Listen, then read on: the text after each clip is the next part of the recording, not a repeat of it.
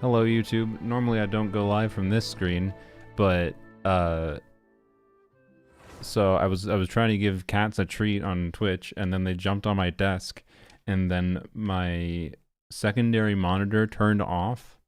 And I was like, oh, that's weird. And then I noticed, wait, my primary monitor also froze, and my entire system just froze.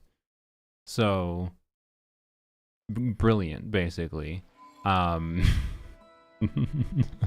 look like you got killed dead. Yeah. And anyway, it took me like a few minutes to do Windows updates because yay, because I had to force restart my computer, and Windows was like, oh, you restarted your computer, now we gotta update. So anyways, yeah, the might be something with HDMI CEC. I do not use that. Also, it's on DisplayPort.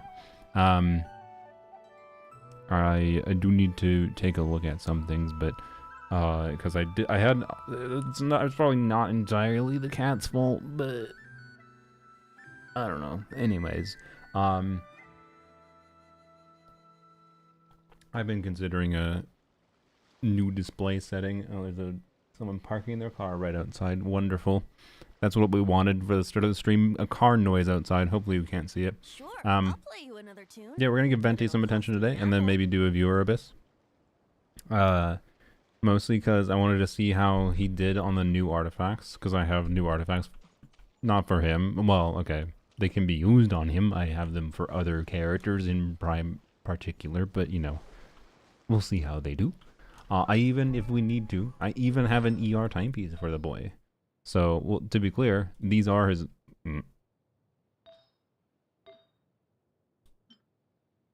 to be clear...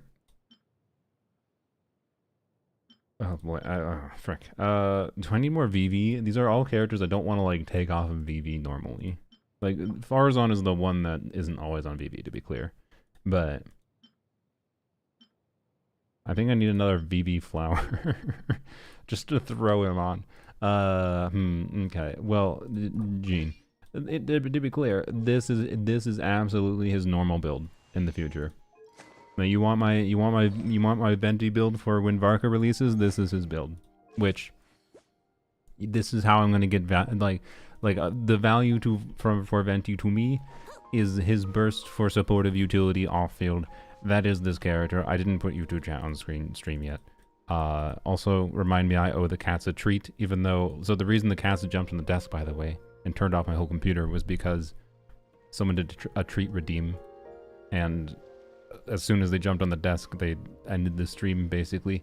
So, yeah. Anyways, this is not like a DPS Venti build. This is supportive Venti build that makes sure he gets his energy up in Stygian Onslaught. That is what that is what it is. But that's fine. There is gonna be stuff, to be clear. VV for like Varka is kind of weird. Where like it's not a problem of, you know, as bad, because if Varka is doing, say, primarily pyro damage, then getting VV for their pyro damage, it's good. But he's doing a split of pyro and anemo damage, and that means it's like not, and with the uptime of VV res shred, you know, it's maybe, and the fact that Venti, if you want to utilize VV's uptime properly, requires being used after Bennett, and that means losing Bennett uptime on Varka. So, like, I don't actually know 100% that if this will like make sense for his build with Varka in every single team context is kind of my point. But we'll see. It's something to mess around with. Why are you playing Genshin instead of doing physics? I don't know. That's a question for the history books. So yeah. Anyways. So his anemo damage isn't buffed? Yeah, if you're using VV on Venti, well, to be clear, Venti still buffs Varka's anemo damage because of the Hexerai passive thing, right? But that's not res shred, right? If you want anemo res shred, the only source of that is basically Farzan, so which is an option. But anyways, what we're doing today is not VV Varka Venti. Varka's not out yet, and you may or may not be able to see some Varka content soon, to be clear. But today is not Varka day for my main account, that's for sure. Today is instead messed around with Venti on the new artifacts day. So, let's see. And we'll try different weapons on him. That. We'll try attack timepiece first and see how sad it is. And then this. Yup. And then your goblet. Needs to be animo damage bonus goblet. And I have multiple good options. I think I will yoink this one and then put this on Farazan because Venti can use this one. So, that is not very much crit rate. Bam.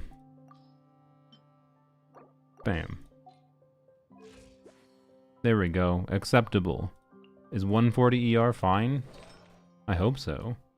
By the way, this is level 80 Venti with level 8 talent, so not going to be max potential. You might be like, why isn't he fully ascended? Well, because he just gets ER from being fully ascended, which is nice. But good god, these things are expensive, I'm sorry. And again, what Venti does for me is not like... So, yes, it's not max potential Venti, I'm sorry. Will he ever be someday? Maybe. That day is not a day, so to some extent, yes, I will still be neglecting Venti. I apologize, it's just how it's gonna be. Anyways, 93% crit rate, 140 ER, 226 crit damage. Seems pretty good. But yeah, the extra ER might indeed be quite nice. Because this character doesn't have a kit. Whether you're DPSing or supporting him, this character doesn't have a kit if you don't burst, so... Yup. Anyways, not max potential Venti badge. Yeah, I'm sorry, Mies. You can go watch Mies's channel for maximized potential Venti, but I don't have resources. Like, look at my Animo Crystal situation for Varka. Look at this travesty. I'm gonna have to convert things away, to be clear. That's fine, but like, it's horrible. Anyways, I owe cats treats real quick. Right now, I wish I was sitting at the top of a tree, Okay. looking out over a meadow, cider in hand. Okay, cat jumped on the desk again and didn't turn off the PC this time. That's convenient. I appreciate that. Okay. Hello, sir. Can you chill out? Hey, all right, please. Oh, that was. He definitely just opened the map. Okay, can you, dude? Come over here. What? Excuse me? Okay, I thought he wasn't gonna take it. I was like, since when? There we go. Cat cam? I mean, I'd had to turn on those. This is indeed the cat cam. And then look at Osher just patiently. Hello. Look at Osher just patiently waiting here. Okay, you got one. And you also like to yoink food from Osher, so just saying. I've realized that's part of probably why he is a little bit more rotund, by the way. I don't know for how long. I realized like a week or two ago, to be clear, that Osher eats slightly slower. I feed them at the same time. He eats slightly slower. Also, but the other main problem is just the main reason he's a little bit more rotund and he is not is because I initially tried doing like the normal thing of giving him partial wet food and partial dry food. Osher refuses to eat dry food. Like not like he's literally never done it, but like he basically doesn't eat dry food. And this creature will happily eat the dry food. And, you know. So, anyways. Yes, Osher was above that. And then now, so I'm just giving up, and now I just feed them mostly wet food. I try to still like do a little bit of dry food, which basically is just giving him extra food. And then oh, Jesus Christ, extra random face cam from dropping my phone. What was it saying? Well, you're licking my fingers. I see.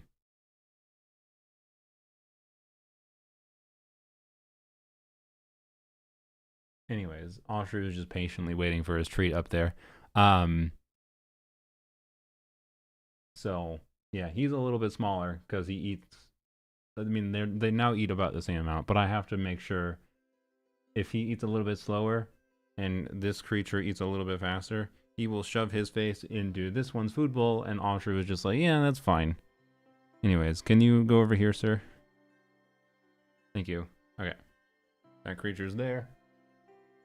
And Oshru gets the little... There was only the... This is all that's left in the treat bag, so...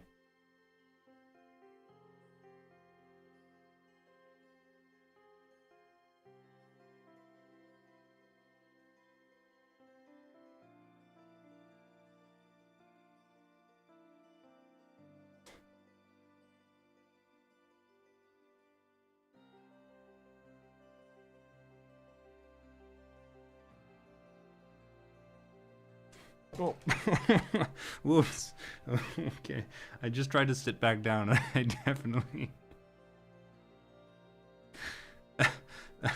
definitely just started to sit on the orange one. King Dedede. He didn't even give a shit, by the way. He's just like, oh, hi.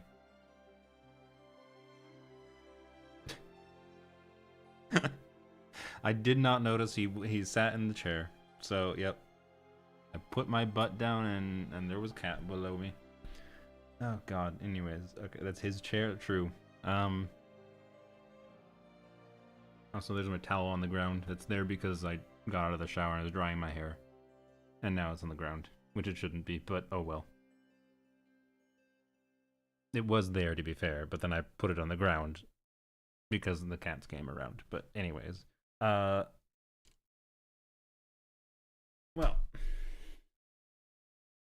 He's the streamer now? True. He's gonna play Venti for you today, guys. Okay, my solution to this, by the way, is just to sit in my chair. And I'm pretty sure, but like sit on the edge of my chair. Which means I'm gonna have to be in a weird position controlling my computer. And eventually, I think he will leave. I think. Come on, Venti is let's allergic go. to cats? Oh boy. The world is full of lost ballads just waiting to be rediscovered.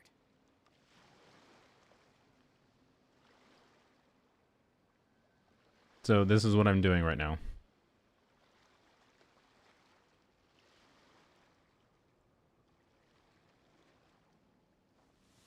And he's eating the zipper. Do you want to move? Nope. He's comfortable. Alright then. Well, that's fine. This is what we're doing today. Okay, is Venti actually allergic to cats? Oh, he left. Oh, he's decided that the towel I left on the ground is a more appealing spot. I see. Good. Wonderful.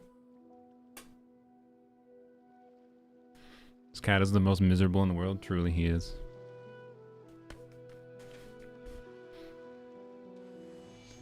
Alright, also Oshru the whole time, like, also, just Oshru the whole time was still just saying, I'm sorry, this one's so funny.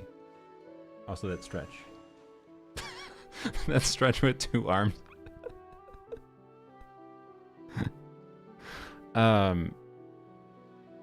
He's just sitting here the whole time, staring down at us, and just...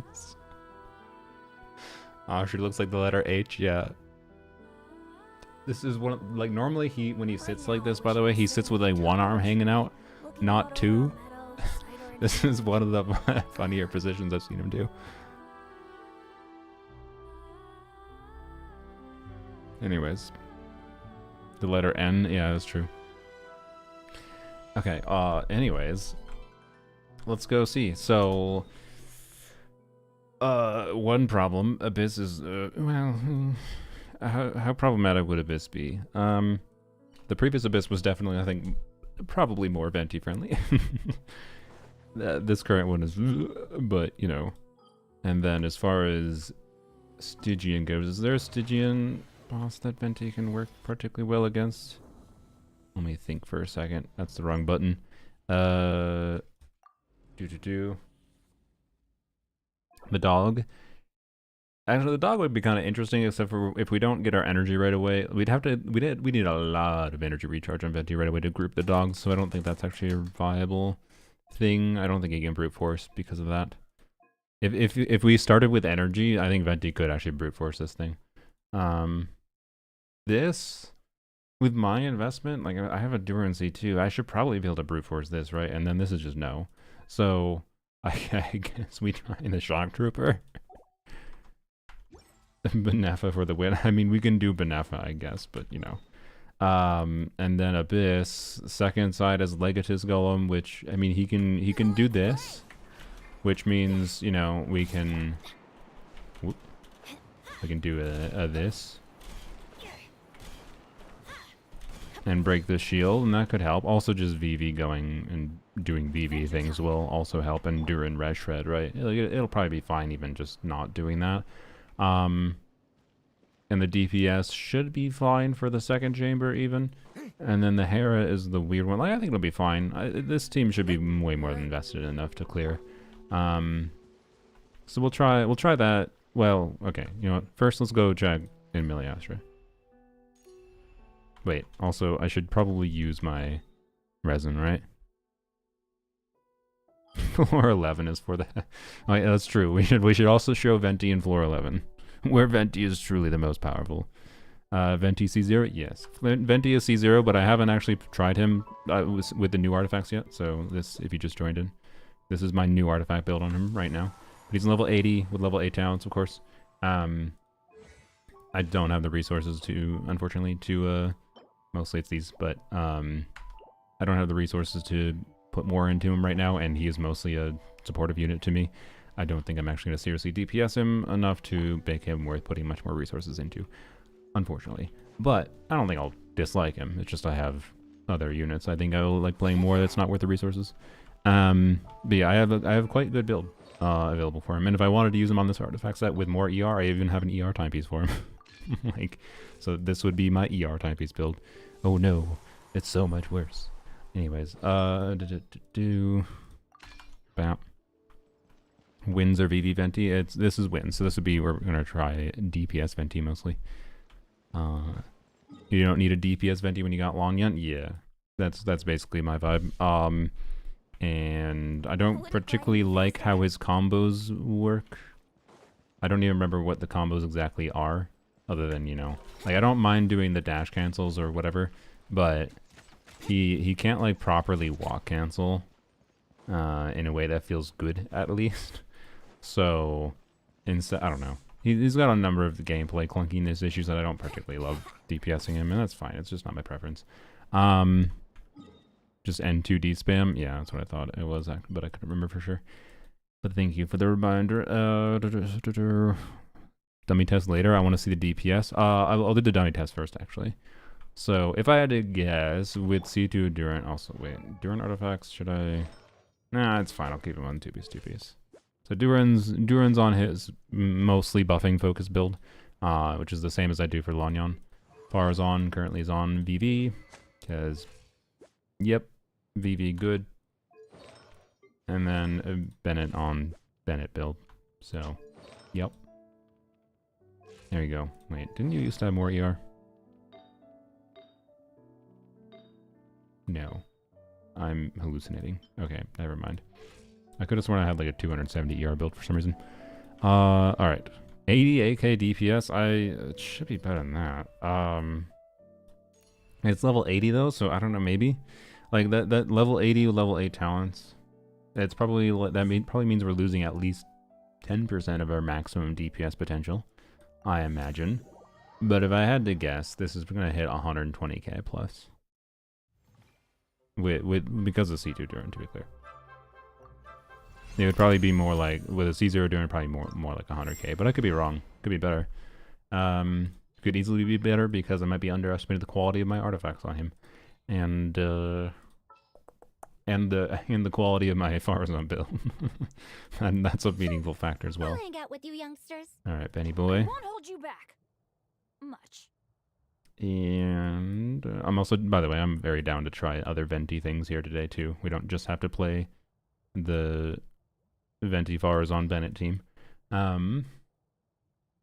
but I don't think we have that much content right now that particularly shines with Venti and other situations, so oh well. The Venti Abyss is gone. Didn't keep you waiting, did I? No, I kept you waiting. Yeah, C2 Duran does quite a bit. If this gets under 100k, I'd be like, that'd be like, And I have level 888 talents too, so like I kind of have his talents maxed out for what I can have him at right now. What am I doing? We'll start with energy because frick no energy start. Truth repeats its course. Teamwork is dreamwork. Here we go. Think you can get away? Okay.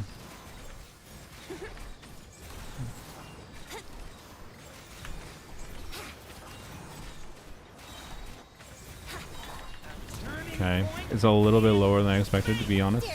How as far as on have energy issues? Everybody stand back. Time for takeoff. Yeah. Let's play. Like it's fine. It's just Too late for regret. not that good. Have fun with this To game. be clear, it'd be better again if he was fully, level 90 and whatever. Think you can get Like, away? this is, as far as sustained DPS goes, very slightly better than I get with Wanyan. So, anyways, that was about 3 full rotations. A little bit, whatever. Not that the gameplay was perfect or anything, but, yeah, anyways, it's cut off a little bit, but in case you can't see it, Venti is doing 69% of the team DPS. Let's go. There you go. 10% Farazon. That is surprisingly low.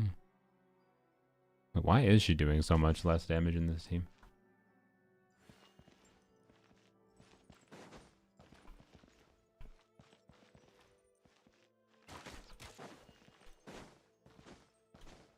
I don't know. Sorry, my brain just like computing. Why is it such a different damage spread?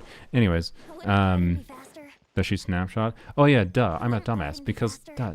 The whole dynamic of Lanyan is doing some extra damage on Farazon, including like doing burst activation with Bennett buff and doing extra charge attacks on Farazon, because that's what you can do with the extra field time gained from Lanyan, and it's part of why the dynamic of DPS Lanyan works as well as it does, because the Farazon damage.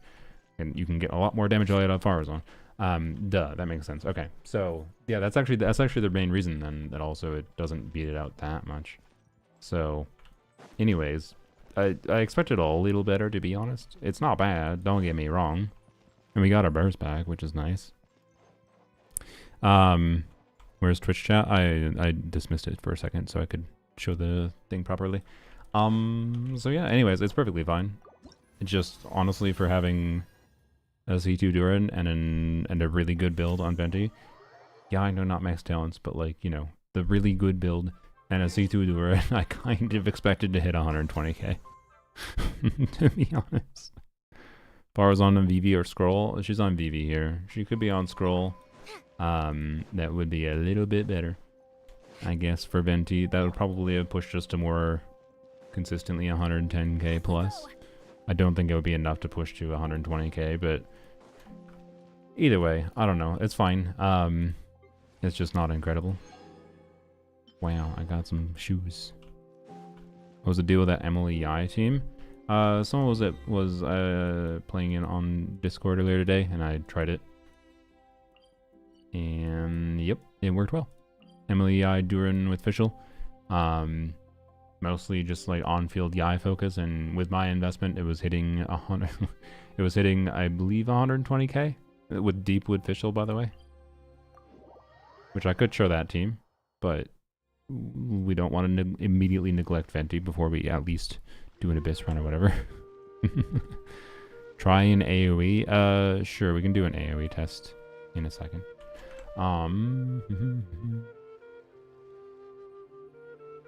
Sorry, my computer restarted, so I don't have my online thing set up.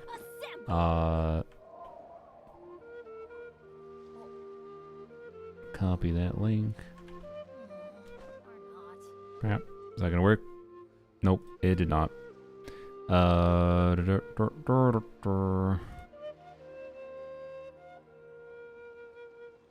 Hello? Oh, ow. Where did that come from? Well, thanks. Thanks OBS. My computer restarted and now OBS no longer wants to capture my Chrome window properly for some godforsaken reason. What if I do this? Nope. Still doesn't. Cool. Okay, well, I'm just gonna add that emote for you, Bazaar. No one's joined me on an adventure. I think Bazaar's the only one that does emote redeems. Come on, let's go. That looks like a stressed out cat, by the way. Yeah, it is. It's a cat like on a vet. It looks like. Okay, this is okay. No, fine. I gotta show this. I kind of don't like this emote because I understand animal behavior enough that this is just a stressed out cat. It looks like a happy cat, but it's actually this is like one of those things that's hardcore, like humans projecting ourselves onto the animal, but the animal is not. Yeah, Shadow, you also do readings. That's true. But anyways, there we go. Found a different tab that works properly for whatever reason. Anyways, I don't hate the emote or anything, but like, That's what they say anyway. that is a stressed out cat. It's in a car ride. It's been restricted from movement in the car because I presume it is freaking it the hell out. And yeah, it's panting. This is a stressed as hell cat, which is fine. Like, they get stressed sometimes, especially when they're on a car ride, probably being taken to or away from the vet. This is not a happy cat. This is a stressed out cat, for sure. You don't have to edit. I can find a happier cat. You know what? Sure. Let's find a happier cat. Anyways. No one's joined me on an adventure in ages. Poor kitty. I mean, the kitty was probably going to the vet. Hopefully they weren't just being taken for a joyride. My worry would be the people that own that cat think that the cat is like making an expression. Like, that's when problems actually happen. Is if the people that own that cat think that the cat is happy when they're making a face like that, and they like think that the cat enjoys car rides or something, and they take the cat on car rides, when in fact it might actually just be extremely stressed. So, anyways, what are we doing in the second half? Wait, no. Well, actually, you know what? No. Okay, wait, the crab. You know, we can, we can. Oh, we lose double Hexerai. Wait, does Venti's buff kit even work without Hexerai? This is one of the reasons I think I dislike buff Venti, right? Venti will become a Hexerai. Does this Hexerai secret artifact? Okay, but that's just the I mean, that is bad. It is bad to lose that.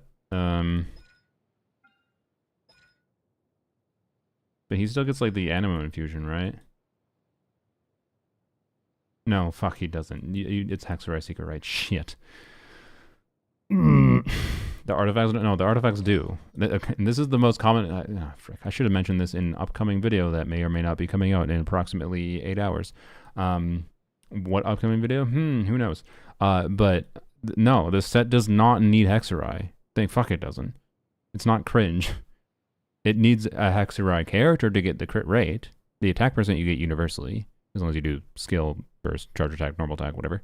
But the crit rate says if the equipping character has completed Witch's homework, aka, are they a Hexerai character, right? But that's the only condition, is if they are a Hexerai character, then they also get crit. There's no actual requirement to have the Hexerai team for this artifact, but his actual kit buff requires Hexerai. This character cannot be DPS for realsies. Not with his new kit. You can DPS Venti in other ways. So my point with this is, like, Lanyon, for example, I could absolutely use against the crab by swapping Duran out for Frina. But you do that with Venti, and you can't fucking, like, goddamn it. Like character kits, like, it's not like buff Venti is so strong that he needed this restriction, in my opinion.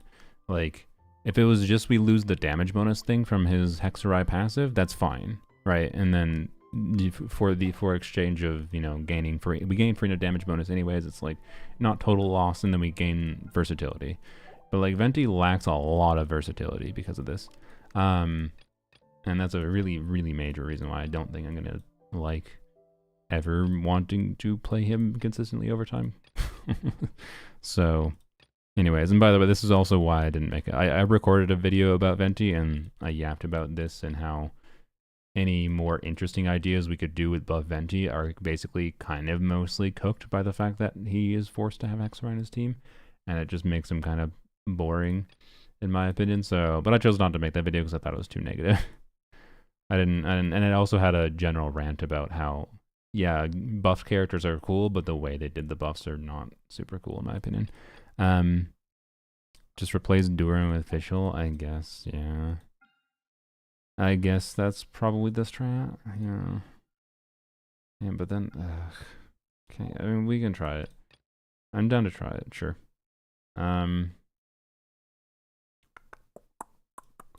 Let's see how it goes, at least in the first, you know what, okay, actually.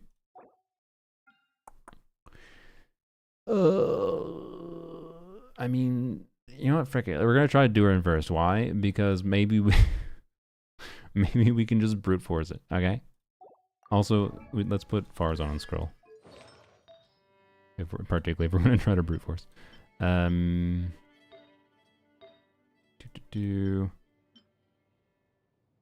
that. That.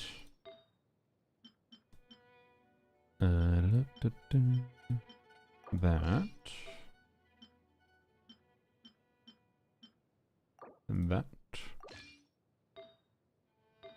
And maybe we can just keep the timepiece.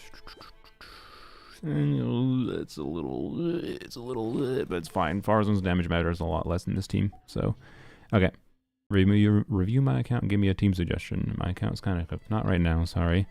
But if I might, I don't think we're going to be doing Venti stuff for that long. But I am down to do a Vera Abyss. One, probably only one for today.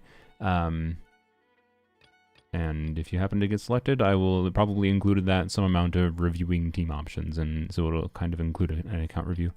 I need a point redeem to submit a happier cat emote. I have 10,000 more on the way. 10,000 more cat emotes.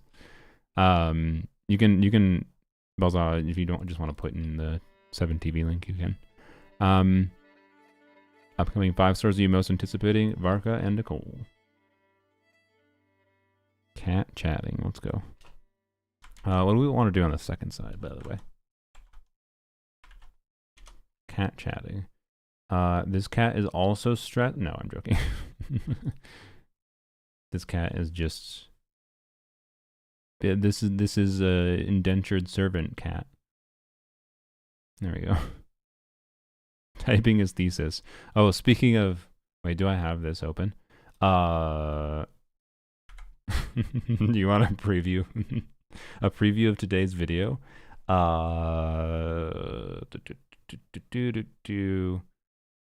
Oh, no. I'll do the same thing. I'll do... Here. Okay. File, open... I'm going to give you a wall of text, but it's going to be blurry. It's going to be blurry, okay? Screenshots. There we go.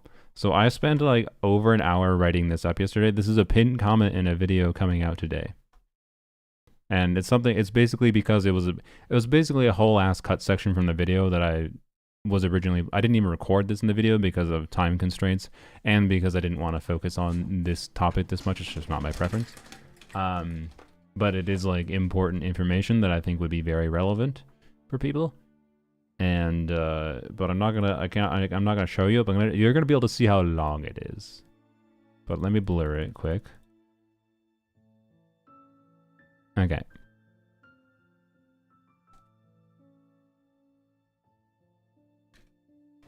Oh, god damn it. Paint. Why OBS? Why do you not function as a... Sorry. OBS, please. Can you just show me the window? There we go.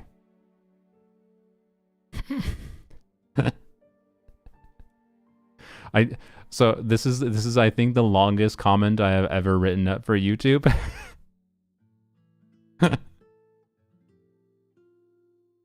This is the longest comment I ever wrote up for YouTube. So long that I learned that YouTube, did you know, guys? Did you know? YouTube actually has a character limit for their messages on the for on com. YouTube has a character limit for comments. There's a 10,000 character limit. Looks like a script. I mean, it was partially a script at a baseline. Like, this is originally components of this that was going to be included in the video. But then I decided the video was long enough.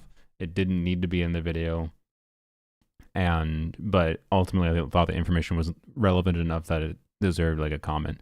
Ain't nobody reading all that. I mean, if you don't want to read it, you don't have to fucking read it. It's your damn choice. That's fine. The information is here because there is nuance to the thing that I'm talking about that is important for how you might decide to use your wishes for potential upcoming characters. So, just saying, if you don't want to read that, that's fine. But also, if you don't read it and then you're like, why didn't you talk about this in the video? Meanwhile, the information is right fucking there for you. Just saying. You're causing the problem for yourself. I'm providing the information to you. You don't have to fucking read it. Anyways. But also don't go and act like someone didn't provide you information if you actively choose to not read information. So how much of this is Osher leaning on the keyboard? 0. I get it. I was joking. Yeah, I know. But then someone else also said the same thing. Just summary it with ChatGPT, bruh. No, you summary it with ChatGPT. If you want to go fucking use fuck-ass AI, whatever, LLM shit, that's fine. You do it. You have the ability to do the really, really fucking complicated task of doing Control-C, Control-V. Holy shit. It's really hard. You do it. Why the fuck do I have to do it for you if you can't read the whole thing? Because ChatGPT summary will 100% remove some of the nuance here that is important. I'm sorry. Anyways, you do it yourself if you want to summarize it. The tools are out there for you. That's cool. There's a cool use for them, but you use them for services, not me. I don't need to use that. I'm providing the information. If you want to filter the information yourself, you do it. Anyways, yeah, this took a while to write. This took over an hour, I think, to write out. It's information that's there if you want it. It will be in the comments of the video coming out in today. And it will not be important information to a lot of players, but it will be important information to some players, and that's why I felt the need to write it out. And it was about 1,000 characters over YouTube's character limit for comments, so I had to separate it out into 2 comments. So yeah. Anyways, I will say, if you are someone who is Zajeff-esque and you never ever consider weapons or constellations on characters, no matter what, never ever ever, no matter what happens, even if you do a single pull and get Varka C0, Varka, why am I talking about Varka? Who knows? You would still not, even if you have 4,000 wishes saved and you do a single pull and get Varka C0, you still would not consider going for his C1 or signature weapon. Then that comment is completely irrelevant to you. But yes, indeed, Varka is super. The potential upcoming characters are indeed super nuanced if you don't do Monopyro. Sucrose over Farazon to use Farina. I mean, Sucrose doesn't do that. Like, what is Sucrose doing here? Giving Thrilling Tales to I'd rather use Lanyon, honestly. So, anyways. Okay, awesome. I don't have to read it. Yeah, exactly. If you are someone like me who is just like, nope, I will never ever do higher investment things. I think in the case of this character, I think there is a strong, compelling case to be made for the balance of this character and how their kit is designed being such that I think it's a more compelling thing to do. But still only something you do if you like them at the end of the day. Anyways, what are we doing in the second half? So I want to see what happens. Second half is... I guess we have Columbine available, so... Wait, you know what I kind of want to try? Let's just try... Let's see how this does. That isn't a sing category. It's rare that someone... What the fuck is... Sing categorematic. Have you already seen Varka showcases they put out from the CC server? Wait, you telling me people have released their content creator server videos? Did I get a time zone wrong? Or did they get a time zone wrong?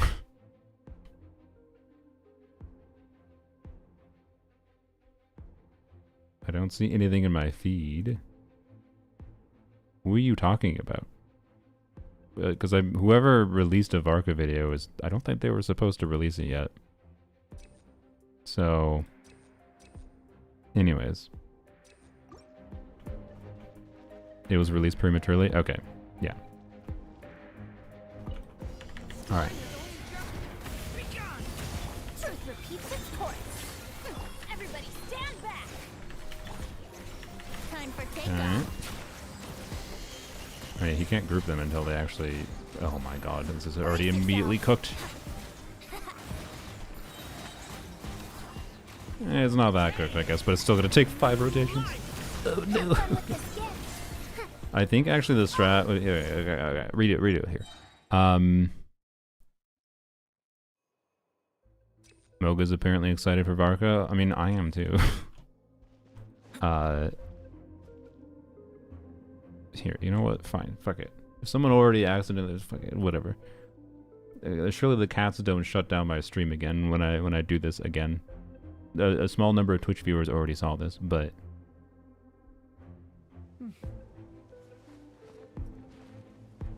I'll give you a teaser. I'll give you a teaser.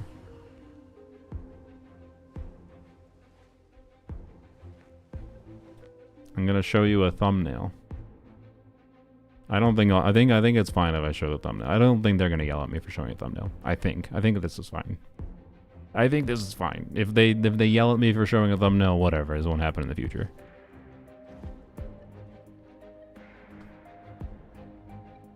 And this would be my opinion of him at C0, of course, to be clear. So, yes. There you go. Also, the title is going to be, maybe it'll change, but hello cat.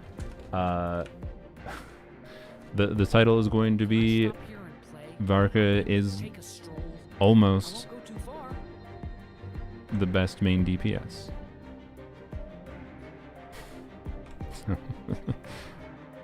Asterisk equals damage? No, it's a little bit more nuanced than that. Like, I think his damage in mini team context is fine. It's a problem of what he was designed to do and how satisfying that feels relative to what my expectations for what the typical player is going to have available for key things that you would need to get the most out of him. But, yeah. Anyways. The tentative title is Varka is almost the perfect main DPS. We need a few more asterisks. No, I just thought that was a funny title or a funny thing to put in the thumbnail. So I was just like, what do I want to put in the thumbnail that's like funny? And I think that, okay, that didn't even help at all, really, did it? Well, it did not help. Okay, let's just do normal rotations. Anyway, the emphasis on the almost. Sing categorematic words are words like a or the. I didn't know what it was either. I just wanted an all-encompassing term for them. Okay, nice.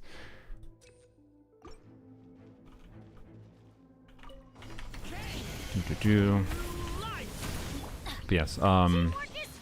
I like another title I was considering. By the another title I was considering was Varka is my favorite unit I can't recommend. Which frick these enemies. I didn't even kill them. Oh my god. Right, like, and it's not that, but I don't really want to go with that title because I think it's too negatively toned when I'm actually quite positive on him. But anyways, we'll talk about it more tomorrow when the video actually releases.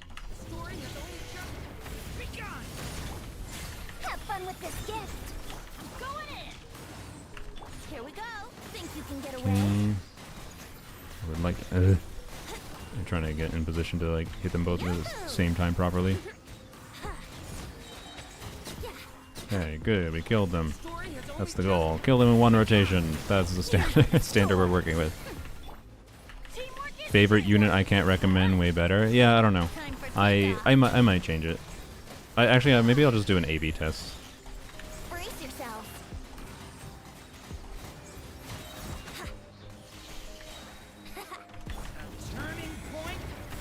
Let me jot a note down to check that. Varka is my favorite DPS I can recommend. The problem is I didn't like, if I have that as one of the titles, I didn't like directly address. That's the kind of title that I think requires brain.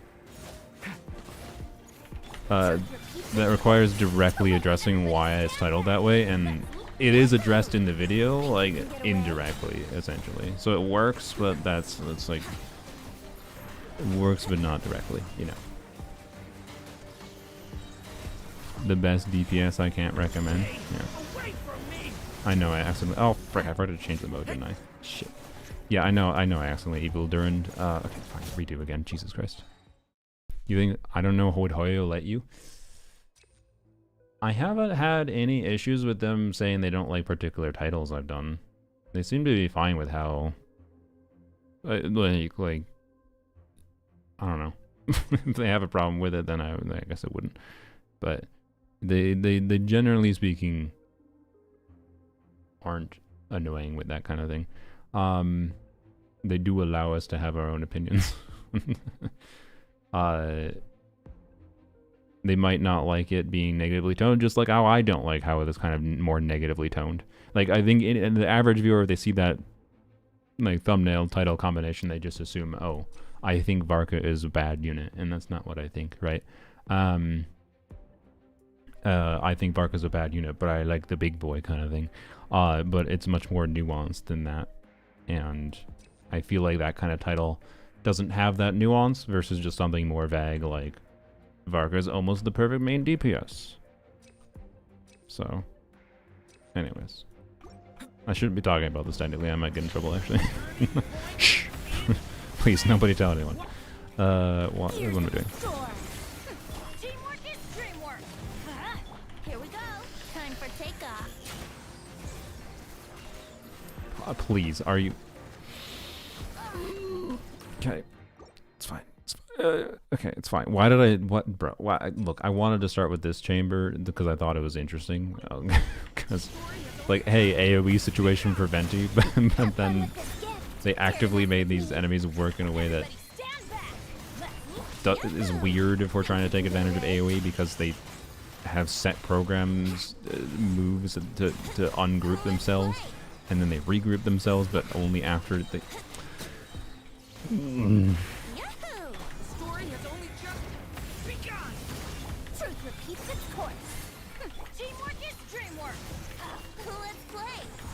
For takeoff. Here we go. Okay. Story has only just begun. Dare to mess with me, ears of the storm. Yeah, I try to call these things chickens. I think these are chickens, and I call the other thing the dog. The big one the dog. No, they freaking... whatever it is, I'll get them. Using my stamina a little bit too aggressively. Okay. Too late for regret. Teamwork is dreamwork. Let's play. Time for takeoff. Ostriches, yeah. Same difference as chickens. Okay. For reference, by the way, my Dia team with a Neva, to be clear. A Neva I know, not a Neva Columina. My Dia team with the Neva I know. It does about the same clear times when it's performing But then my best clear time with Dia I know was 8:40, so a minute and 20 seconds. And that was again more optimized, but like I don't get the vibe that I can optimize what I have here that much. I think if Venti was level 90 with level 10 talents, he would probably, to be clear, he would probably be able to match Dia's clear time. But like, you know, N2 cancels only do better than N5 spam if you get really good at aim cancels. Good to know. Thank you, Mies. I will probably just spam then. Nicole is a main DPS. That would be a surprise to me at this point, but why did I not do this?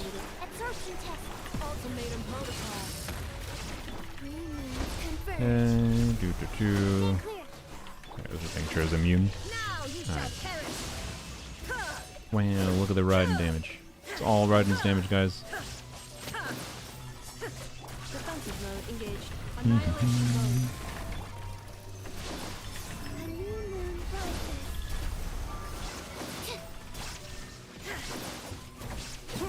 Goodbye. Alright. Varka better than Hazo for Benefa? It should be. Yes, Varka is tomorrow, guys. Varka, we'll talk about Varka tomorrow. Alright, let's see how the hell this goes.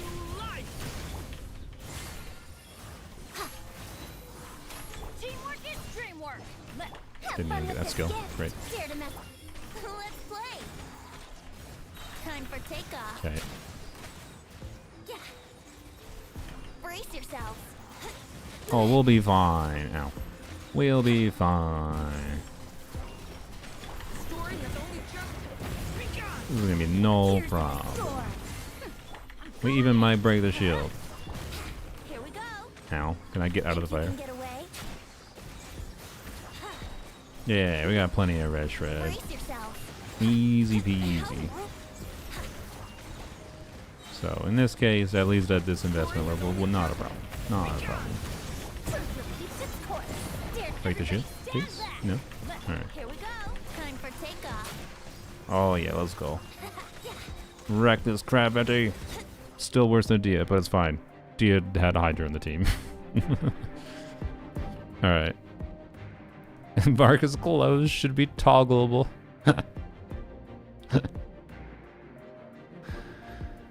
They are fishers? Yeah, isn't fishers a type of bird?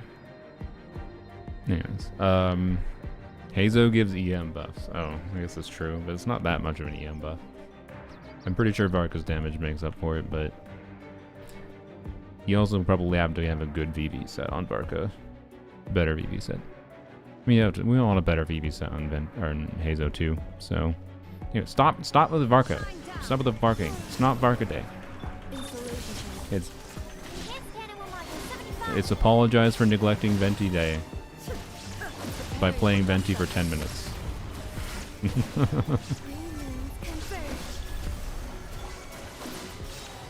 don't know why I did this.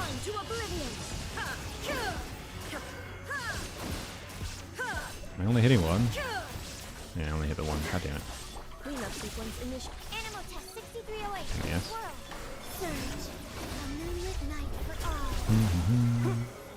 Annihilation mode. Absorption test. Illusion shattered. Now you shall perish. Ha! Ha! Ha! There is no escape. Is Call made a super single target? I never actually verified that. Like I know Inef's damage is like decently AoE. Like if we group these properly, we could definitely get AoE damage happening, right?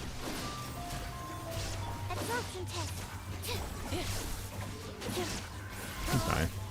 That was a surprisingly slow clear, all things considered, for this team. Hazo gives EM, yeah, a little bit.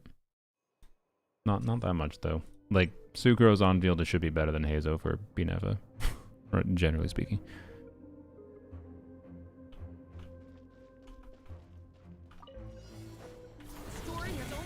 Okay.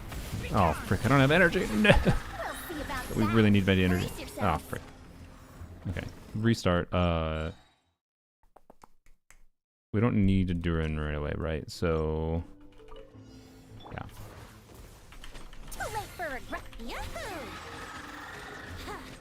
Okay, good. Do this. I want to break the shield. Think you can get away?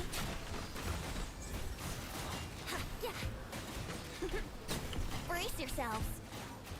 Yeah, let's go, Venti. Sweet. That's what I wanted. That's big part of the reason I wanted to try him on this side in the first place. Very nice. No problem for shield breaking there. Time for takeoff. Brace yourselves. Now, that's why it's sad, by the way. Like, Venti would absolutely be one of the compelling options to brute force this in Stygian if it weren't for 0 ER start completely cooking him. It's really sad, in my opinion. Let's light it up. Let's play. Think you can get away? At this point, while I don't... what? Oh, I forgot. Freaking that is not something he does in Fearless. I've gotten used to his attack patterns in Fearless, but... just die, please. Really? I shot him. Brace yourselves. There we go. He neither died from one overload. But yeah, like, it's not like it's impossible, I think, necessarily, but I highly doubt I could do it. Like, I don't know what kind of fucking... I don't know, maybe an elegy build with the new set can be enough free crit and attack percent that you can prioritize some ER substats and maybe use them against Fearless Dog. Like, we can try it, but if he doesn't get his burst like immediately, there's no chance. And they're also still so damn tanky. They have like several million HP that you have to kill in 20 seconds.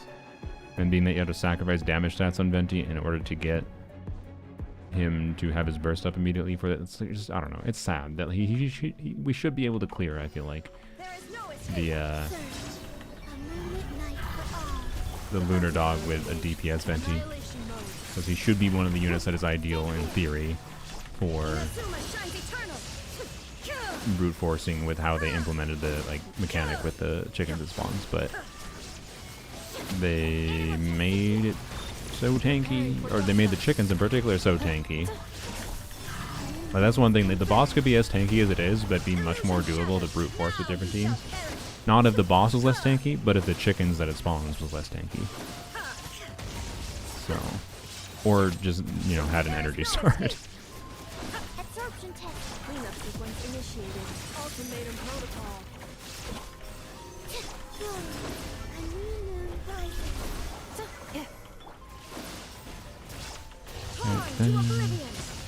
Raptors over chickens? That's fair. They are more raptors, but aren't chickens are... I mean, that's... Oh well, Raiden was the least necessary component of this team. Like, yeah, aren't chickens kind of just raptors anyways? Absorption test. Enhanced animal module 75. Anyways.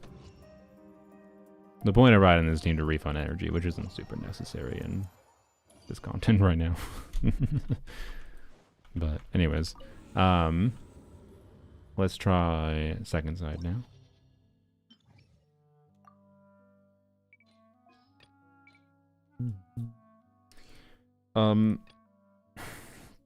Do I want to put myself through pain on the first side?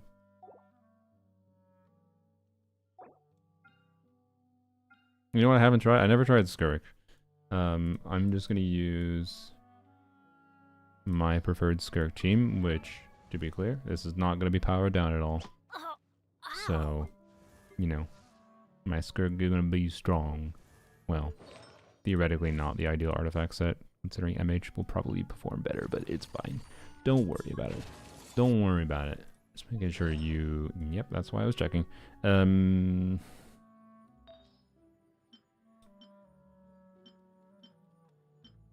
Ah, yes, I see. That.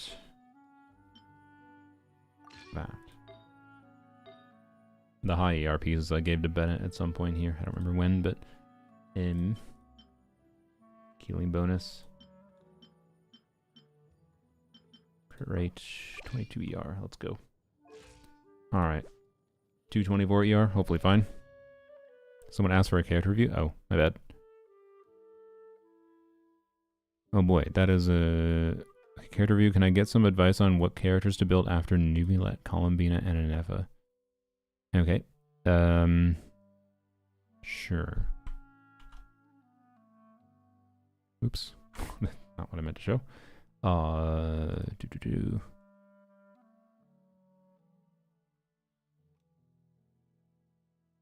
But did Chrome, where'd it go again? Why? There we go. Don't know why it wasn't at the top. Who to build after Columbina, Nuvula, and Anefa?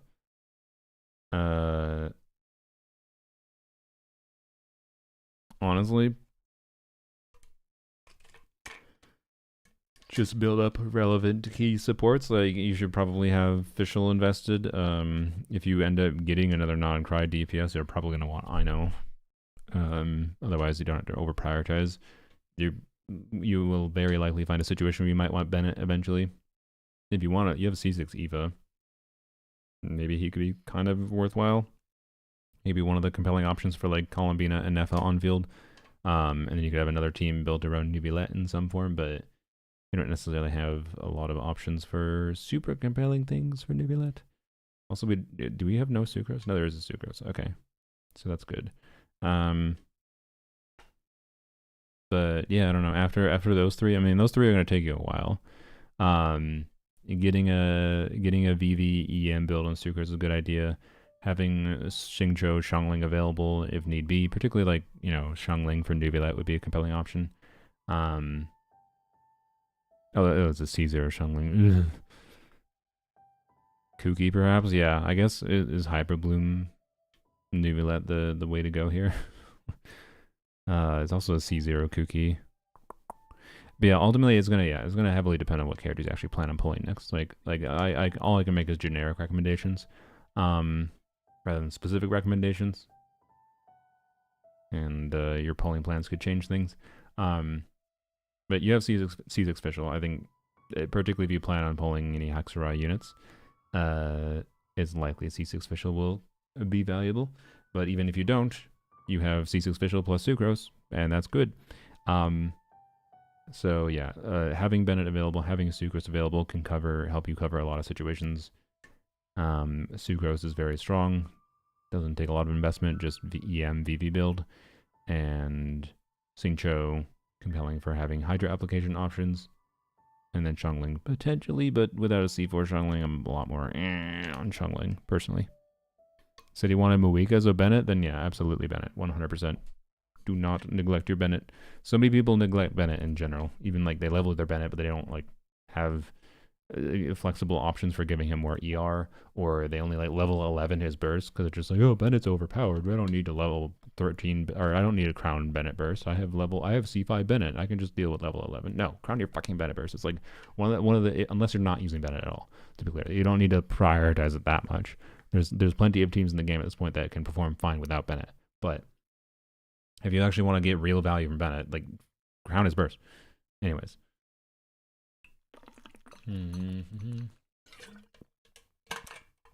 Also, high base attack weapon. Give him Sapwood Blade if you don't have either Skyward Blade. Skyward Blade I would use if you have it. It'd be really nice. Or you can use Aquila. You get a little bit more buffing value if you have that, as far as standard banner 5-star weapons. But they are iffy in some ways, depending on the team and ER needs.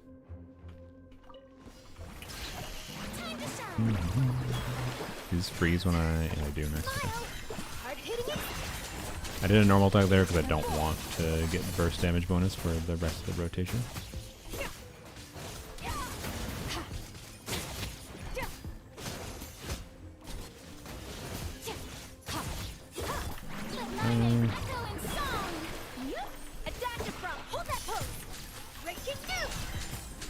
Oops, I should have waited a little bit longer, my bad.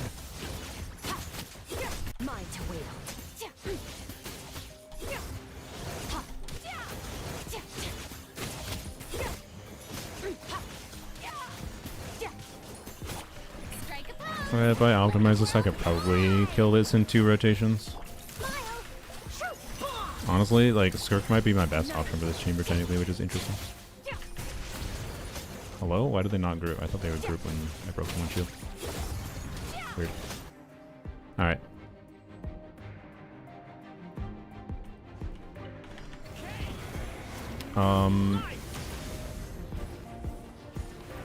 double, Dare to mess we, ah, Here's the storm.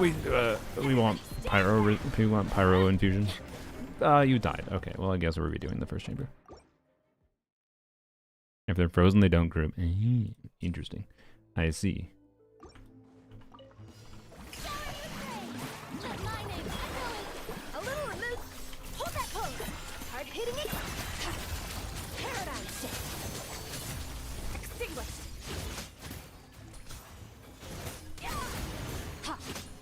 That definitely makes Skirk a lot more awkward to optimize then. And means I will not. I will just smack. Time to shine. Alright, Duran wanted to ride the unicorn, yeah. Dash of frost. I didn't ever do that, but whatever. I did it because I felt like it.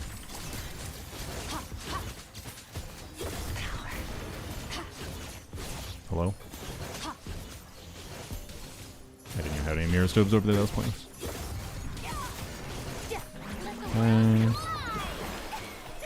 Off to the breeze. Say cheese. Hard hitting Nope. exclusive.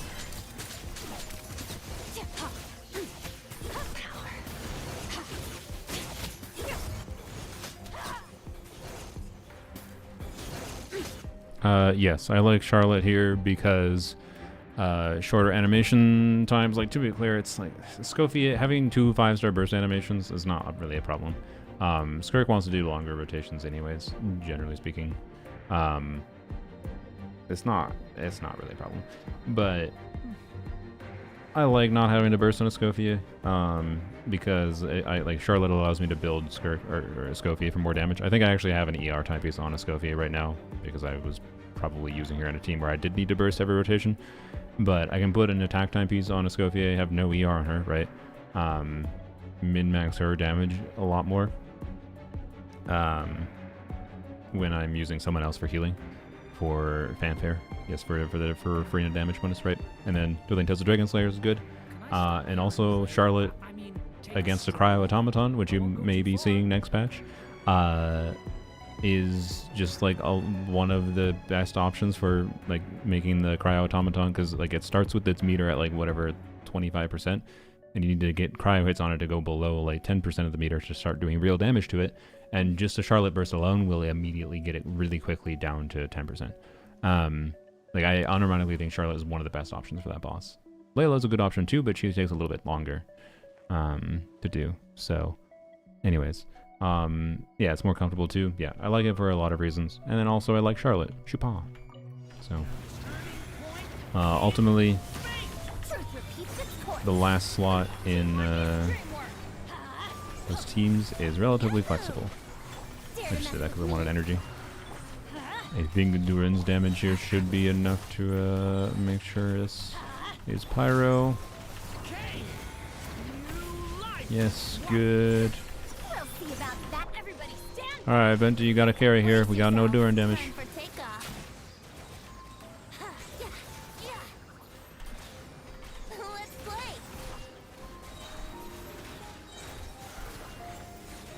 Alright, we'll be fine. Good. Skirk without a Scopia loses how much DPS? A meaningful amount, but you can have like Skirk. I mean, look at your. It's a similar story, but not as bad as like Alama for Nefer or whatever. Oh, you freaking butthole. Okay, well, definitely could do a little bit better here and kill it before that happened, but whatever. Here we go. Now we're not going to have energy for next chamber, which is actually kind of not ideal, but whatever. If we have to redo, we'll redo. We got ER card. Alright.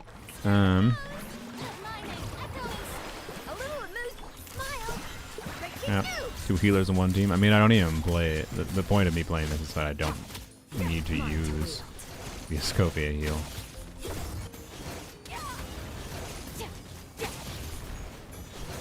I wonder if I could one rotate this. I probably could.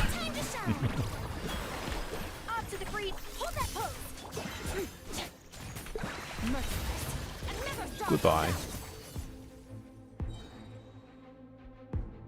DPS your Lanyon team do, a little bit less than this Venti team, but more front-loaded, and so I could actually, generally speaking, not against every situation. Ow. Oh my god, please. Clear faster with my Lanyon than this Venti, but Lanyon more invested than Venti is, so it's fine. Okay, well that was a little rough, but oh well. At least Venti grouping. Venti grouping does matter here. Quite a lot, actually. I wasn't sure if he was actually going to pull them together, but he does. That's good. Okay. I was going to Bennett first, but I don't think that was actually worthwhile. Let's do this. This. I really want to make sure I hit them both at the same time. I'm not in Bennett first. Oh my god. That's such a pain in the ass. Okay. Well, that's incredibly annoying. Alright. Oh, hello, raid. Who is it a raid from? Sorry, I missed it. Hello. How's it going, raiders? You got a DM, by the way. Wait, a DM from... Are you talking about... Wait. Oh, Fallen Warrior. Okay, oh, thank you, thank you. Sylvia, I'm going to do a shout-out. Fallen Warrior. How was your stream? What were you doing? Alright, bam, bam. We've only killed... Oh, no, we killed... Okay, we killed 2. Good. So this could... obviously, ideally, I would want to kill them both at the same time, and Venti can do that, but my no energy start making things a little rough. So, oh, well. Not being good with his skill usages here. Okay. Will I become a star in the sky?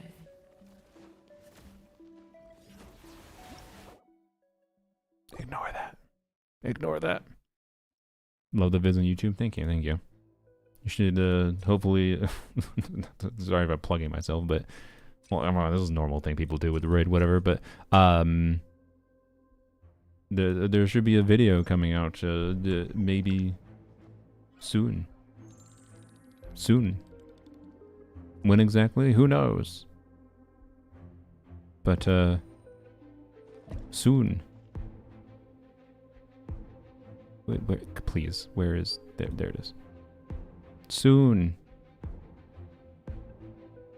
Anyways.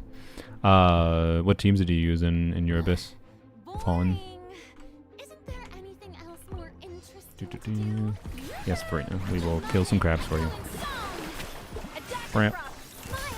Oh yeah, I saw that sibling. You hit 180 seconds. Oh my god. Congrats. Yeah, it took you a while. I was trying to get that.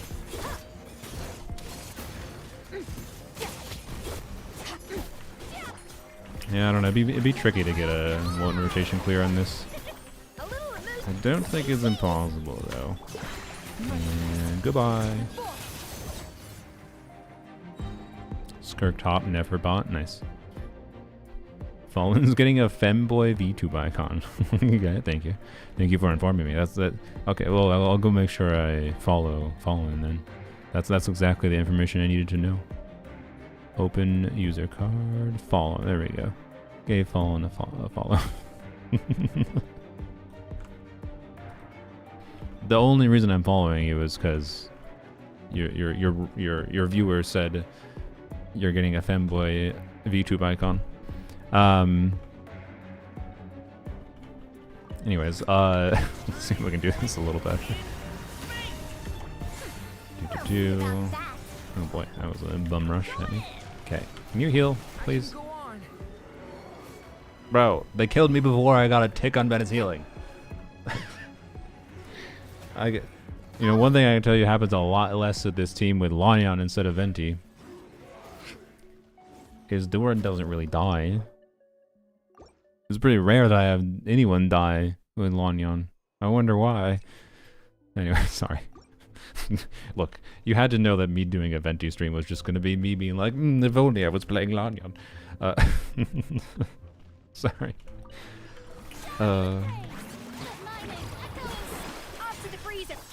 Oh, speaking of femboys, wait, no. Speaking of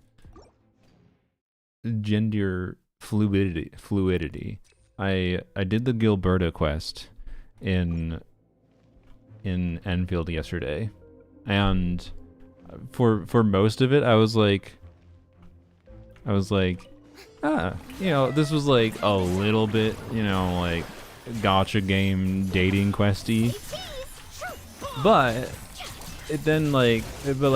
but much of the content was like more just like about how Gilbert is like a very empathetic individual and whatever, and the blah blah blah blah blah. It was like, and then you get to the end of the quest though, and then you get to the end of the Gilberta quest, and Gilberta, by the way, is voiced by the same VA as Lanyan, so you know, and I do like her characterization overall, but the way it ended was hilarious because of the fact that like going up until the very end of it, I was like, it was like a little gotcha game dating questy, but then the end of it turns into like the most blatantly like they may as well have gotten married, bruh. Yeah, lavender marriage. Yeah. Like I learned what a lavender marriage is from Arnolaine, and like here, actually, I think I have this image too. I can show you. File, open recent. Yep, I have this too. I'm just okay. Close your eyes for the next 5 seconds if you don't want to be spoiled for Gilberta. Minor, maybe not minor spoiler. I don't know. Whatever. So for context for this image, Gilbert is a gravity mage, so she can fly. But like, this image happening was freaking hilarious. It was not for me. I don't know what it is. Oh, okay. But yeah, someone informed me what a lavender marriage is. So this is one of the most gay things I've seen in a gacha game, because if you play the female main character, well then it's gay. But then if you play the male main character, well, there's a bunch of symbolism with what's called a lavender marriage, and a lavender marriage is the term for like when there's a platonic marriage that people get married together for, like, you know, presenting themselves socially as like normal people, but then one or both of the people that are getting married are actually queer, right? So it's like a conformist type thing, which I would guess, I don't know for sure, is probably a fairly common thing in China for queer people. So anyways, basically no matter what gender main character you have, this quest ends with a lavender marriage-esque like imagery type thing, and considering I went into this quest up until this point being like, oh, it wasn't that datey, and then it ends with a fucking ass like marriage thing. I was like, it was just so fucking funny. You demonstrate Lanyan next, sure. To be clear, it's not gonna be trivial for me to clear with Lanyan per se, but anyways, I just ended up having it was entertaining to me. It wasn't the worst thing I'd done in the world, or worst story quest I've played in a gacha game, but it was just funny how on the nose it was at the end of it. But here you go. Close your eyes if you don't want to get minor spoiler for minor or mage. I don't know. Just close your eyes if you don't want to be spoiled for Gilberta quest in Enfield Arknights. 5, 4, 3, 2, 1. And then after this, by the way, they like land slowly on the ground, and then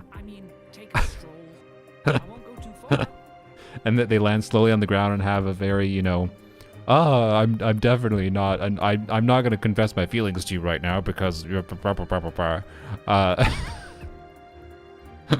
it was very pretty, and then there was even like a special song at the end of it too. Like, it was actually kind of cute.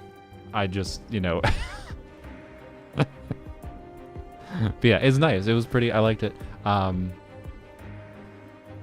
It was just funny going into it because I didn't expect it to go like that. It's hard to take the story seriously, by the way, when like every female character at minimum seems to just want to get in the main character's pants. I'll be honest, it's got that problem with the character story quest right now. Some components of the quest and like lore of the world building is interesting, but you know, I don't think the reason to play Enfield for me right now is the story, I will say. But yeah. How does this relate to lavender marriages? See the little lavender petals going around? Like there's lavender all when you land, it's more obvious. I didn't notice it until someone pointed it out to me, to be clear. But when you land, oh sorry, I showed it again when I shouldn't have said it, whatever. But anyways, it's not like outright said to you, but now knowing what lavender marriages are, I highly doubt it was accidental. That pictures how it feels not to play multiple gotchas. True. Oh god. Anyways, let's actually try to not die with doing. But I don't know. I do know that Enfield devs have the ability to do some good things writing wise, because like there's nuggets of good stuff. Here's of the storm. I don't know what I'm doing. Oh, I know. I know what I'm doing. I did know. Yeah, there we go. Okay. Can get away. There's definitely nuggets of good stuff therein. But like, okay, let's just do an E here, and then yeah, okay. Okay, good. We got them both down. A little bit non-ideal timing-wise, because spending a lot of time in burst animation here. That could be done doing damage to us, so not ideal, but it's fine. All right. I had to Google lavender marriages. Yeah, I didn't know what it was either until I shared it in my Discord and someone enlightened me. It's fine. It's fine. It's fine. It's fine. I just need to make sure I skill first. Next rotation. Think you can get away? Angels of Delusion event quest. I haven't done it yet. Sorry. I haven't done like anything in Zenless story in a while. I apologize. Okay, do one skill. All right. Venti build afterwards? Yeah. I showed it earlier, but I'll show it again. Whoop. This is a C2. This is level 80 Venti, level A talents, but with C2 Durin, by the way. And I'm also not that good at playing it, but you know. Because he has kind of some difficult cancels. Not too difficult, but you know. Gears of the storm. Teamwork is dreamwork. Brace yourself. Anyways, we can definitely clear here, but this is... Lanyan has a significant advantage in this chamber for her front-loaded damage potential. It's so much easier to line up her damage output for these enemies, like stun windows is what I would describe them as. Have fun with this gift. Enfield, I'm just waiting for Tong Tong. So I am basically, by the I've been grinding some pulls. Currently my mindset for Enfield for Gacha is just, there we go, is just completely embrace the Gamba, fuck saving 120 pulls. And I spent far more witches than I needed to on Gilberta Banner, and am one away from max copies on her. And now I'm basically at pity again. Like I can grind out to get to pity, but not get to pity for like the guaranteed. Get to pity for a 50-50. And like, but now I'm just like, I don't know. I kind of want Tong Tong too, and she's rumored to be like the first banner of next patch. So like, you know, 3 weeks away. How many gachas you playing concurrently? I mean, Zenless I spend like right now 5 to 10 minutes a day on just doing dailies mostly. And then I do Genshin stuff, which is my job, and then I'm playing Enfield. But Enfield is weird, and like at this point, most of my experience with it hasn't been like, felt like it's been that much of like a gacha. It has, but it's also still a gacha. I don't know. Like it wants you to log in daily and whatever, right? But so I guess I technically have logged in and claimed free shit in Star Rail, but I wouldn't call that as playing Star Rail. Anyways, Angel Delusion quest is kind of meh. Trope-filled mediocrity of stories with Kaon having a better story than the Angels of Delusion. That's unfortunate. So, uninstall Envy the moment that I notice my guarantee reset with a new banner. Yeah, I think it's a really weird strategy, like for any new gacha game, to not have a guarantee that carries over, because it just forces you to basically save and be really hyper rational with your wishes, and it makes it very not satisfying, especially as a new player. Like if you immediately start Enfield and feel like, oh, I have to save in order to get a character I want, I can't just risk a 50-50 and know that I can have a guarantee that I carry over in the future. Like, a carryover is a really important thing to just let people make stupid decisions and still enjoy the game. And it's kind of, yeah, I absolutely agree. Like, and it's part of why I'm just like, nah, fuck it, embrace the Gamba. So my brain is too smooth for Factory. No, like I like the Factory. I think they need to do more with Factory because I think it's the reason to play the game at this point. But do we try to kill the crabs? I guess. Yes. I didn't freaking Chronoverse.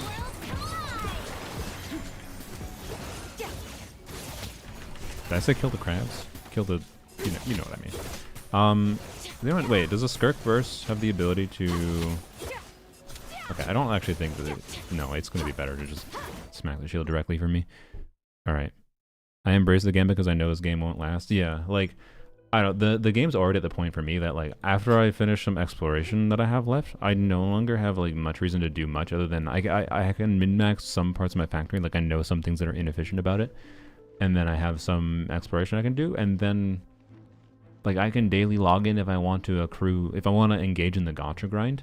But, like, the gacha grind at this point is, like, you know, leveling up my characters for combat. And frankly, while I don't hate the combat of Enfield, it's like, I don't really vibe with the current idea they have in mind for how the endgame works. Like, it just kind of makes the combat feel like ass, in my opinion.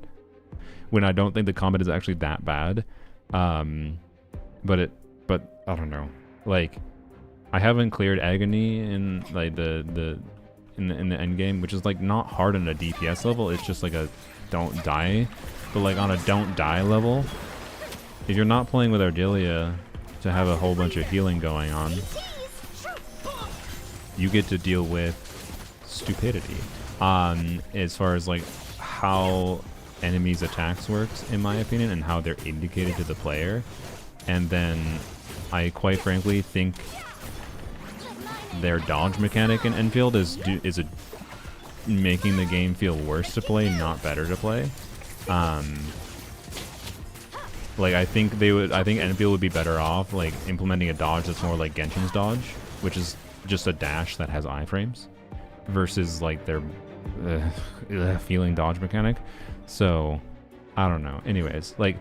How I would describe Enfield's combat, by the way, is like any individual component of it isn't like new, isn't like a new idea or anything. It's all things you've probably seen before, or are likely to have seen before in other gacha games, specifically. But like the components of all those things together create a unique combat system that I wouldn't directly one-to-one compare to any gacha game. But then hold left click, press the exact same numbers in rotation you do every time in Mashi. Not really, in my opinion, but that's an oversimplification. So, be a Dark Souls player not to die? Yeah, but like telegraphs on Dark Souls enemies are good. And like if you go and like actually look at you getting hit in Dark Souls, generally speaking, you're just like, okay, yeah, that's fair, I got hit. I could have responded that better. It costs you too much time. Attack animations are mega slow. It's just... Just use Ember. Yeah, I think there's some intention, to be clear, in team building in the game to include characters like Ember for making you more tanky, or Ardelia. But right now, I'm not playing because I want to play with Gilberta instead with my electric team.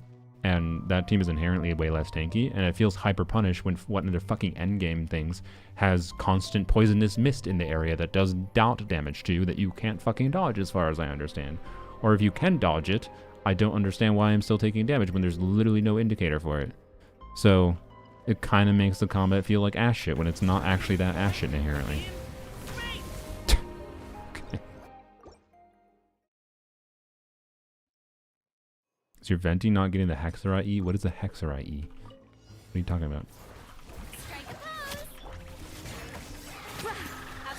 How do they do that? Game incentivizes healers, shielders, but people never want to use them? Yeah. Like, Ardelia is fine.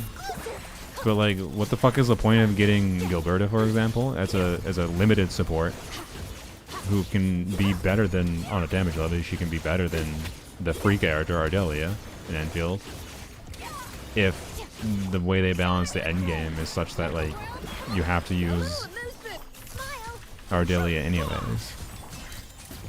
Venti C. I don't have Venti C2. Oh, okay.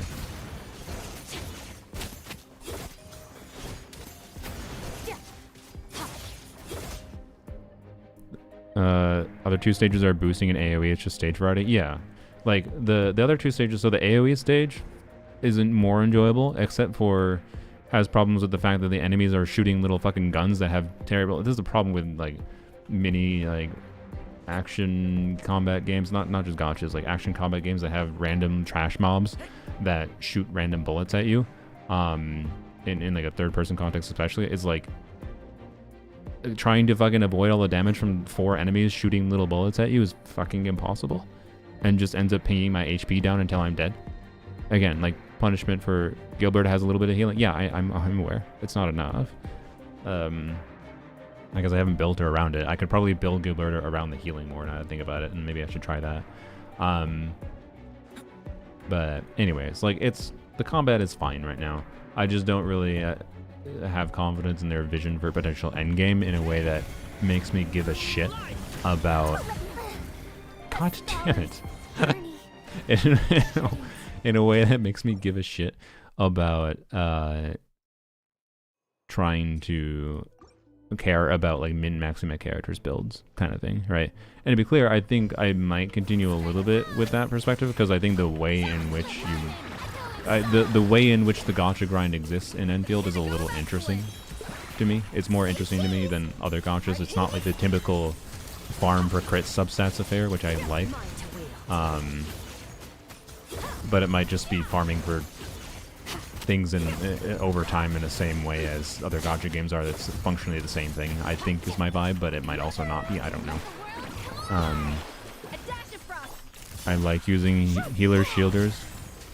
Yeah, I don't hate the fact that there's incentivization to use healer shielders. The problem is, like, they implemented a dodge mechanic and, like, make it seem like you can dodge and whatever, but then, like, it kind of is a useless mechanic with how telegraphs work on enemy attacks and how the indicator for many enemies' attacks are, like, there's fucking AoEs on the ground in Enfield that have, like, an AoE. Like, let's say the circle is...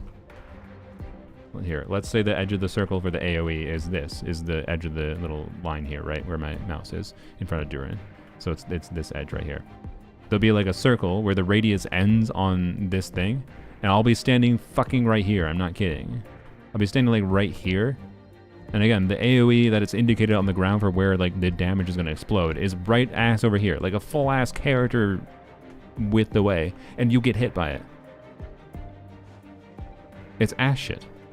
It's fucking ass shit. It makes the game feel like shit. And it makes me like overly aggressive, have to dodge, and then I just feel punished for like wanting to use a character, the support I like. I'd rather use the support I like and dodge better in the game right now, but the game isn't made in a way to like reward that kind of gameplay. So it feels not very satisfying to me in the current endgame structure. It makes me just not want to give a shit about why do I keep getting immediately nuked? Okay, whatever, I give up. Venti can beat this, I don't feel like it. Anyways, even with Ardila, you can skill issues and need more heals, so building right is still useful. Yeah. So, anyways, I'll maybe try building Gilberta for healing more and seeing if that helps me a little bit, but I haven't tried that much, to be clear. Like, I know I can definitely clear the most fun one in their endgame structure is definitely the one with the two enemies, the two, like, on the music stage. I forgot what it's called. And that one's fun to try to do, for sure. It has the most, like, it has the best telegraphs for all the enemy attacks.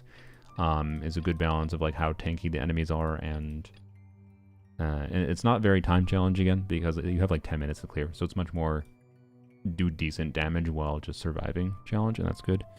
So, anyways, is there anything else interesting to actually check with Venti here? That actually works, at least, in this abyss?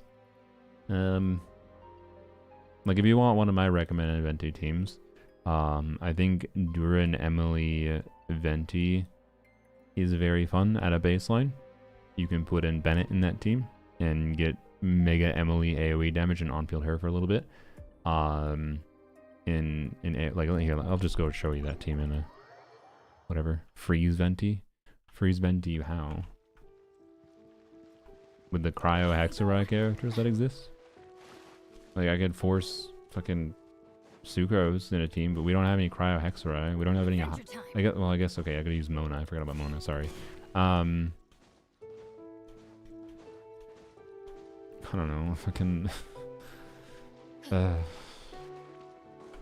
Sure, let's see what Freeze Venti does, and then remind me, I'll go into the damage dummy to check. Wait, actually, before we do that, let's see if Venti can brute force the Fatu we have Fearless.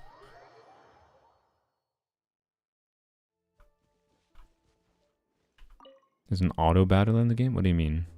What do you mean there's an auto battler? Do you mean the tower defense missions? There's no end game for the tower defense missions. I wouldn't be against there being end game for the tower defense missions.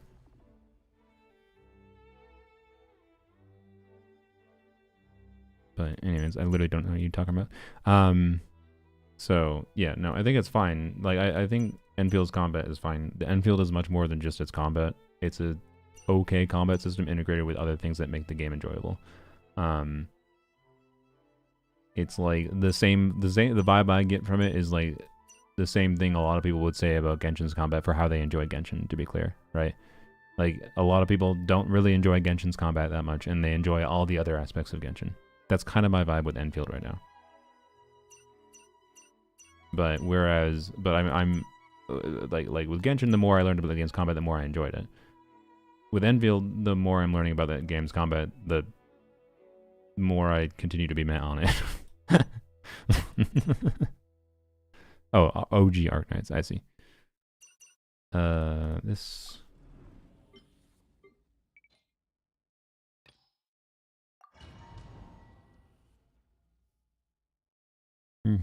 My method for that is there's a lot of ground AoEs. I switched to a range character in my team temporarily. I'm using a range character. So yeah, you can say skill issue, I guess. That's fine. But... yeah. Use of force authorized. I warned you. Looks like fun.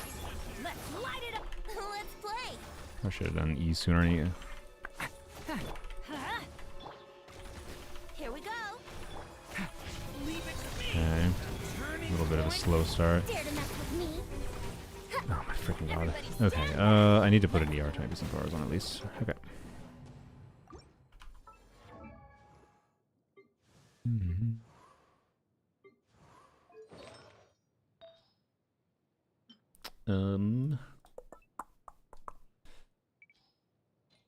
Let's see.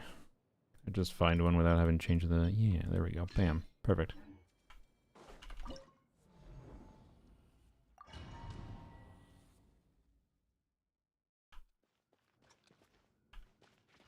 Use of force authorized. I warned you. Looks like Yahoo! Okay.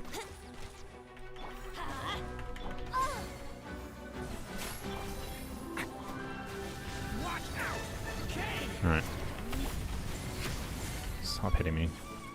Bro, I let that shot go. Frick you. Going in.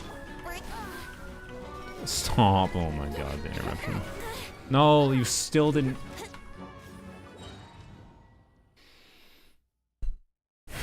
Man, why do they... bruh. Like, Use of force authorized. I warned you. is there any Venti main that's actually satisfied with the Venti changes? I'm sorry. Like, I feel like his teams for DPSing him are really restrictive, and then he ends up not working very compellingly in the actual hardest content. So, and then the Abyss situations where he feels really compelling are still AoE situations that rarely exist. Like, I don't know. I like them. Okay, well, I'm glad there's people that like them. The more I use them, the more I just like, ugh. Farazan needs a lot of ER. The issue I was having was not Farazan ER there, by the way. Like, to be clear, I can fix Farazan's energy situation. I'm not really worried about Farazan's energy. The problem was I did 2 fucking E's on Venti and funneled fab particles with two fucking charge attacks on Farazan that got animal particles too, and he still didn't get his goddamn burst back with 140 energy. So I'm at the point where now I have to start sacrificing damage in a game mode where damage matters a lot, particularly if you're trying to use a DPS that isn't, you know, modern, overpowered as fuck DPS. Like, I need to start sacrificing damage stats to give him energy to get his burst back properly, and that's kind of fucked, right? Like, I am, but I'm a brain dead Venti main. Okay, that's fair. But yeah, that's my overall vibe. I don't know if I funneled this properly. I was trying to, but my overall vibe is like, yeah, if you're a dedicated Venti main, these are cool changes, because obviously it's nice to be able to use your character as a DPS in a way you couldn't before, right? But man, Here's the storm. Everybody stand back. Yahoo! Oh no, my lighter all right. is... I don't think it's impossible necessarily, but I give up. I don't want to.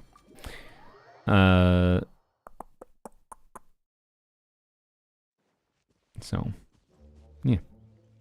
Anyways, Yes, my Venti is C0. Oh yeah, the Venti build, for those that care. 93, 226, 141. And like, yeah, could have, yes, maybe the Final Ascension alone would be enough ER. I fully admit that. I think it probably wouldn't have been there based on what I was seeing for his ER total, but it might have been. Oh well. Anyways, brain dead Chungy, man, so I hope Chungy gets stupid kit changes like this in the future. Yeah. Like, ultimately, it's not like it's a negative change. Not a negative change, but I don't know. It doesn't make him feel particularly compelling to play to me, and it doesn't make him have that interesting of team options.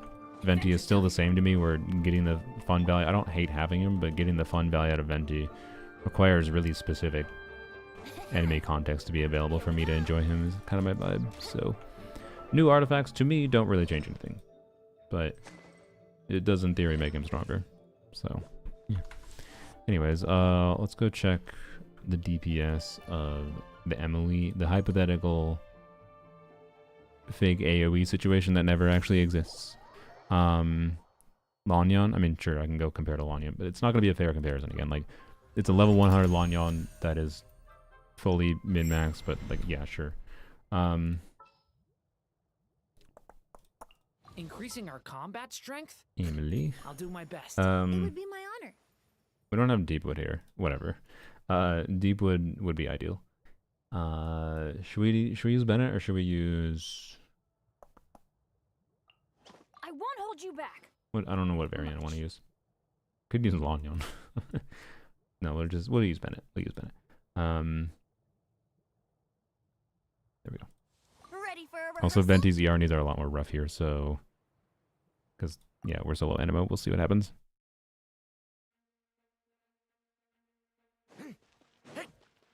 How many enemies should we put?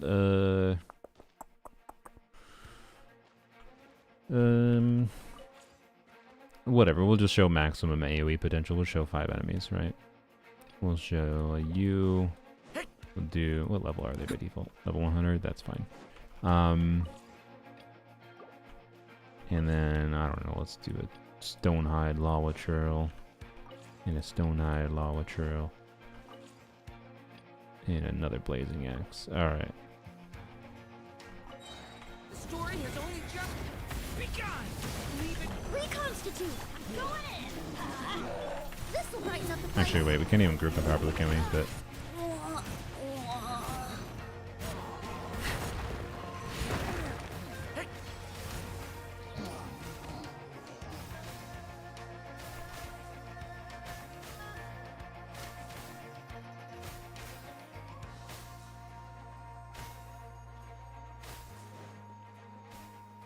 this is the first time I've died in the training dummy.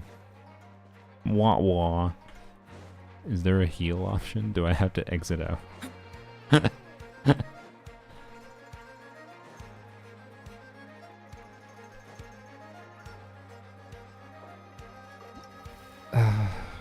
Okay.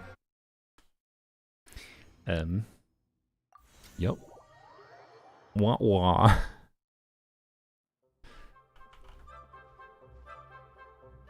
But yeah, I don't know. I was hoping Venti, when I pulled for him, to be more of a fun DPS than he ended up being for me. Is all. I think he has situations where it would be valuable. I think I will get value out of him for my Varka, which is nice. That is probably the #1 thing that will make me not strongly regret him. Also, the fact that I got him at like 30 or 40 pity with an early and a 50-50 win helps too. It's a lot harder to regret a character you got for really cheap. So, yeah. And Neva, I know Sucrose visual leaves 10% HP on Shock Trooper. Do you think leveling Sucrose to 90 is enough to clear? It's unlikely that will be the difference maker. Sucrose's damage doesn't matter that much. Your visual and Nefa damage is the main thing, actually clearing the shield. And Nefa in particular, but yeah. Yeah, there could be equipment changes that is the difference maker.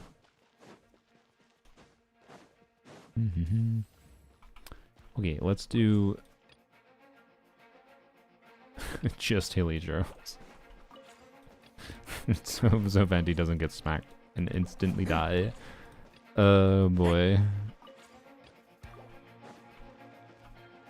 Alright, this is the floor 11 AoE DPS simulation, guys. Neutralize. Decay. New life. Everybody stand back. A little ambiance. Yahoo! I Think you that was can get bad. away? Bad. Whatever. You understand. Yeah, brace yourselves.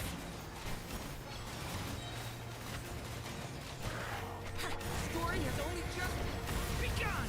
Watch them. Reconstitute. Teamwork is dreamwork. Let's play. Time for takeoff. Oh, I probably should have Emily bursted. That was dumb. Whatever. See what happens when we don't Emily burst. We lose about 50k DPS. Alright. Here we go. Decay. New life. This will brighten up the place. Yes, everybody stand back. Sucro's not giving EM buff to the party? Yeah, but that doesn't matter for her level. Think you can get away? Yeah, brace yourself.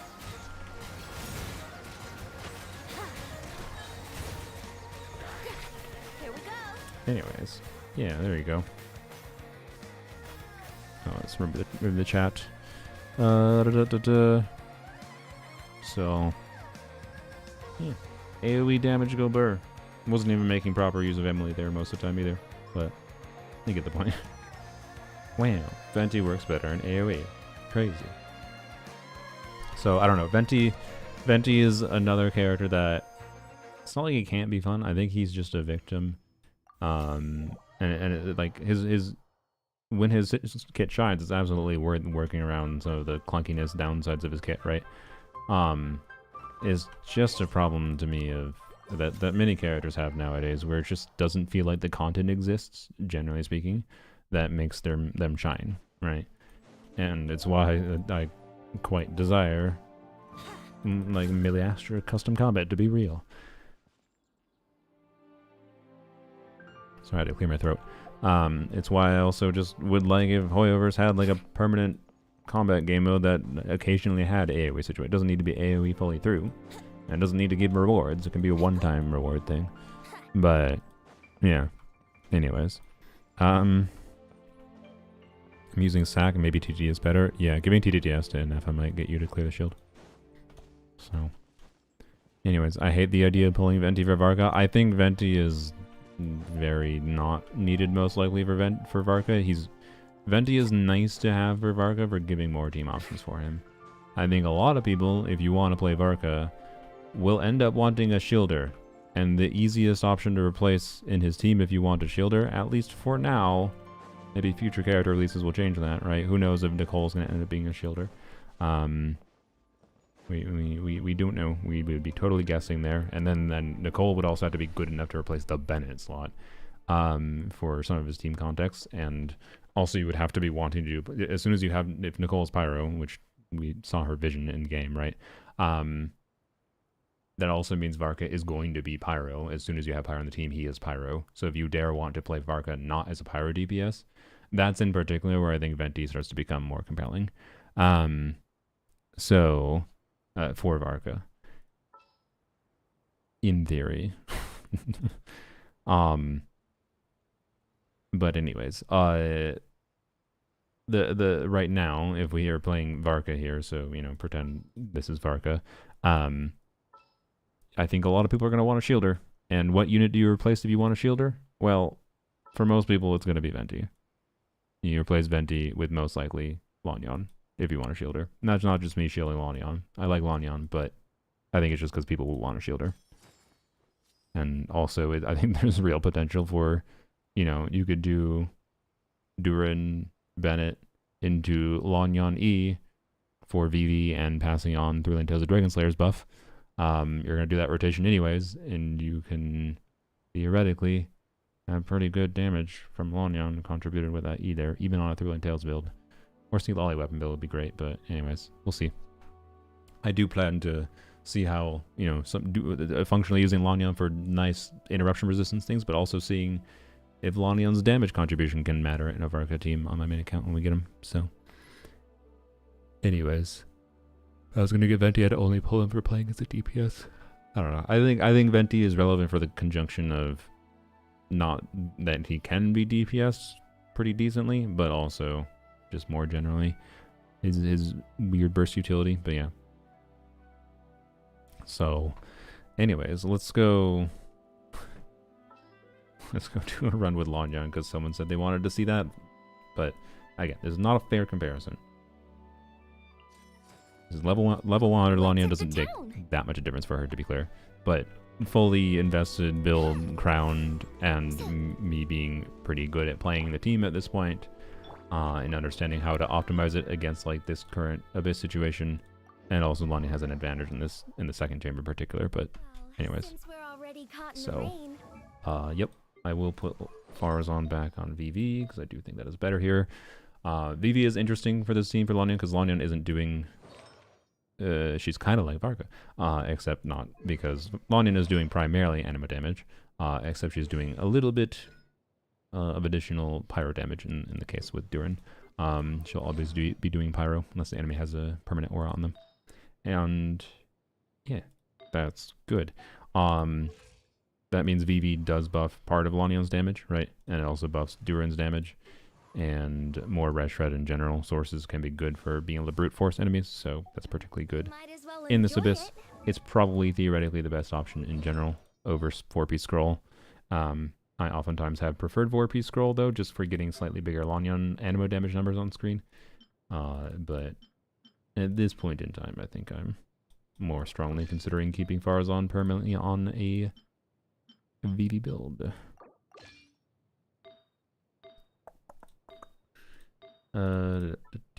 Get this animo gooblet back. And that. There we go. Alright, there's the Farazan build. Saves us the Oh yeah, energy. Lanyan build. 2-piece. She is on an EM main stat timepiece. EM main stat timepiece doesn't quite make sense for this specific team, but also it's not that... Like, attack versus EM main stat is relatively similar, and it's kind of down to substat quality a lot of the times. And I don't really have the... I have the perfect attack timepiece in the form of this piece, but it didn't roll well enough. It has to roll well. So anyways, 2-piece attack on my Lanyan with very, very, very good artifacts, to be clear. So she basically has the best artifacts I can possibly put on her for my 2-piece. I like the EM timepiece as an off piece because if I want to change it, I can change it if need be. It gives me flexibility for different teams I might play her in. But also, it's literally just better in some team contexts. Like I think it is better with Farina, or at minimum equivalent. And it's slightly worse for this team. And it's definitely better if I choose to play Mount Lanyan. And you might be like, Mount Lanyan? What the fuck are you talking about? Yes, I am playing Seat Lolly instead of Farazan and making Lanyan into more of a real pyro DPS. And yes, it works. Anyways, we'll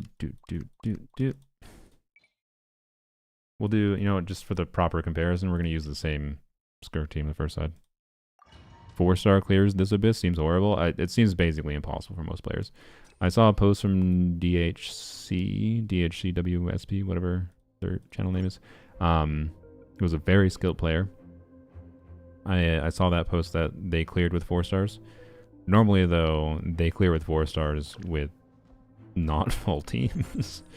They cleared with 4 stars, and they had to do different teams, so they had to do team swaps for the different chambers. And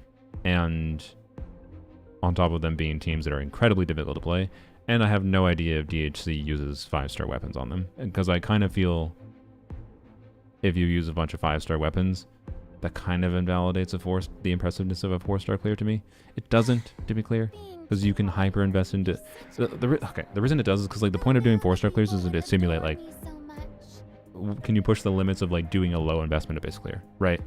And like, it was 4-star weapons. Okay, that's good. That's good.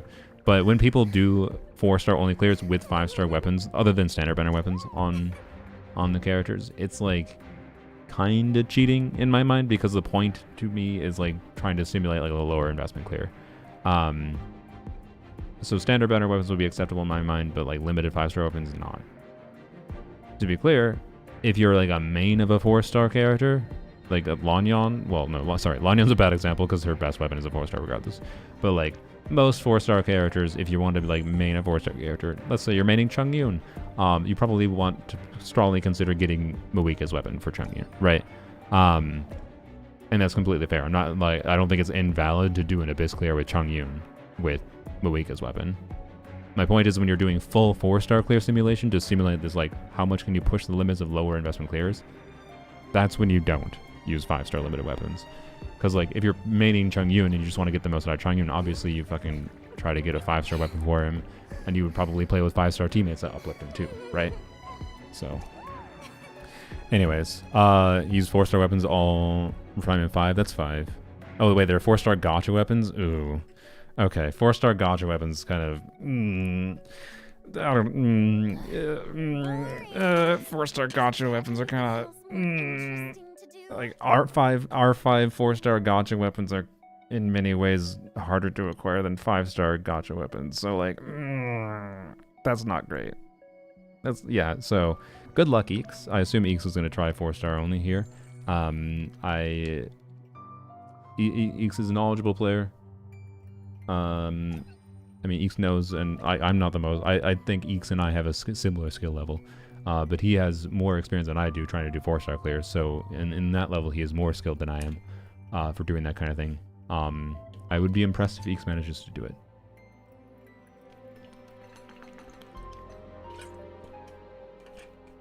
Just get R5 fruitful hook. How many pulls going to cost you? Only 7,000. Oh.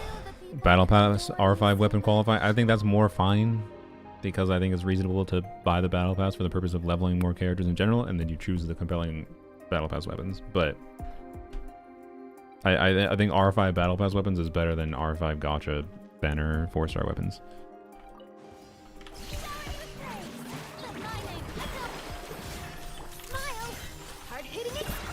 By the way, I cleared with Lanya, for anyone that missed my Abyss stream. I cleared, my first clear I did in this Abyss was Dia, Aino, and Nepha Chevrus on the first side.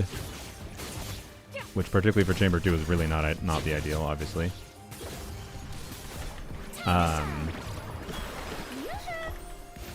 And Lanyan on the second side, I did some like team reconfiguring, to be clear. That I don't think was fully necessary. But I did it anyways because I think it made sense to do. In particular for the Hera chamber.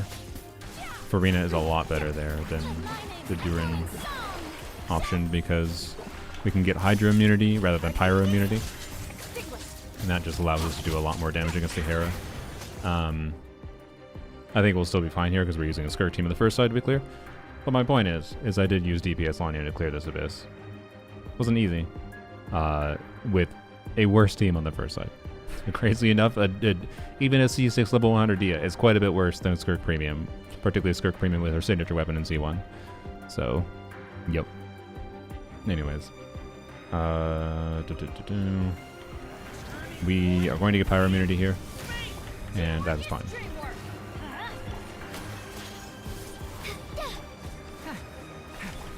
I think we could afford to do 1E there.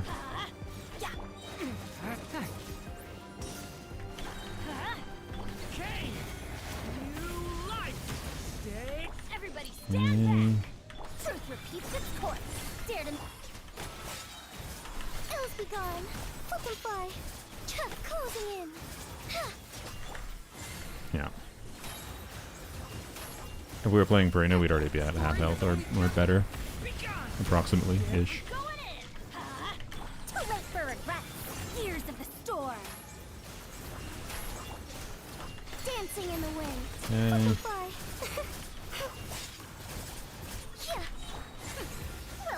Probably gonna have to deal with the second transition phase, whatever, but that's fine.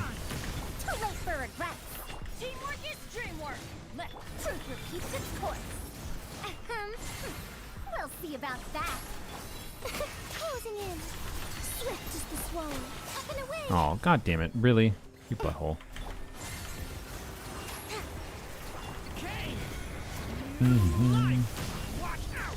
Dare to mess with me?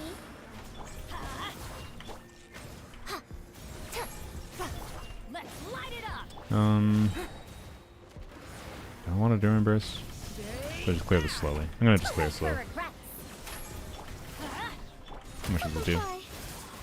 Ooh, that's a little bit less than I wanted to clear fat. Okay, I probably should have. Frick. Okay. Well, whoops. Ears of the storm. Everybody Whatever, stand we'll just back. deal with energy issues Light it up. in the next chamber. Closing in. Alright, there we go. I obviously could have cleared that faster, but I originally wanted to conserve energy, and then that decision to want to conserve energy ended up being like, oh wait, this is not going to work, and then now that decision to conserve energy functionally basically just lost me energy, I think. So, oops.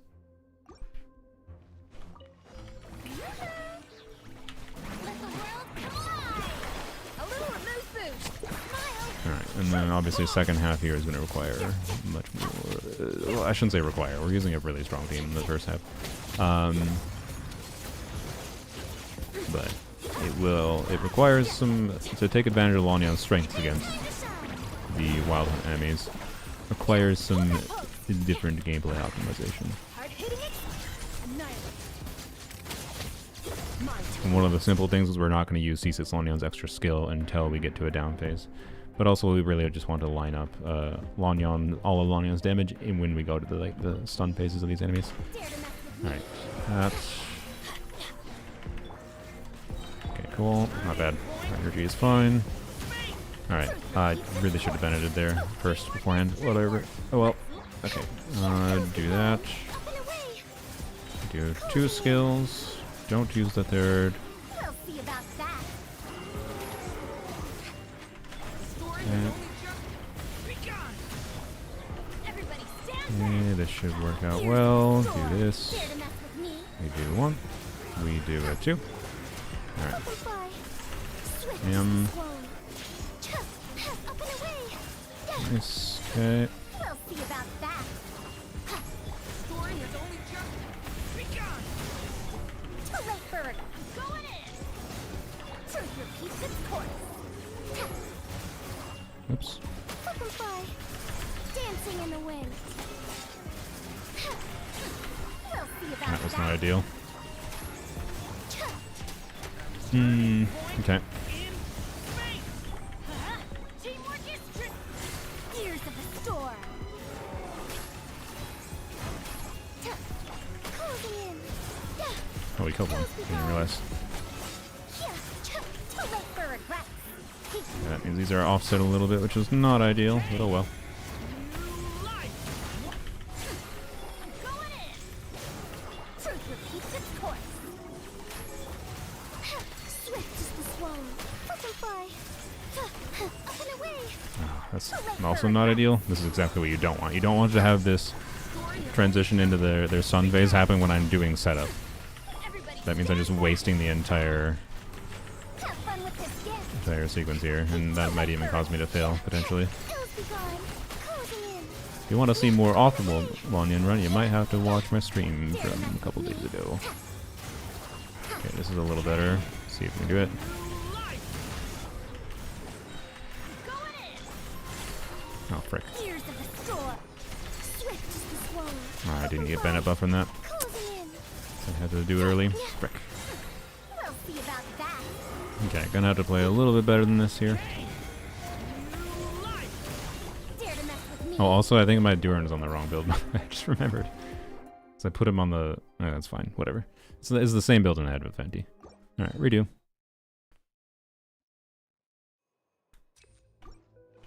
Anyways, I wouldn't say Lanyan is better than Venti, right? Venti has some key advantages here in the fact that... oops. He can goose. No, he can't goose. Venti has some key advantages in being able to keep the enemies grouped pretty easily, and Lanyan, most of Lanyan's damage comes from her skill, right? So she has some advantages in her ability to front load damage, but then she has disadvantages in that her functional damage output goes down in AoE, not up, right? But she has the advantage of the front loaded damage if played well. And also, if I do end up having, like, I can theoretically try to purposely get Lanyan's skill to only target one of them if they end up getting separated out a little bit. But I don't really think there's a route for that to make sense versus just being smart with Farazan utilization. No sense of Frick you. Let me get an attack out. Bad time waste there. Have fun with this gift. Pills Hills be gone. Bye-bye.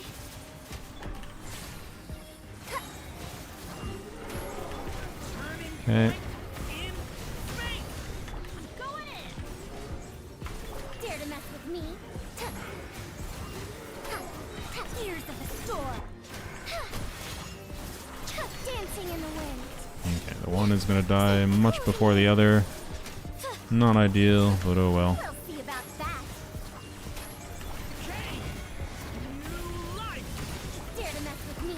Everybody stand back. Have fun with this gift. Too late for regret. Bye-bye. Swift as the swallow. Closing in. Dare to mess with me? One dead. This means we should try to focus on the new one a little bit, because the other one's probably just going to die from passive damage. Dancing in the wind. Up and away. What? Did I not have buff up? Closing in. Too late for regret.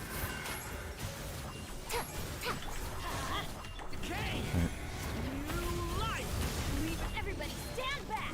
Let's have fun with this gift. Up and away. Hills be gone. Bye. Dare to mess with me? Story has only just begun. Teamwork is dreamwork. That's We'll see about that. one, do a two. Closing in. Swift as the swallow. Bye. Dare to mess with me?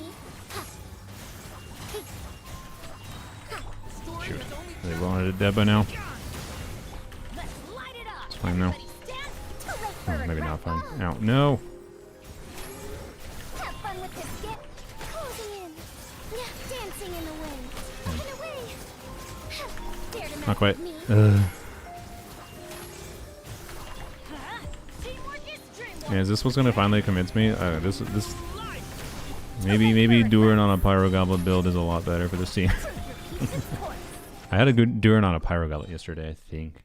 That seemed better. What build did I have Durin on though? I also put less ER on him, but anyways. Damn it. I wonder That was the main difference, right? That was the only difference I did, right? I feel like I'm struggling way more than I was before. Like I thought this would be easier. Like the Durin Goblet change shouldn't be that big a deal, should it? But maybe I underestimated. Because I put him on a more like generic universal buffing focus build rather than trying to get more damage potential from him. But that may have been a mistake. It may have mattered more than I thought. I've tested it before and I haven't found many situations where it mattered. Maybe I'm just being bad. Why did I hit restart?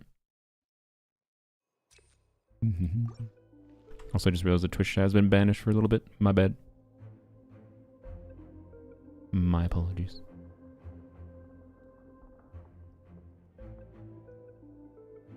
Sorry, I need to get my windows rearranged. Want to use Emblem on Durin? Why the fuck do I need Emblem on him? The hell's that gonna do?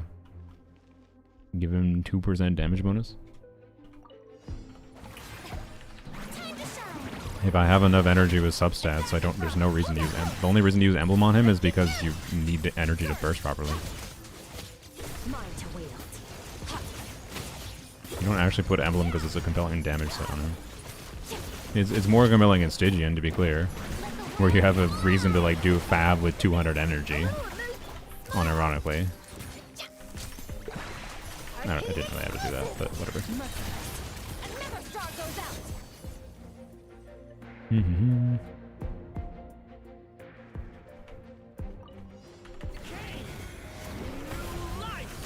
Let's light it up. Everybody stand. Dare to mess with me? I tried to dash that. Ears of the storm. Swift as the swallow. And I did that first too soon. We'll see about that. Story has only just begun. Going in.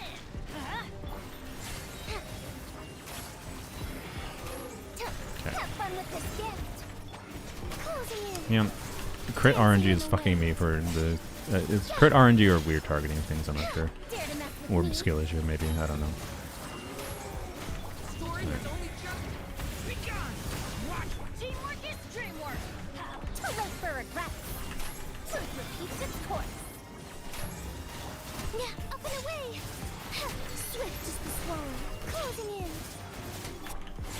Like having this dude dead and the other one not being dead is really bad. This is really hard. Yes, it Too late is. for regrets. I would say this is probably the hardest abyss they've ever had, but I almost think that's not even that important because like whether or not an abyss is specifically hard to an individual is going to really depend on your particular account. Dare to mess with Like this abyss is not technically hard on the level of like whether or not I can complete it at all, right? But it is much more challenging if I want to complete it with certain teams. And for a lot of players, you're only going to have really specific certain teams. You're not going to have anywhere near the number of characters I have, right? Story has only just begun. And yeah, so anyways, Truth repeats its course. Too late for I do regrets. not think I get this here. Closing in. Dancing in the wind. Up and away. Dare to mess with me. Mm-hmm. Everybody stand back. We'll see about that. Have fun with this. Yeah, I think the degree to which this abyss shills, in my opinion, the most important conclusion is just that this is the worst abyss ever. I think this is the most lame abyss ever. It has some interesting things going for it, but anyways, okay. I think they fucking... Oh, you know what? We had... Oh, you know, I didn't even think about this. I think we actually had pretty good buffs yesterday, didn't we? Or not yesterday, on the abyss day. So for one, I should actually choose this. This will actually do better here. That actually, instead of the Duran build diff, that's I think why I'm struggling when I wasn't struggling yesterday with when I had a worse clear. Like I was getting a 50-second to a minute clear on the crab, for example, right? So I have an additional 20 seconds. But I'm pretty sure, I don't remember what the first chamber buff was, but I think it was like, it was either EM or like skill damage bonus. Like it was something beneficial. That does increase Lanyo's damage, right? And then I think the second chamber was minus 15% def plus 40% attack. This one, we don't have that. So Too late for regrets. Going in. We'll see about that. Truth repeats its course. Closing in. Ills be gone. Dare to mess with but just me. the additional 30% attack might be all we needed. Abyss buffs can matter. I forget about them, Everybody stand but they definitely can matter. Gears of the storm. Simplify. Dancing in the wind. Closing in. Not quite. Oh, I should have used the third skill. Whatever. Let's light it up. Oh well. Story has only just begun. Teamwork is dreamwork. Truth repeats its course. We'll see about that. Simplify. Ills be gone. I think if we use our extra skill here, we have these dead. Basically, close enough. A little bit annoying to be honest, but it's fine. Too late for regret. They'll die instead of here. Yeah. Gears of the storm. Closing in. Dancing in the wind. Up and away.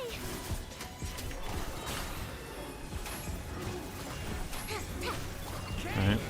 Yeah, that's that 30% attack. There's just one abyss buff. Going in. One abyss buff matters. Crazy. Course. Wretched dastard. Which is actually something I appreciate a lot about Abyss, by the way, over Sujin. Simplify. I feel like Abyss is a lot more fun on that level of you being able to optimize around Abyss buff cards. See about that. Sujin is completely lacking in that. Turning point in space. Teamwork is dreamwork. Gears of the storm. Yeah, that attack buff, like, it just allows us to reach much better breakpoints for lining up our damage here. Oh, you know what I should do? This. Oh, we ran out of Bennett buff though. That was probably actually a mistake. Oh well. Am I gonna flub this still? I do still think I had better buffs overall last time, but no, I think we got it. Yeah. Oh, a little close. Abyss have a 4-star clear? Technically yes, but you have to be a bonkers roided out player to do it. And the only one I've seen done so far used R5 gotcha weapons apparently, and had to team swap, which is a fair strategy to be clear, but it's crazy hard. It's crazy hard. Oh, Timothy Gilson, about to drive home from work, but I've come to say my monthly Burgeon. Managed to UA Burgeon this Abyss, but I needed to on-field Columbina to do it. Yeah, that makes sense. But at least Burgeon Columbina is fun. Not just gotcha 4-star weapons, it's cracked out of their mind artifacts. Yes, that too.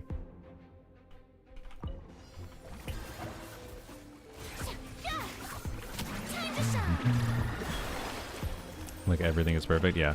I'm pretty sure DHC is a resin refresher for what it's worth. I could be wrong though.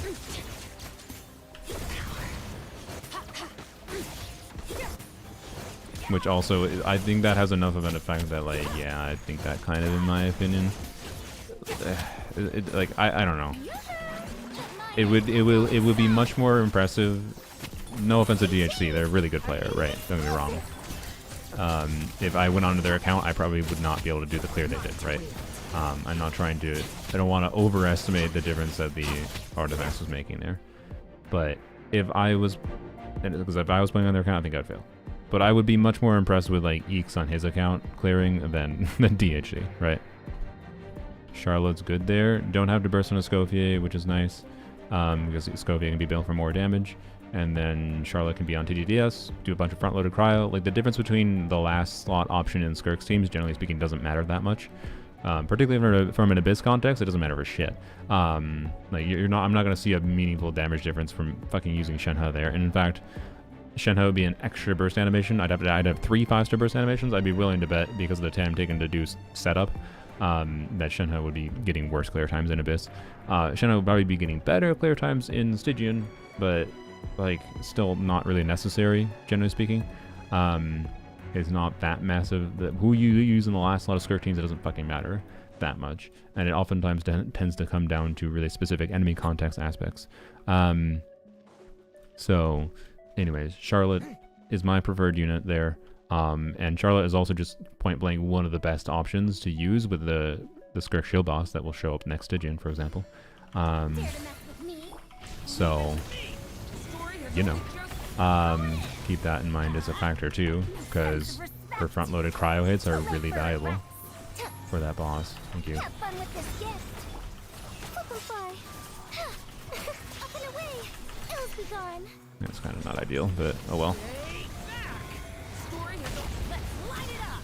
Teamwork is strength. Closing in.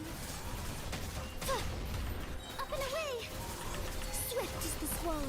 There's some weird shit in my rotations here, but oh well. I think I ran out of the Farazan buff somewhere in there. You are that. Okay. Just try to stall out some things because I did have my abilities up. Okay. Ears of the storm. Huh? Yeah, good luck getting through my shield, bozo. Ills be gone. Yeah, I'll face tank this shield. Do it. Yeah, okay. Good luck. Good job. So sweet, did 0 damage to me. Leave it to me. Okay. I don't know why I did that first, but whatever. Closing in. Swift is the swallow. Dang it. Whatever. Farazan for the kill. Anyways, that was obviously a little bit easier than with Venti. Didn't have to instantly die as soon as I took 1 attack. Anyways, yeah, so, I don't know. I, for a lot of reasons, vastly prefer Lanyan. Lanyan is the perfect Animo DPS to me, essentially. Varka, for what it's worth, is not an Animo DPS to me. And I think I will get a lot of fun value out of playing Varka. I think Varka is going to end up being one of my favorite main DPSs, and I am going to strongly consider using my precious few Stella Fortuna to make him even stronger. So, anyways, more on Varka tomorrow. But, yeah, sorry. Sorry, this just, I don't know. The new artifacts didn't change anything, I'm sorry. This just kind of reinforces my overall vibe that Varka to me is... Venti to me is just like not a main DPS I'm going to want to play almost ever, but using him for his burst support utility and the fact that Hexarai makes his burst last longer now is cool in general. Like you can just do a couple normal attacks to extend his burst rotation, or burst duration, and that's cool. But yeah. Feed the Duke some tuna? Yeah, exactly. My planned video, other than a video that may or may not be coming out today for Varka, is probably going to be Varka Lower Accurate Edition, where I just like, alright, let's do unrelatable investment, really good builds, not like C6 or anything, to be clear. Maybe I'll activate C1 in the video, because I plan to get C1, but maybe I won't. I might not have a SIG either, to be clear, for the video. But Varka Lower Accurate Edition with or without C1, but just like, here's additional investment in Varka and into having additional investment into supports for Varka that allows him to suddenly, have much more compelling versatility for dealing with different bosses. So my goal will be, we'll see how much I'm probably gonna have to use Columbina and Neffa for the dog, or not the dog. There's 3 bosses next patch. There's Knuckle Duckle. Knuckle Duckle's hyper chill. So anyway, the concept I have is I want to use Varka against like every one of the bosses in Fearless, and also on both sides of the Abyss, which would mean this current Abyss cycle, which is kind of awful, but oh well, we'll see what I can do. And hopefully I can get away with doing that without doing too much engaging with the shill, like having to use Columbina and Neffa, whatever the fuck. We'll see what I can get away with. But I might have to use it to some extent because that's how the shill works. But the point will be primarily to demonstrate how you can reach an investment point where Varka can be a really versatile DPS. And I think there's something to be said for considering investing extra, even if it requires like having a 5-star weapon on him, even if it requires to get him to be truly more versatile. Like I think a lot of players, for him to truly feel like a versatile DPS, would feel like they need to at least get like 1 extra 5-star for him, on top of having the compelling support options, right? Which means these can be like, functionally, if you look at just the individual team cost, he's going to be more expensive than a normal any individual random other team, right? Like you know, and he's not going to be the ideal option to deal with. Like Cryo Varka is not going to be ideal over Skirk for the Cryo boss, duh. But if you can reach an investment point where, you know, you like Varka, because why would you play him if you don't like him, first of all? But you like Varka, and you want him to be able to deal with more content, because he has that potential to if you invest a little further. You have a good build, you get like C1, let's say C1 R1. If you get C1 R1 Varka, that's expensive. But if you get C1 R1 Varka, and his modal DPS utility, and you have, you know, the key support options available for enabling his different team archetypes, suddenly he becomes a unit that just this one main DPS can suddenly be used to clear most of the game's endgame content, is kind of the idea. And I will probably continue throughout. We'll see if this theory ends up being true, because they can end up making enemy mechanics that chill so hard that Varka doesn't end up being able to be adapted, right, to other boss mechanics. But like, I don't know, we'll see. Varka needs a SIG more than Venti or doing crazy work.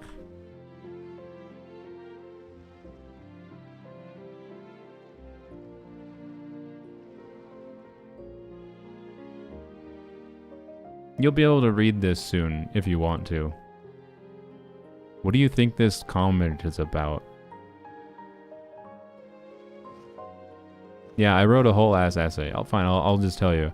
Most of this is about his SIG and the nuance of most of this yap was something I was gonna have in the video originally, but is something I wrote out because it's only important to people that are pulling, like, considering going higher investment, like pulling C1, R1, right? And the point of that is the nuance of, like, Sig weapon versus his constellation, and a lot of the nuance that is lost from if you only look at spreadsheet DPS difference, and ignore the value of investing in different ways, whether you choose C1 over R1 for different versatility, different team contexts, and blah blah blah blah blah. So like I actually kind of, it depends what you have, to be clear, but I was like, there's a TLDR in that comment, but I'll just give you a preview of the TLDR. If you have a 5-star stat stick crit weapon for him, so Mawika weapon, Dia weapon, for example, maybe even Wolf's Grave still, but I haven't tested that meaningfully.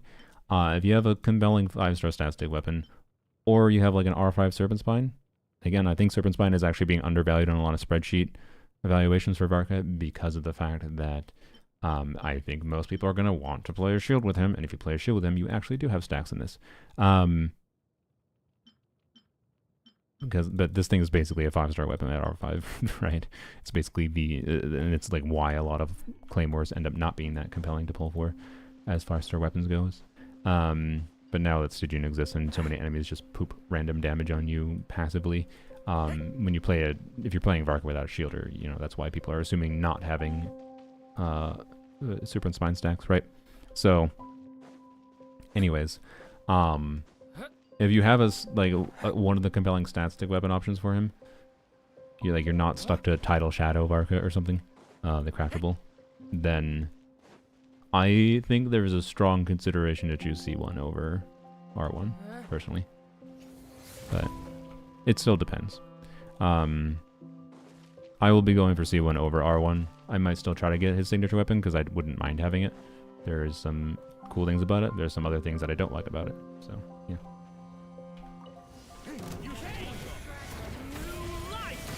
Yes, and his weapon is good is pretty good as a stat stick weapon. Not insane, to be clear, but it is decent.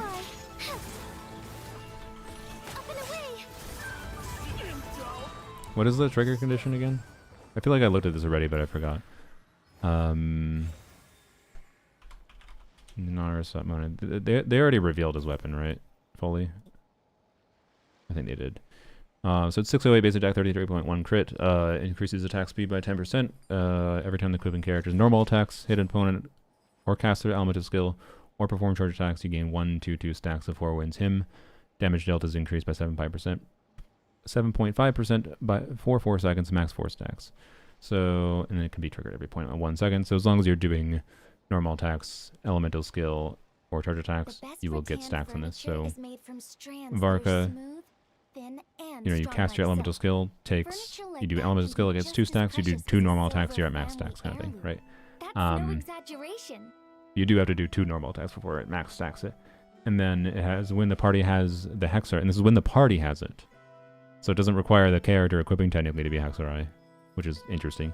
When the party has Hexarai, each stack also gives crit damage to the equipping character of 7.5%. So with max stacks, that's 30% damage bonus and 30% crit damage.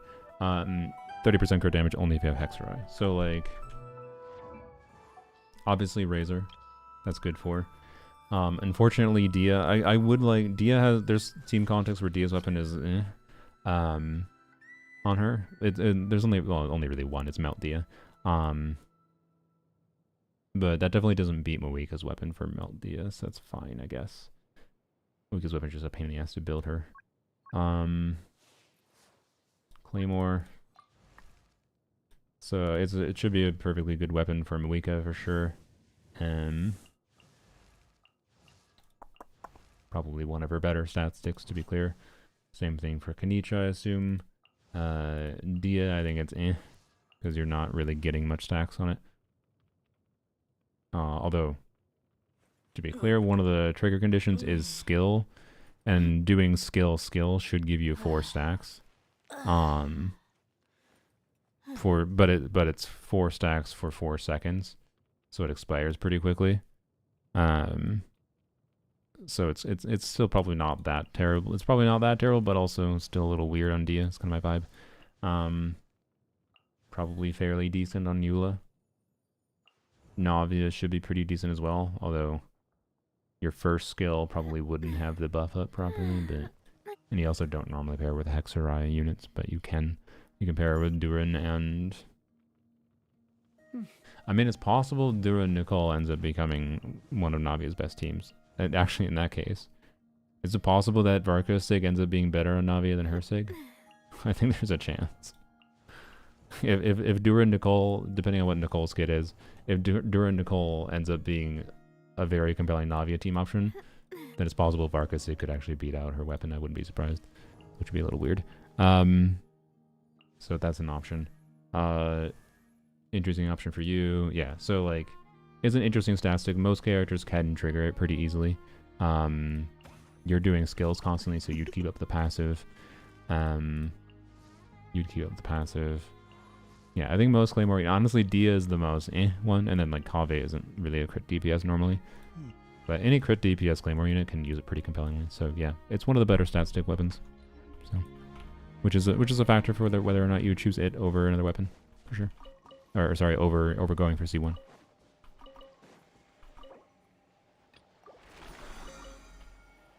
And whether or not, you know, you can make use of Flynn's weapon is also, of course, a context in which it's a consideration to choose the weapon banner since it's running with Flynn's weapon. And it's possible the 4-star weapons or 4-star characters on either or banner, character banner or weapon banner, whatever, could influence as well. So. Everybody stand back. But anyways, it's not as, there's going to be a lot of rhetoric floating around is my point with like Varka's weapon being like a massive increase for him. There already is, but there's going to be more of it. And I think there is a non-zero amount of players that would potentially be better served by pulling for a different weapon. Or sorry, not pulling for it, using an existing weapon that they already have on Varka and pulling his C1 instead if you want to invest higher. I think... Okay, the smart thing to do is save my resin for tomorrow when I can... I now have enough more that I think I don't really... Well, actually, I might need I'll need a little bit more if I get his weapon. But if I get his weapon, it's probably going to take some time. To level up anyways, because I'm not going to pre-farm for his weapon. So I think I have enough more now, and that means I think I can spend the rest of today's artifacts here. But I should technically save it for the talent domain. Technically, but it'll be fine. My main priority is just going to be making sure I can crown Varka's skill on his release, which I'm definitely going to be able to do. I basically have enough already.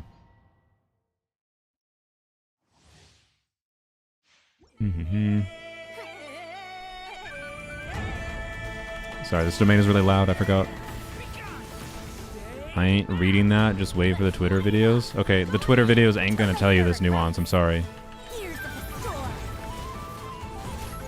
But don't go fucking complaining to me that you regret getting... If you end up seeing me showcase Varka with C1 in the future, and you're like, oh shit, I wish I went for C1 instead of going for a signature weapon, because I already had a good weapon for him. Don't fucking go complain to me that I didn't tell you anything. I provided you all the freaking information.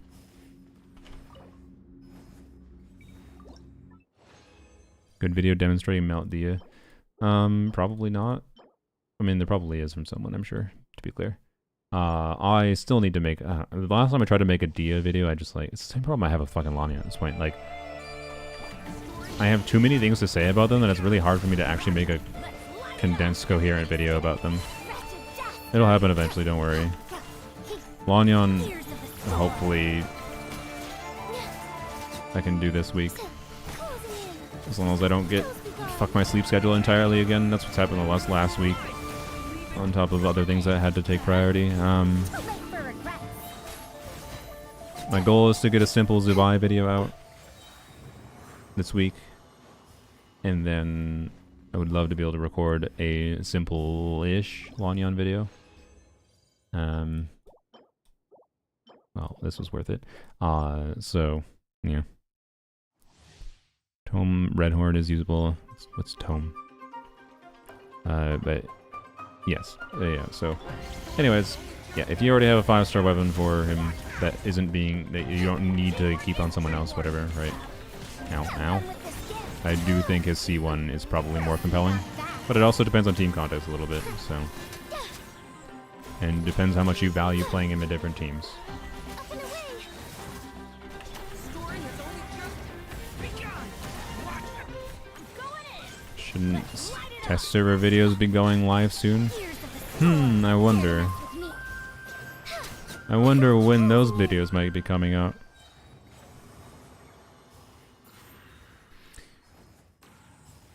For no reason at all, here. Let's go. For no reason at all. Let's go look at this profile. Oops. Wow, look at this Lanyan, guys. What a world. What is this Lanyan? That's a great build. Oops, I clicked on this tab. My bad. I don't know why that's open. No clue why that's open.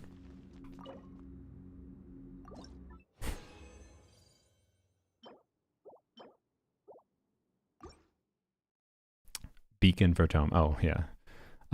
Dia review. Oh.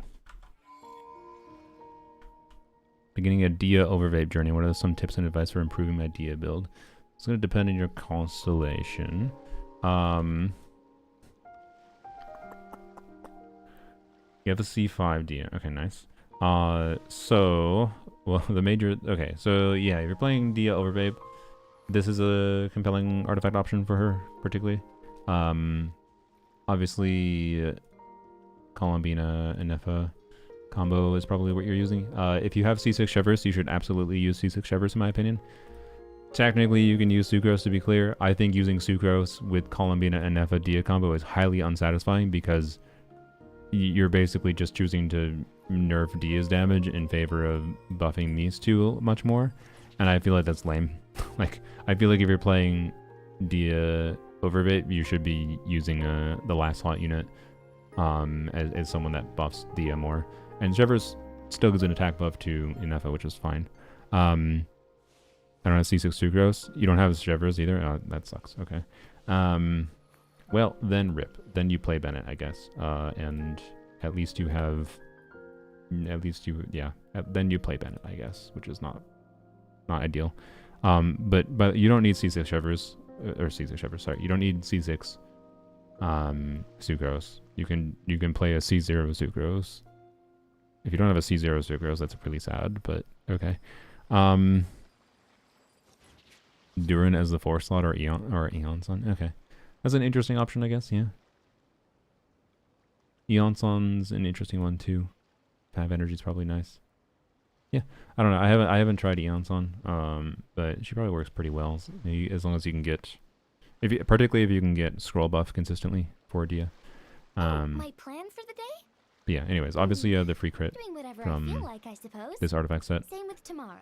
I would definitely use a Pyro Goblet over HP Goblet, 1 quadrillion %. You have a good balance of ER. If you had a Fab funnel from Chevreuse, this is a very good balance. Well, you have C4, it's probably fine regardless. As long as you're bursting rotation, you're good, right? You really don't have to be waiting on energy for her, but HP time piece versus attack time piece versus EM time piece in this team format, I have found doesn't necessarily matter. I believe when I tested this artifact set, though, I think EM time piece was better. But it also depends if you're bursting every rotation on a Nefa or not. If you're not bursting every rotation, then that could influence one thing. It could influence more towards EM, honestly. But anyways, seems like an overall pretty good build for balance of stats. Other than I would recommend changing the goblet. Also, you're doing triple HP %. I just noticed, which is honestly this circlet might be a quite compelling option. I had never considered that, and I don't have a build that I could actually test like this. But since this artifact set is giving so much free crit, right? I think it kind of makes sense. But all the more reason the fact that you're doing HP timepiece, HP circlet, more reason to even to consider EM timepiece and a Pyro Goblet. Absolutely not bursting every rotation. Yeah, that's a big part of why Chevreuse is so good. Honestly, you could still try Shivers if you want. Shivers on Fab funnel to Dia kind of solves a lot of problems, but yeah. You can definitely get away with this low of ER with Oh, Dia my in plan an for the overbait day? team, but Hmm. other than that, Whenever I feel like, I obviously suppose. the investment into Same with the tomorrow. Columbina and an And Efa build after that. matters for the team's damage a lot too. Any Dia team, generally speaking, is going to shine not because Dia is not a hyper carry, right? You don't get her to do 99% of the team's damage. She's not fucking Moika. And therefore the investment into the off-fielders matters as well. You don't want to overly over-prioritize just one character, right? So that's the awkwardness, is trying to balance the resource prioritization for all the units, but yeah. That's the simplified thing I could say about it, I think. She punches things, so I love her. Yeah. I love Dia. She's really fun. She's real fun. 43% better than Spine and 25% better than Mav Sig. That weapon is almost a must pull. Okay, look. Weakest demon. I don't know how many times I have to imply I have a video coming out today. I'll ask you a question. Have you done any testing yourself of Varka, like testing many different team contexts, many different weapon contexts? And have you tested yourself the difference the weapon makes in practice for an actual gameplay difference in different contexts? Have you tested it yourself? If you want to live in the spreadsheets, you live in the spreadsheets, yo. But you do need to recognize that the spreadsheets don't actually map to gameplay experience oftentimes. And it's possible that your account situation will see an increase from it that is worthwhile. I'm not saying don't get Varka's Sig. I want it still, but it's not my priority. So I'm asking, did you do testing? Because I may or may not have done testing. That no will not be in the video because I don't think it needs to be in a video.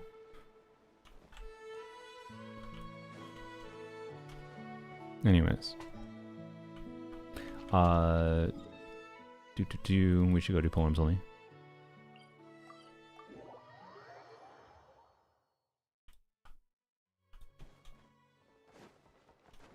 And I could even say that I was very surprised how including with a C0 Varga, I had team context, and when I was trying to do optimized runs around an R5 Serpent Spine, potentially, that I was getting very similar damage numbers. And it's because this particular team, the way the setups work in this particular team, made his weapon awkward. And not necessarily as good as it is represented on a spreadsheet level. It depends. It actually does depend.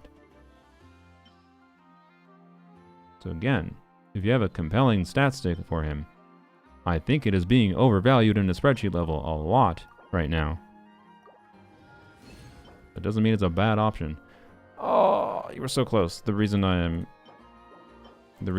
trying to get Shimenawas is to get a better Shimenawa circlet for Mr. Duke.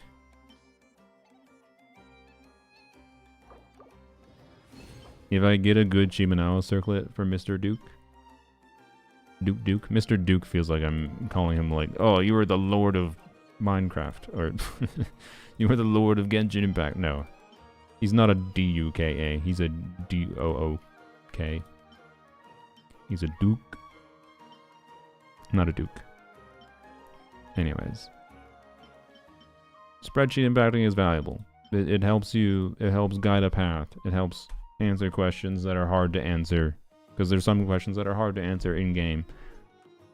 But there are nuances to things that an over-focus on only summarizing things based on one particular team context and just does not tell the full story. It really doesn't. Anyways, I wouldn't like if they saw this stream. Maybe not. I've accidentally talked too much about Varka today, potentially, but we'll see. We'll see if I get yelled at. I will apologize to them, if so.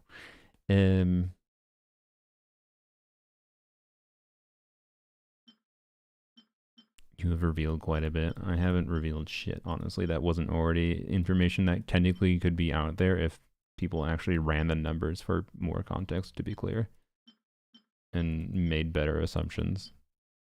But I think people are not making good assumptions right now. Anyways, totally forgot I had this thing sitting around. What the frick? Okay, do I want to level that? I don't know. That was a weird one. If I only had attack percent or EM, this would be a potential Lanyon piece for me. Talk about the video. I haven't really talked about the video. But anyways.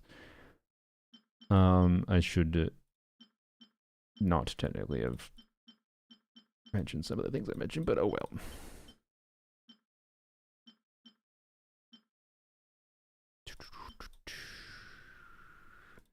I'm trying to find something to throw away, sorry. Frick this piece. Why do I need that? Alright. Circle it. Okay. Okay. Alright. Pre-Varka build? Yeah, it's my Venti build. What do you think my Venti build is?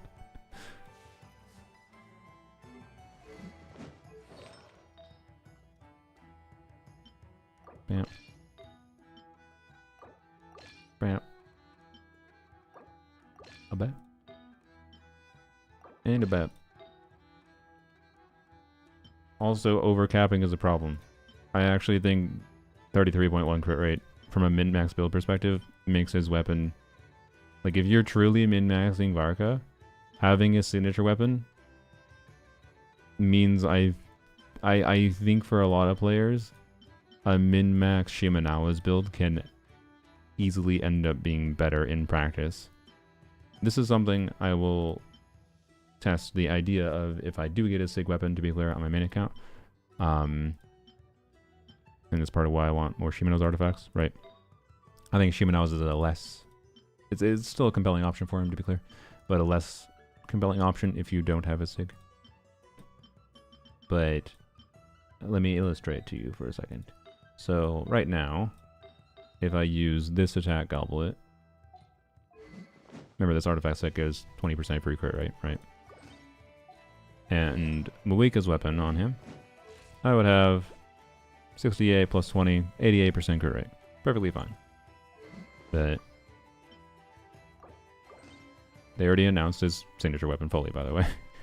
So this is details you can extrapolate for your... This is not anything that isn't information you could extrapolate yourself already, right?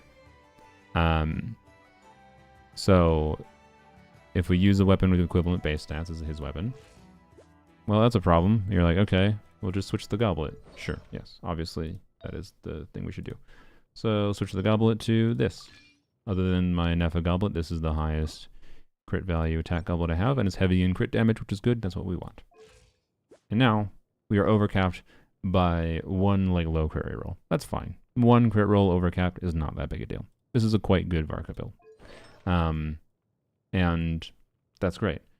But the problem I want to ask for you is, and again, this build is overcapped already, and we have no external crit rate buffs, first of all. You might be like, why does that matter? You only play Durin, Bennett, blah, blah, blah, blah, blah. There's no external crit rate to care about, except there fucking actually is, because I think the reason to actually, like, if you actually want Varka, I think you should try to have fun with him and not just fucking monopyro, Durin, Bennett, whatever, right?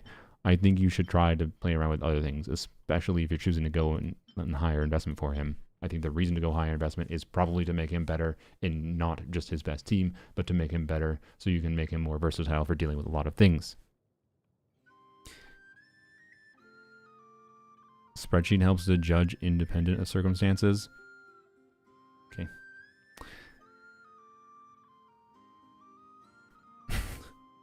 Okay, Weak is Demon, go tell me the neutral context that exists in Genshin.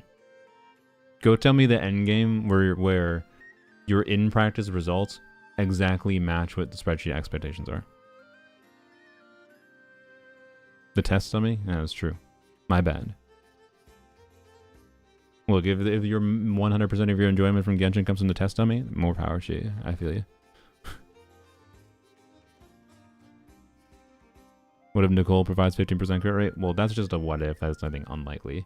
There's existing things in the game that are units that are compelling to potentially consider, or team archetypes that are worth considering for Varka, from the context of trying to change his teams in order to utilize his weird cool kit that allows him modality, right? They showed him off in the stream. This is all this available information. You can extrapolate yourself right now.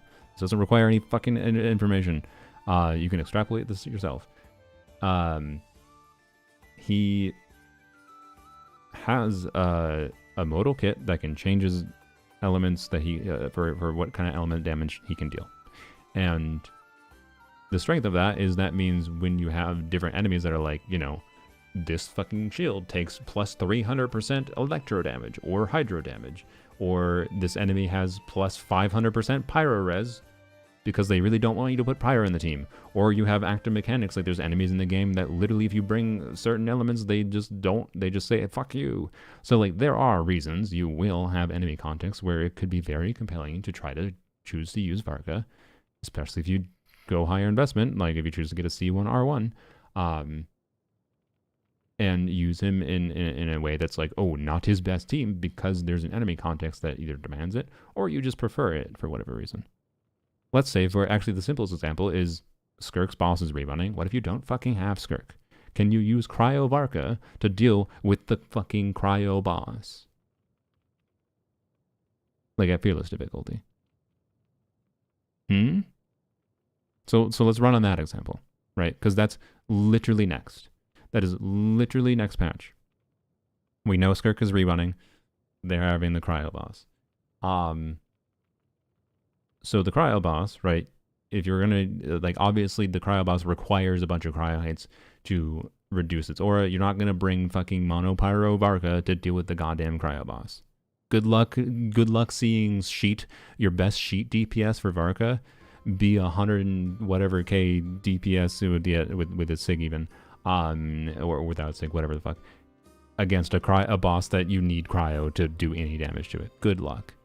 Even the test dummy doesn't accurate match sheets. Yes. And okay, so you do Cryo Varka. Now your options there. Do you need a Scofier? Maybe, maybe not. Depends on your account, I think, and your investment. But if you're doing Cryo Varka, you should be running double Cryo probably, and then Animo last slot, right? Double Cryo, guess what double Cryo means? Double Cryo means Cryo Resonance. That means 15% crit rate. 15% crit rate means, oh, what is my Varka at now? If I'm using this exact build with already, like this is not in, like yeah, this rolled heavily into crit rate, but you want your fucking crit damage circlet to roll heavily into crit rate. It's not a bad thing. And then, like, my other piece is like, yeah, oh, 2 rolls into crit rate, 2 rolls into crit rate, 0 rolls into crit rate, 1 roll into crit rate. These rolled all overall pretty average, except for the context of if I have a single external crit buff going on, well, now I'm overcapped by fucking 18%. Like, how do I min-max this build with this artifact set from there? I don't. Not with his SIG weapon that gets 33.1 crit rate. This is where, like, I would have to change the Shimenawas with a SIG weapon for a Cryo Varka, because the 50% damage bonus should end up being quite a bit better than the 25% attack. And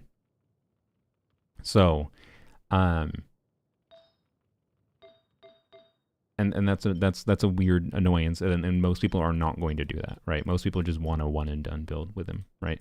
And then also, but even irregardless of that, right? Irregardless of the team context, another team context, let's say you want to do Hydro Varka, and God forbid you have a crazy thing called C4 Mona. C4 Mona gives 15% crit rate, and she's a Hexarite character. She'll buff Varka pretty well, you know. So, you know, that's again another circumstance of immediately overcapped. And like, my build is good, to be clear, but like, if I want to min-max, if I love Varka, I want to continue improving him from here with his SIG weapon on the new artifacts. The question I have is, how do I improve him further, right? With his SIG, with this artifact set. What I would fucking need is basically unicorn pieces, right? What I need is unicorn pieces at this point. I would need a timepiece that is like you know, I need this timepiece but attack main stat, right?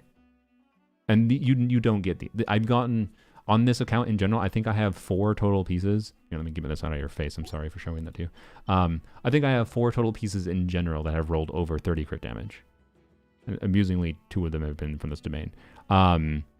Like, I need the unicorn pieces, and like trying to get unicorn pieces specifically is impossible. You don't purposely get unicorn pieces. You get lucky getting them on certain sets randomly. Right.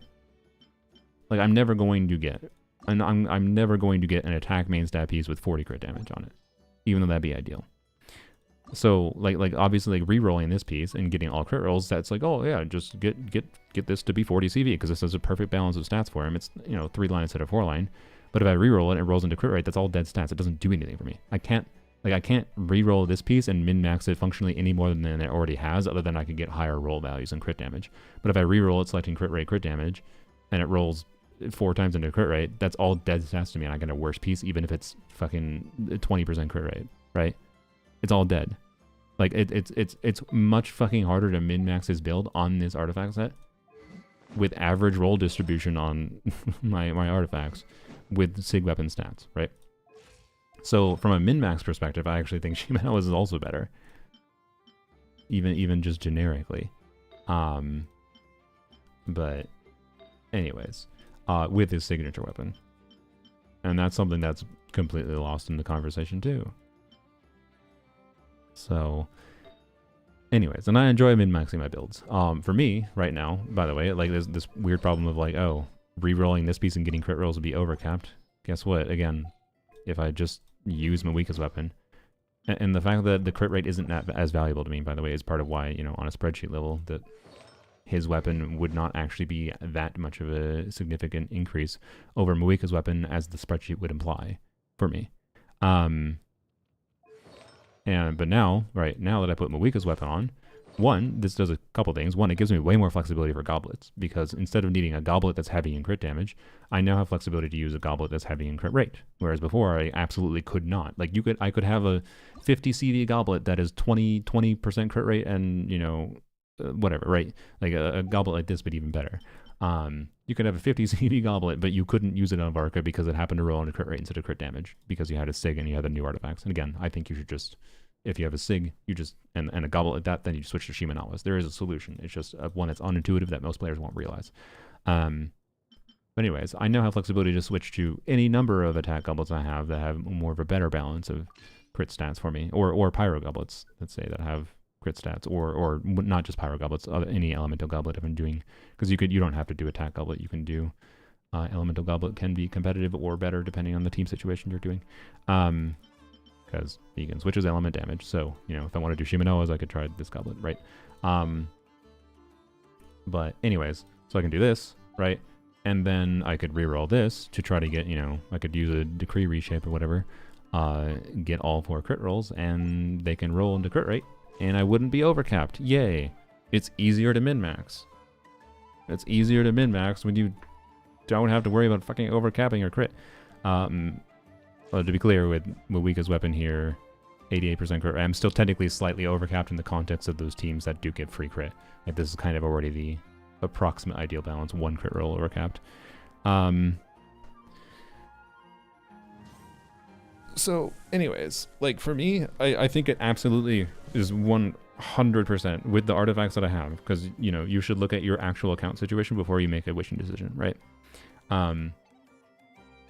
If you're in a situation where your artifacts rolled perfectly, that is, you don't have any chance, like you have a 40 crit damage flower, a 40 crit damage feather, and a 40 crit damage goblet, and then you actually are low in crit rate, potentially, well, then you probably won't have this problem, right? But most people won't be in that. Most people are more likely to be, if you have good artifacts, your good artifacts are more likely to be evenly balanced, because it's more likely to roll like this than it is to roll all into one stat.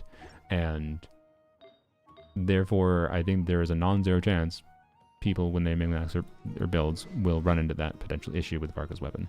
And that would mean, if I went onto a spreadsheet right now, if I went into a spreadsheet and actually count with my actual pieces that I actually have, I would find that there is not a 20% difference between the weapons. So anyways, And the end result of this means it would absolutely be a mistake to prioritize his weapon over his C1 for me. And that's without getting into some particular specific teams that I think his SIG weapon, or sorry, that his C1 will be better than his SIG weapon more universally for too. Anyways, that's my vibe. So, you know, making like efficient decisions for how to prioritize doing additional investment with weapons or constellations and how you min-max builds. All those things can link together, and the team context and enemy context can all link together to change the nuance meaningfully of what the fuck the spreadsheet results are, especially from KQM standards. So, anyways, why the new artifacts at Honor? This is not a Moika build. This is a pre-build for the character that is way more fun than Moika. Sorry, I'm a Moika hater. It's fine. I understand people like combo optimization on Moika. I don't. And that's fine. Not my preference. Moika's role on this account is being a pre-build. I have not really used this character since Dura released. She has been recycle binned. So, yes. Anyways. New set is better than 2P's attack. I mean, like you're saying, like if you're overcapping, it's still better than 2P's attack? Like, yes, technically. But if you have 2P's attack, you're likely to have a better combination of substats available than 4P's of a new artifact set. Like, maybe if once you get to the point of if you spend 50,000 res in the domain, yeah, you probably have a better 4P's of this set than 2P's, and such that the 4P's, even when you're overcapping, gives you a little bit more attack. It's technically better than 2P's. But if I was going to look at 2P's, I don't really want to right now because there's too many goddamn 2P's combos to look at, but I don't know, what the hell would it be? I probably stick to this circlet. That was a gross animate, I'm sorry. Stick to that circlet. Use this. I mean, I could technically use this regardless. So here, we'll start with the baseline of comparing. We'll equip Sig weapon hypothetical. Hypothetical Sig weapon 2P's build for me, I guess. I hadn't looked at this yet. I think we keep this. I think we keep this piece. Yeah. And then I'll keep this on for now. Because so for reference, we're comparing to 100% crit rate with 100% crit rate, 233 crit damage. Varka's base attack is similar to Moika's, so be about 2600 attack. Yeah, better with equivalent artifacts. Yeah, but no one actually has equivalent. Like, to be clear, not no one. Like, if you're a newer player where you don't have any existing artifact inventory, you haven't been playing for years, then yes, that is probably true. But any player that's been playing for a while, you are much more likely to have a 2P's combo that is better than your 4P's combo. Like, the situation that exists where when you have equivalent artifacts in 2P's as a 4P's combo basically never exists. And it's why, like, 2P's is actually something that is better to recommend than most people realize. So, anyways. VV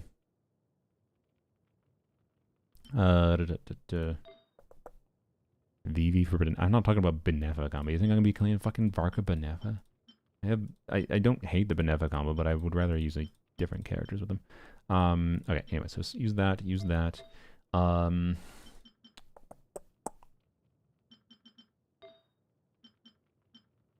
have this. This is a 3-liner. Is that worth? Or is it worth? No. If I'm gonna check this, I should check with yeah. Yeah. That. And then we Gladiator's timepiece. Not sure which one. Maybe this one, maybe that one. We'll yoink this one at a baseline.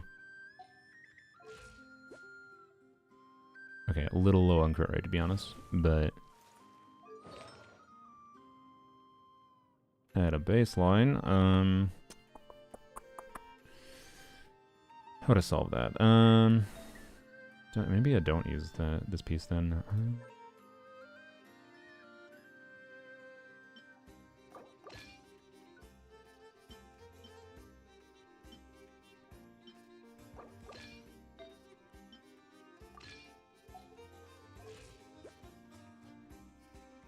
Interesting.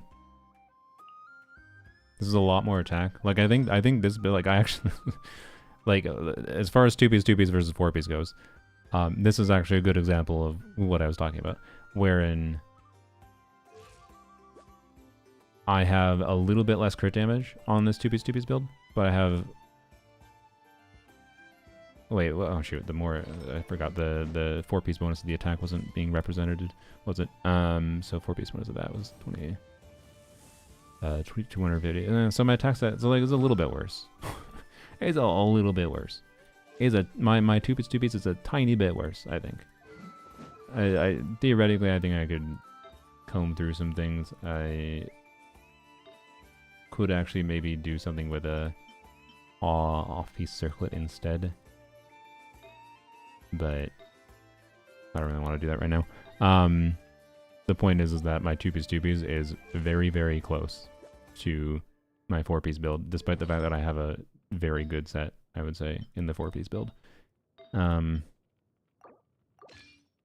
Like, I'm willing to bet I wouldn't really see that real of a difference. Maybe we'll probably end up testing it when we get Varka, but I'm willing to bet I wouldn't see that much of a difference in the performance between this 4-piece set and a 2-piece build on him. It would probably be mostly the same experience. Anyways. Remember a situation where min-maxing artifacts for cryo resonance made an actual difference? Yeah. It does for Skirk for me, for sure. And I can tell you that doing so or not doing so for Varka could be the difference maker on whether or not you could clear the cryo automaton without having an extra investment into certain things. Like, I think it could absolutely matter for that. It's just difficult to try to truly min-max around. So, yeah. Anyways. It is worth mentioning for newer players, though, as many players pulled in F or Bina. I mean, yeah. Like, if you're playing Columbina... I don't know. Do you use Varka on the VV, or do you use Varka? Depends who you're using the last slot. Like if you're using Columbina and F of Sucrose, then just, in my opinion, just put Sucrose on VV.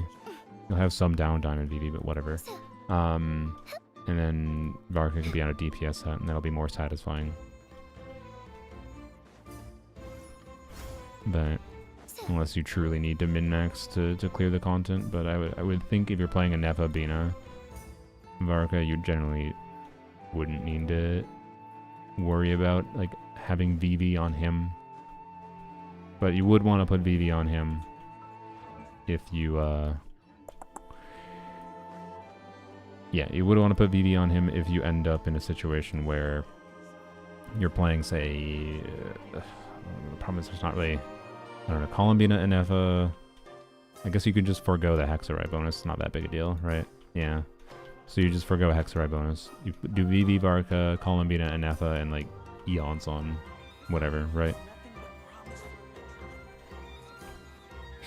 So, anyways, there's build nuance that matters.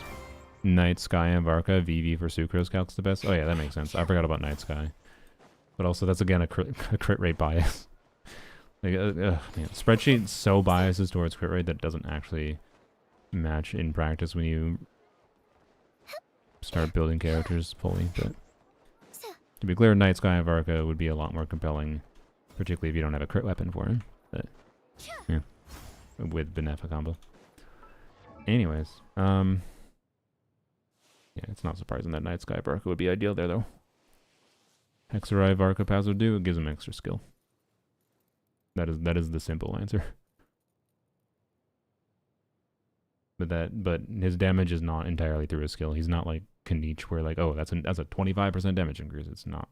So it's not the end all be all, but it is nice to have. TGS, who said it? I mean, his calcs were probably accurate, but the fact of the matter is it's still going to depend on who your last slot is, right? As I mentioned. Because if you're not playing Sucrose in favor of... Because Sucrose is not going to... She's not going to not buff Varka. Like, VV will buff his, you know, converted element damage. But you might feel like you want to play a different unit other than Sucrose just to buff Varka more, right?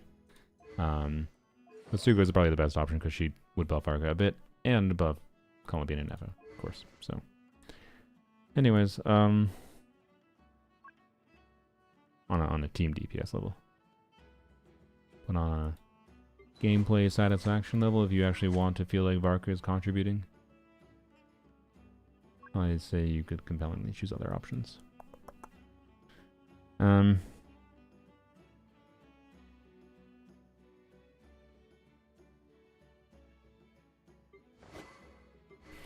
Anyways, whether or not, well, yeah, that's what I was, whether or not min-maxing anything matters is just ultimately dependent on whether or not it reaches a breakpoint for you for being able to clear content, or whether or not you just enjoy trying to, you know, get like the fastest clears possible, whatever. For me, the main reason to do it is because, I don't know, it just is more satisfying. It's a motivator for logging in daily to try to min-max my builds. And then I know that when I have a really good build on my characters, I know that I have done pretty much in anything I can, like, if I have what I can see as the ideal build available to me, then I know that there's not much I can do if I can't clear at that point, right? I don't like the situation where if I had like a bad artifacts on my characters and I'm just like, well, I can't clear, but I wonder if I spend 10,000 resin if I could clear, right? I don't like being in that weird middle ground. That's why I like to min-max. So, anyways.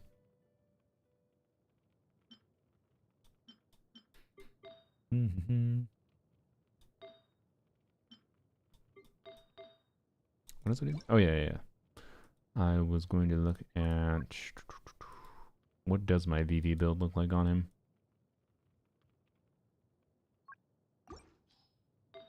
So we're just yoinking pieces that are on Farazon basically, except with a different goblet. Actually, well, wait, no, I have an onset goblet for him for VV, because attack goblet, which allows me to do an off-piece circlet, so maybe I can use this. If I use that, or his sig. Wow, okay. Christ. My... Okay. I'm not gonna lie. It would be very funny if the same situation happened with VV Chaska. Where I find that VV on Varka, because if I put VV on Varka, for example, I can put someone else on a different supportive set. Like, it's possible that VV in practice ends up beating out. It might be Chaska all over again, where VV just ends up being my best artifacts, technically. Boy.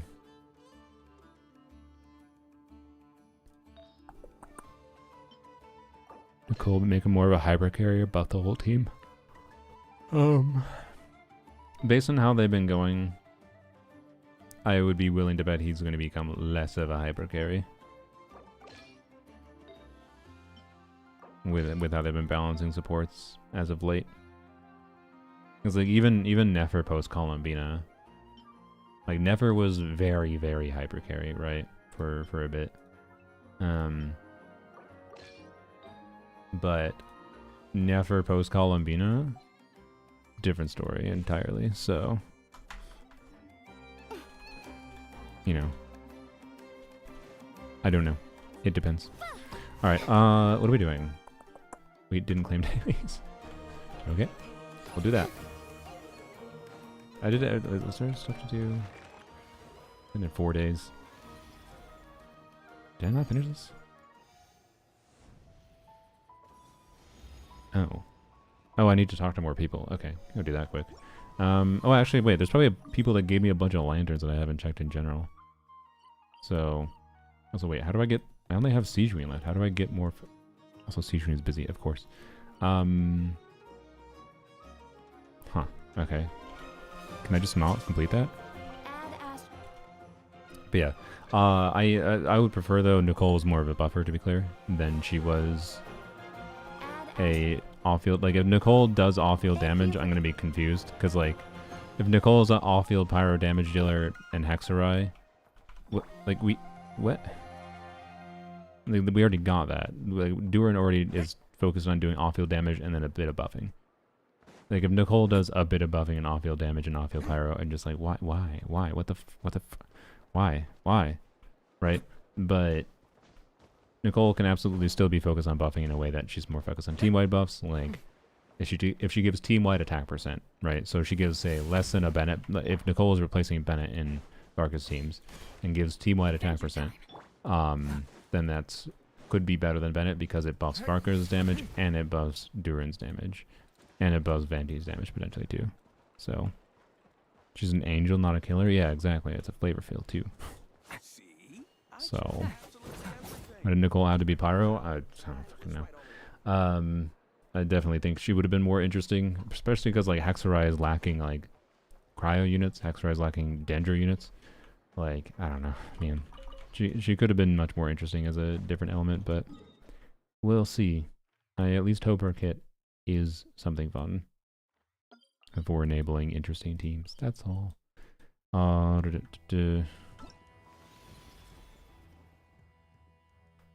Farina level of sub DPS, what could we consider balance for Nicole? No, I don't. It doesn't matter. I would prefer she does no damage. I just would prefer she's pure buffing, and like she can have defensive utility too. Like probably as a shielder. I would be surprised if she wasn't, to be honest. But latest sus leaks, I haven't seen what you're talking about, so no. Also, sus leaks are just garbage, anyways. They're always garbage. They sometimes have like one little nugget of truth in them, but then yeah. So anyways, thank you Girato. All the Dias and Candace is Lanion. Wait, I can't do that, I forgot. Okay, character review and cooldown, it probably is, yeah. Go to nighttime because it's better. My gift? Yeah, violet grass, I think. Wait, was that violet grass? Sorry. Thank you for the flower, regardless.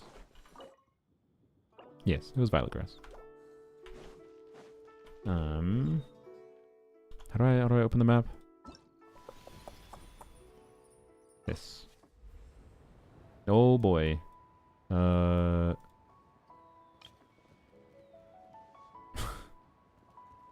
Oh boy,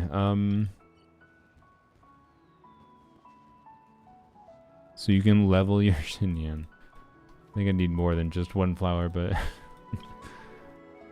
maybe soon. I am tempted still. There's a million characters I'm tempted to.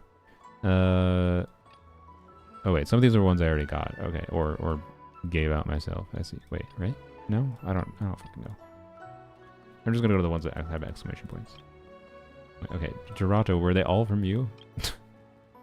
how many violet grass did you give me, Girato? Okay,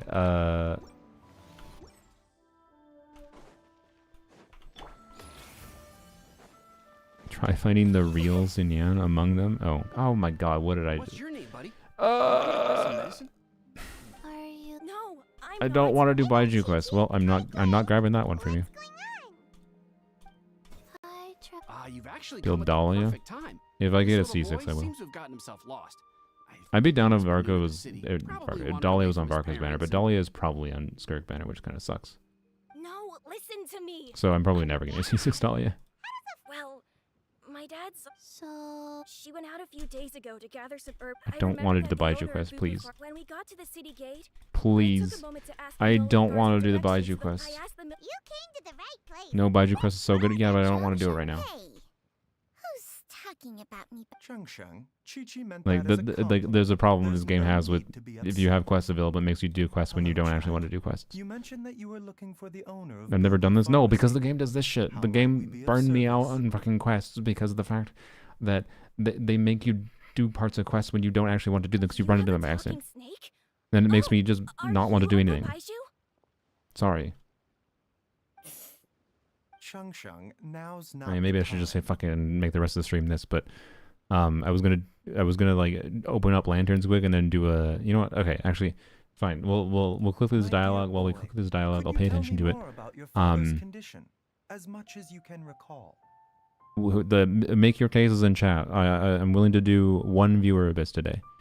Make your cases in chat. I am, and what I mean by make your case is like, you know, you can outline your situation in as simple terms as possible for me logging into your account and doing this abyss.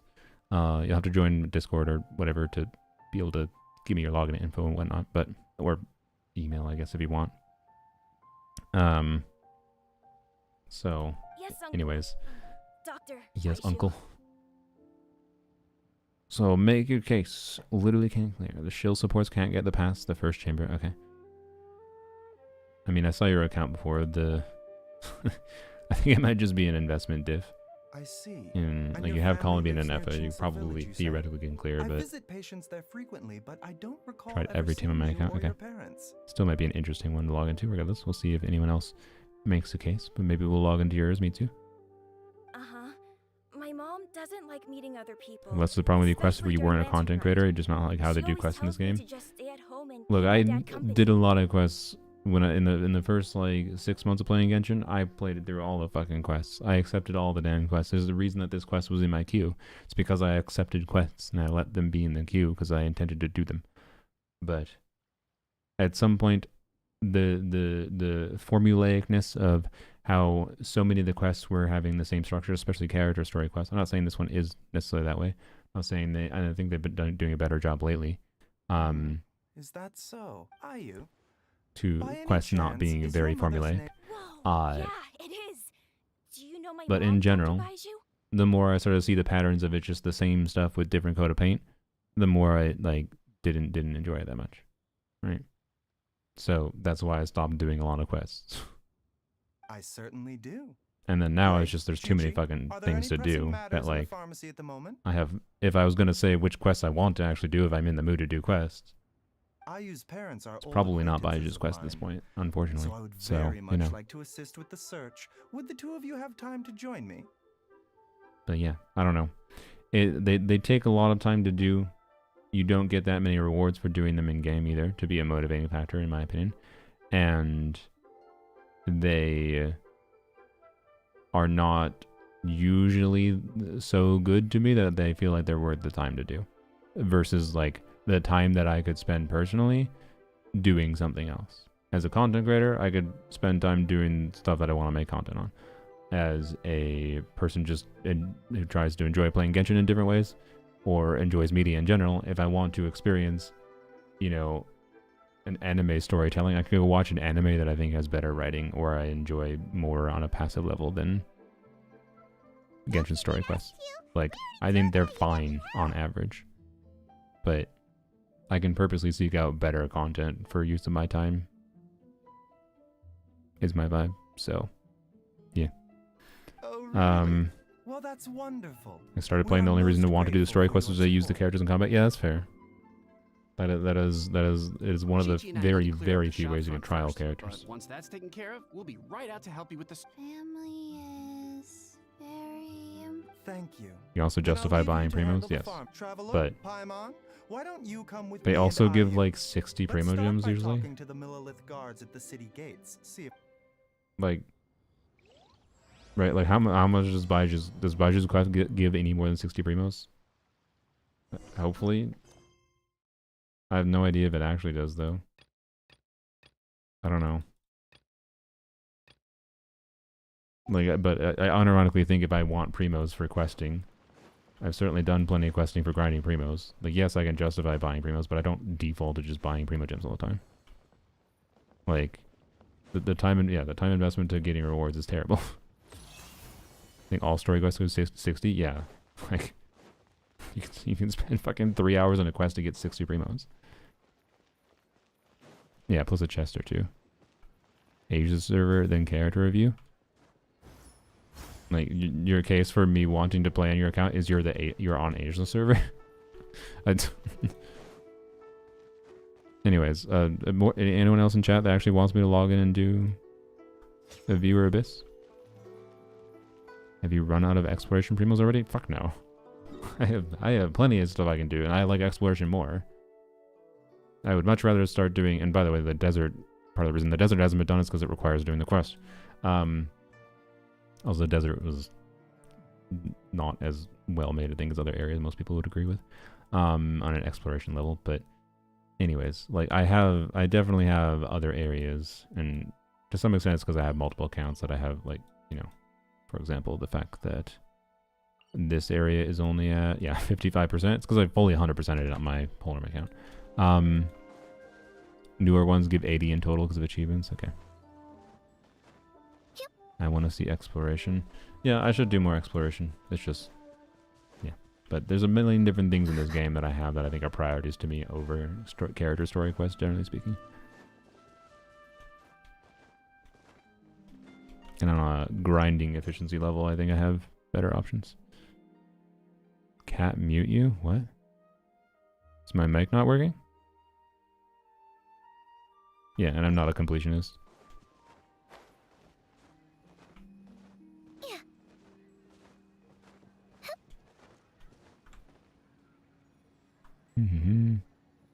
Sorry, I'm reading through some of the YouTube comments.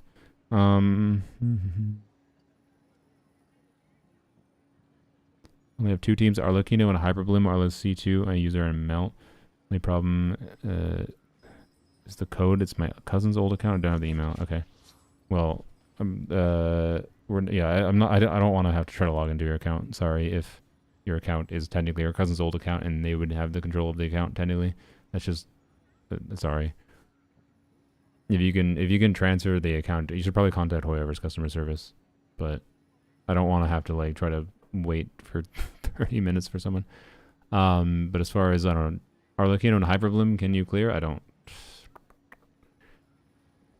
I mean, if Arlecchino is C2, I would hope she should be able to clear, but it ultimately is going to depend on your supports available, as always. Furniture is made from strands that are smooth, thin, and strong like silk. At a baseline, Furniture though. like that can be just as precious as a silver family heirloom. Arlecchino Overload, no for exaggeration. example, or other Arlecchino team formats. Arlecchino could be used on the first side with you know, whatever.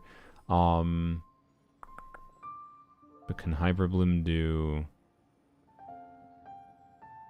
Yeah, you said you have Arlecchino. I don't know. Arlecchino, I would think Arlecchino C2 in various team formats. Monopyro, Overload. Overload would be the best because of, I think, various reasons, but maybe not. I don't know. Oh, my Either plan way, for the day? Arlecchino C2 should be able to handle Kind of second whatever I side. feel like, I suppose. You need to be Same smart with what you tomorrow. do for the Hera, And though. the day after. Like, you might have to do a specific team for the Hera to, like, I don't know, Crescent Pike, Xiangling, or whatever. So, anyways, good Kokomi. But the first side, though, like, I don't know, I don't think you Hyperbloom the first side. You can Hyperbloom the second side in theory, and Arlecchino try to use Arlecchino on the first side, but then I don't know. Swallows nest when skies are fair. I They hide when storms are in the air. don't think Hyperbloom is impossible to clear on second side, because you can use Llama Hyperbloom. Like, but if it's not Llama Hyperbloom, I'm gonna say it's probably not possible. But even then, it's gonna be like the Hyperbloom is pretty single target, and the second chamber is a little bit more than just single target. So I don't know. I don't know if it's theoretically impossible, but I'm willing to bet it might not be possible if that's literally your only teams that you have invested, but it might depend on what supports you have that you didn't realize were an option that were compelling. So, yeah. I'm only a completionist if there's actual new content behind collecting all this stuff. Just to check a box and make a number go up, I don't care. Yeah. Someone posted successful C2 Arlecchino second side clear in Discord. Yeah. I don't think it's like a C2 Arlecchino should struggle on second side. But as always, it just depends on the supports, I guess. But yeah, like an overload C2 Arlecchino. I could go use Arlecchino in this Abyss without a problem, right? She'll log into poems only while I do not have Chevy, Llama, or any Nocra characters, so probably not. Okay. Llama isn't even, like, Llama being able to clear with Hyperbloom, isn't even, because Llama's a not-cry character, by the way. I mean, she would help for, like, the Hera. But it's just because Llama's a massive damage uplift for Hyperbloom. So, like... And you kind of... And if you're not doing double not-cry teams, then... Well, Llama being a not-cry character, because you could do double not-cry for Chamber 2, I guess, with Llama, I know. Right, but... Anyways, also in that regard, if you have Yehoda, maybe Yehoda Bennett, I know, is an option. For something? I don't know. Anyways, I didn't switch my count. But even without Ascending Gleam, though, for the second chamber, like Llama, Hyperbloom, in theory, could reach the DPS check with like an Arlecchino C2 on the first side.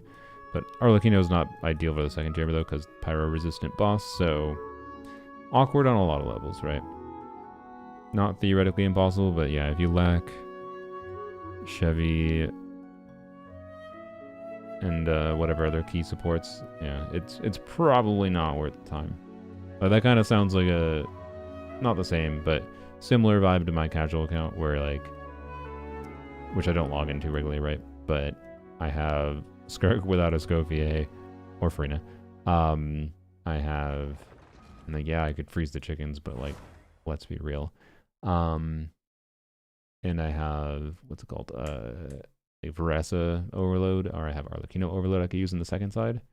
And like, maybe I could theoretically clear, but like, it's super sus and probably not. I think the DPS check on the first side is too high. If I had Escovia for Skirk, I probably could, but you know. So I think you're in a similar situation as that kind of mind, just like not quite having the carriages available, but I could be wrong. I'm just guessing without looking at your account. Do I have points here? No. Oh yeah, I haven't done the... I need... Okay. I am not in the mood to do mini games right now.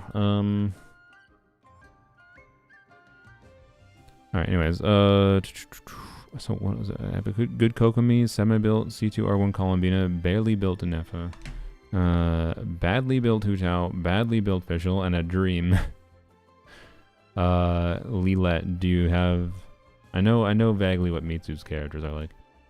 Do you have a UID you can give me? I want to check your profile quick.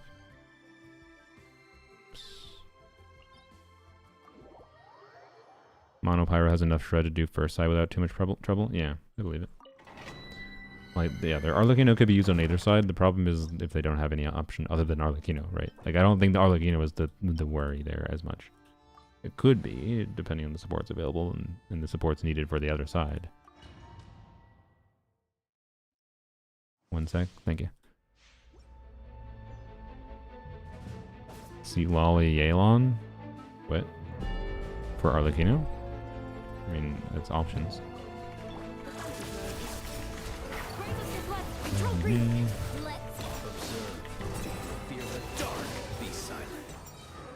Turns out you have C5 Chevreuse. Wow. That's unfortunate. Not that it's impossible to have decent teams with not C6 Chevreuse, but the more and more awful they've been making Abyss cycles, the more and more I'd say having C6 Chevreuse is more important than it was in the past. It's annoying. Chevreuse is still nearly a fully functional character without C6, but becomes much more compelling with it for sure. Wow. Wow. Need to put units on showcase? Sounds good. We shall control breathing. Let's Close your eyes. Be silent. Yeah, Llama Hyperbloom for Geo Golem. I mean, it's like she gives Deepwood Res Shred and Llama Res Shred with its base resistance. Like, you only need for a 90-second clear, to be clear. For a 90-second clear on the Golem, you need like 30, 34, 35k DPS. It's not actually that high of a DPS check. And I feel like Llama Hyperbloom with the inherent res shred it already has built in, would have enough DPS. Oh yeah, also that's true. I know you could, if you're using I know, you could destroy the shield.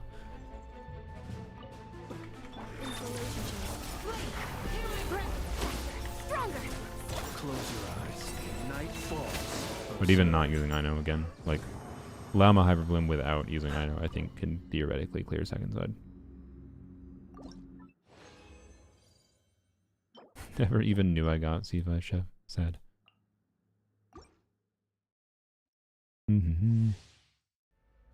Our clearing Llama, Yehoda, Dura, and Mulan in the second one, and still had to do a different team for the Golem. Llama, Yehoda, Dura, and Mulan. Well, in that team, all you had was 15% res shred from Duran. To be fair. And also you're not getting any, you're 15% res shred for elements that are not your main damage source, aka not Hydro. So like the main way to bypass the Golem is having res shred sources. Like that's the difference between Llama Hyperbloom has a total of 55% Dendro res shred, and its shield, I believe, or when it has a shield up, I believe the Golem has, like it is Golem, has 70% res, if I recall. I'd have to go double check for sure, but that puts its res down to like neutral res basically, and you know you're not gonna get your 50k Hyperblooms, but you'll be doing enough damage, right? But you know, with Mualani, if you want to use Mualani for the Golem, you'd have to do the same thing. You'd want to use teams that have more res shred available. So they'd be like doing annoying setup sucrose stuff would end up being much stronger than that burning team. Not necessarily because it's on a sheet DPS level because it's better, but because on a brute forcing level you need res shred to bypass brute force, or to bypass high res mechanics. So to be clear, with enemies in like Stygian that have like 200% res, doesn't fucking matter. Having 55% res shred doesn't really do that much. So, anyways, Golem would never just brought Ning Wong. I mean, yeah, that's true. You can do stuff like that.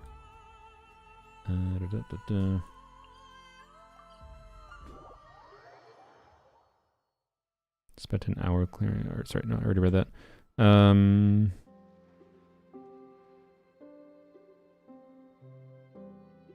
Managed to clear the one side and usually do Kokomi DPS on the Frost Knight Hera in Overworld. I don't know what the Overworld Hera's HP is to know how good of a metric that is, to be honest.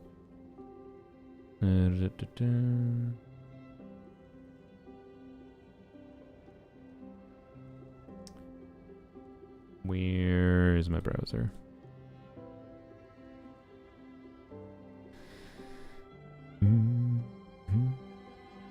I love the music in this area. There we go.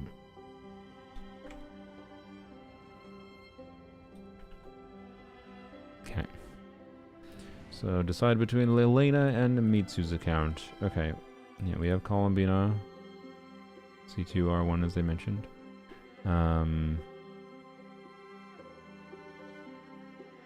This is quite low crit rate for an Albaid Columbina. They are merely talking shadows, Um, chattering away endlessly about their past affairs.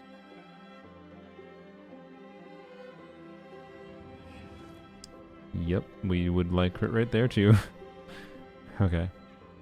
And weapon's not leveled yet, which matters a lot. This would be, we'd have to use a different weapon on her for now.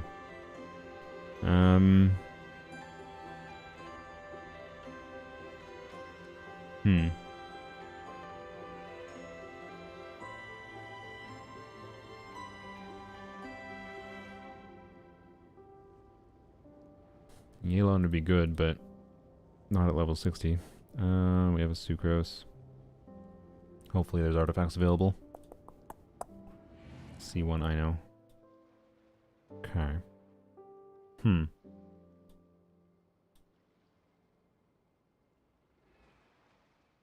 trying to think. So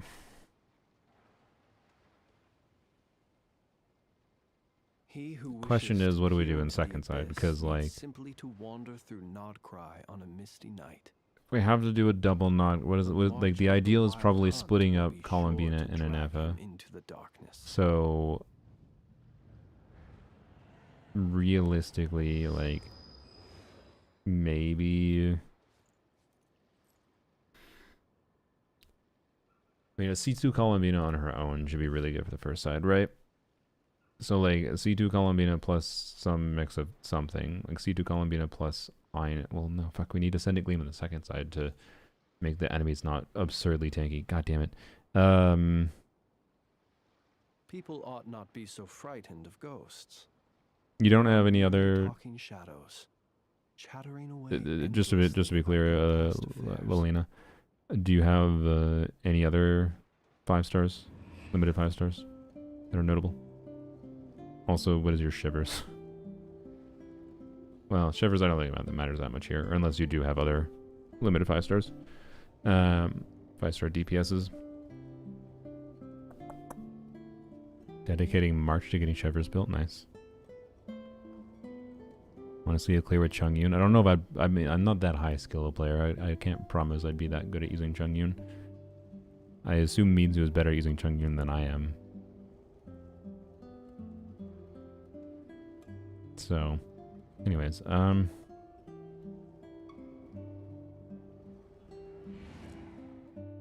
freaking goddamn it! The freaking chat wasn't updating. Dang it, Firefox. Artifacts are a situation. Shivers doesn't exist. Okay. Don't have any other limited 5-star. Okay. Officials level 70. No. To be clear, your AR-55, I understand. To peer into the abyss needs simply to wander through Nodcry on a misty night. I don't think also it's a Caesar Hutao, heavily. To drag him into the darkness. Primarily just an issue in me, to be clear, in being able to play a Caesar Hutao well. Yeah, my thinking would be... yeah, you don't have Lauma for DPS Columbina either, do you? Because, like, if you have Lauma, then obviously it'd be, you know, just like DPS Columbina first side, and then go do whatever on the second side with Inefa, I know. Inefa, I know, Hutao, Yelan might be fine. Might. Hydro infuse the Hera, you get free Hydro Aura, Inefa's damage go burr. And then Hutao gets free vapes, probably clears Hera. At least with, I mean, the builds would be a little awkward to be clear, because again, like not leveled weapon, need a crit rate circlet. Also, this is 2-piece, no piece. So theoretically, right, it's not that far away. DPS Columbina is first side comfortably? Okay. The issue is more that... Okay, are you using Inefa on your DPS Columbina team, though? And I... Well, you're probably using either Inefa or I know, right? Is the problem. Like, that's my thing. How do we take advantage of Columbina on the first side without using Inefa or I know? Because Inefa I know combo is what we want for the second side, most likely in this Let count. us have a modicum of patience for the richness and Yeah, this time complexity 2-piece, of 2-piece. humanity. The wanton cruelty of the few Crazy to is own not Z2 worth being with our that sig ire. and having that build. I mean, it's a new artifact set. Although to be clear, Lelena, if you're planning on playing main DPS Columbina with like her on field, you should use the non-cry DPS set. That would be better and gives you free crit, right? So, anyways,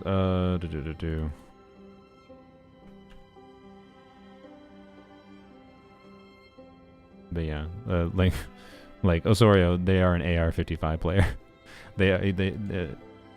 This account is 100% in the situation of I have 500 different characters to build and only 1 resin per day to build them. Like, eventually the problem is solved. Eventually, after you farm artifacts for a few months, you finally end up reaching the point where like, I can finally just like focus down on one specific thing now. But it takes a goddamn while to get to that point. Yeah, I guess do you have a Yehoda? This might be the one of the rare circumstances where if you have a Yehoda, it's a big deal. But anyways, because Yehoda would mean we can have Ascendant Gleam properly. We could do Inefa, Yehoda, Yelan with probably Hutao on field still. I don't really think there's a better option. I mean, well, okay, maybe Kokomi, Inefa, Yehoda would be better, unironically. Would it be better? Do we think Kokomi, Yelan? I mean, it's a level 60 Yelan. Isn't it better to focus on one thing at a time? I mean, yes, but you need to know where to stop. Like, focusing on one thing at a time is not going to get you to clear Abyss, right? You need to have multiple characters. You shouldn't over prioritize, you know, min-maxing your Anefa build when you need to get your Anefa built, and it would be ideal to have just other characters built in general, right? Like, I don't even know if Lelena has... They're an AR-55 player, and they obviously had other priorities, which is fine. But I'd be willing to bet they don't have full EMVV for Sucrose, for example, right? Which matters a lot, potentially, for Columbina and Anefa's damage, as an example. So, Anefa's skills aren't leveled at all. I mean, yeah. To be clear, it doesn't matter that much. Like, as far as resource prioritization goes, I don't think they need to stress leveling Inefa's talents. Leveling Inefa's skill a little bit is nice, though, for the shield durability. Like, I would level it up to 6 at least. If not higher, because shield nice. But most of her damage comes from her passive, right? You don't really need to level it up for damage that much. So, yeah, anyways, their resources are split between a lot of different things right now. So, yeah, and it takes a while before you can get to that point. And I think getting more artifacts in general is probably the priority, because this account would be living probably the 2-piece life for a while.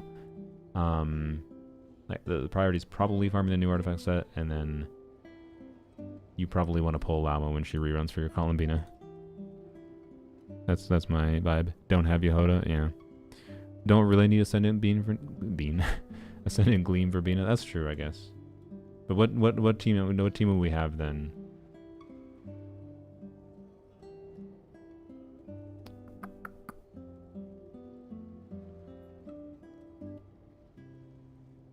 This is the count that can probably use Hex as a better 2-piece. Yeah. The problem is I think they probably should farm more of the non-cred DPS set with Serenade to build out some options, because I think getting that as a combo going faster with various characters is more relevant than over farming the new set when they don't have... Like to be clear, getting a Nef on Albid and then getting good 2-piece is as good. Or if they got a 4-piece Hex, that was better. But, you know, definitely gonna put Blama. Yeah, I'd be surprised if you weren't gonna try to for getting the most favorite Columbina. You probably already have a good one. I mean, maybe. I wouldn't necessarily assume they have a good 4-piece of that. They probably have okay options, yeah. But Nefa's on 2-piece, no-piece, by the way, and one of those is these, which is... Oh, it's not leveled up fully, so...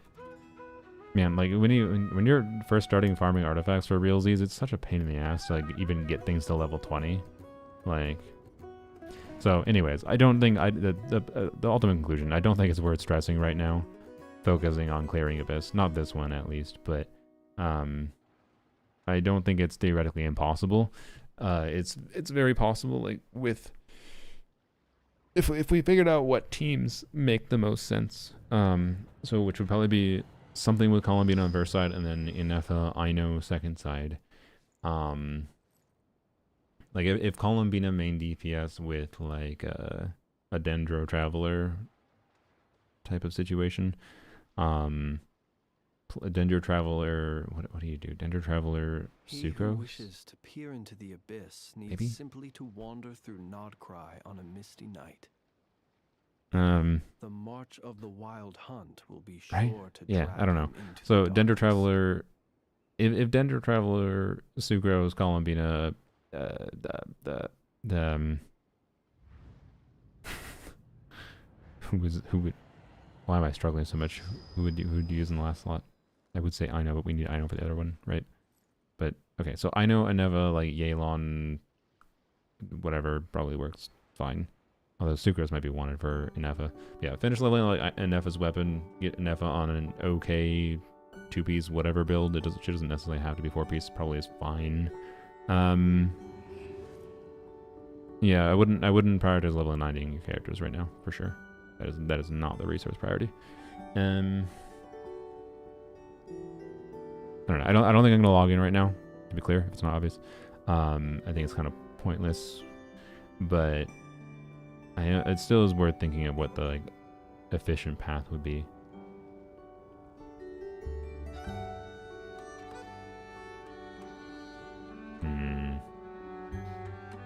Yelan can use Serenade. I think it's farm some of Serenade and Night Sky. See if Columbina main DPS with Dendro Traveler can clear first side. I really have no idea how well it'll do. I'm skeptical of it, but... Oh, you just want a Bloom Trigger or something. Yeah, duh, I'm stupid. So you want, like, Columbina...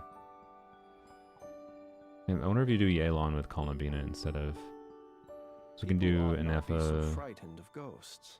I feel like second side would be like Anefa, Talking Kokomi, Aino, chattering away endlessly about Sucrose. their past affairs. So get 4-piece VV on Sucrose. EM main stats would be ideal. So that would be just like Strongbox and VV, to be clear. Not from the domain directly. And then Columbina, Yelan, Dendro Traveler, and then someone who can trigger blooms, which would ideally probably be Kuki. Even if it's a C0 Kuki. But then Kuki would have to be leveled. So, like, if there's a Kuki available on the account, I could see in, since the Abyss just started, I could see in the month being able to clear. It's just would take a really specific focus on doing that. I don't think it's necessary. Like, it'd be just if you want to for your own accomplishment. And the second side would be relying on Anefa a lot. First side, having Yelan more level would be nice, but it's probably not something to over-prioritize. Oof, no Kuki? Shoot. Then it's probably Fischl, I guess. But Fischl's not very good at triggering Bloom Cores. Maybe, no, I was going to say Lisa, but I don't think so. I'll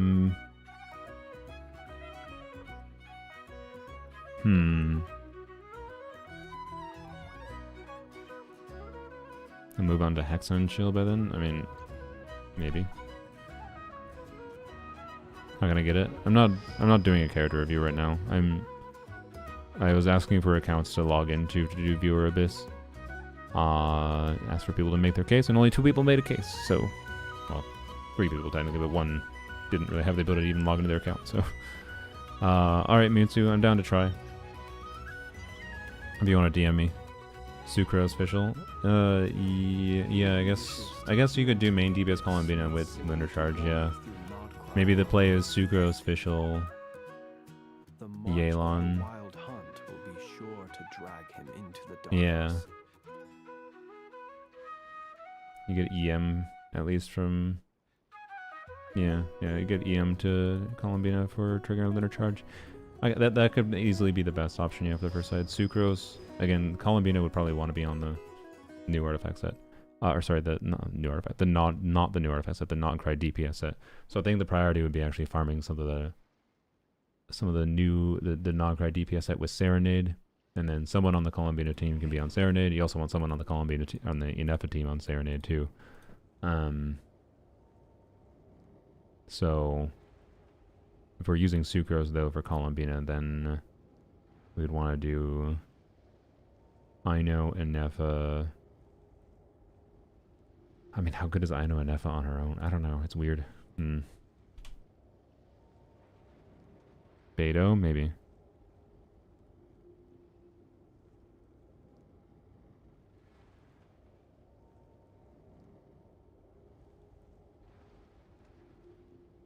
Okay. I'm sorry I never responded to your other message with a kit. I think I probably read it at some point when I was sleepy, but then didn't properly respond to it. I oftentimes look at DMs, but don't like completely take them in. I apologize. I don't respond to DMs. Okay. Turtle. Let's log in. See what happens.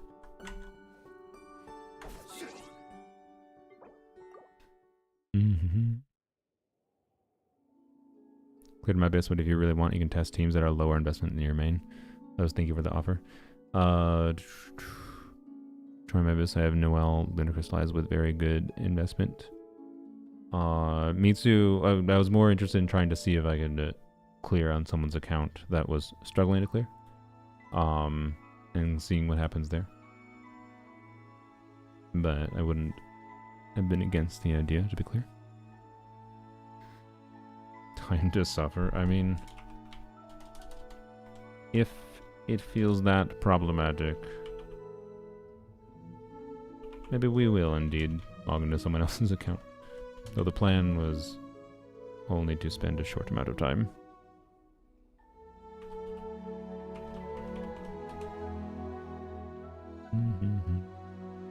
If I have to use Jung-Yoon, it's going to be a little harder. I will say. We'll see what we can do. This is an NA account, right? I guess we'll find out. We can go for 9 hours like my Stygian. No, I want to avoid that. I don't have the energy for it even today.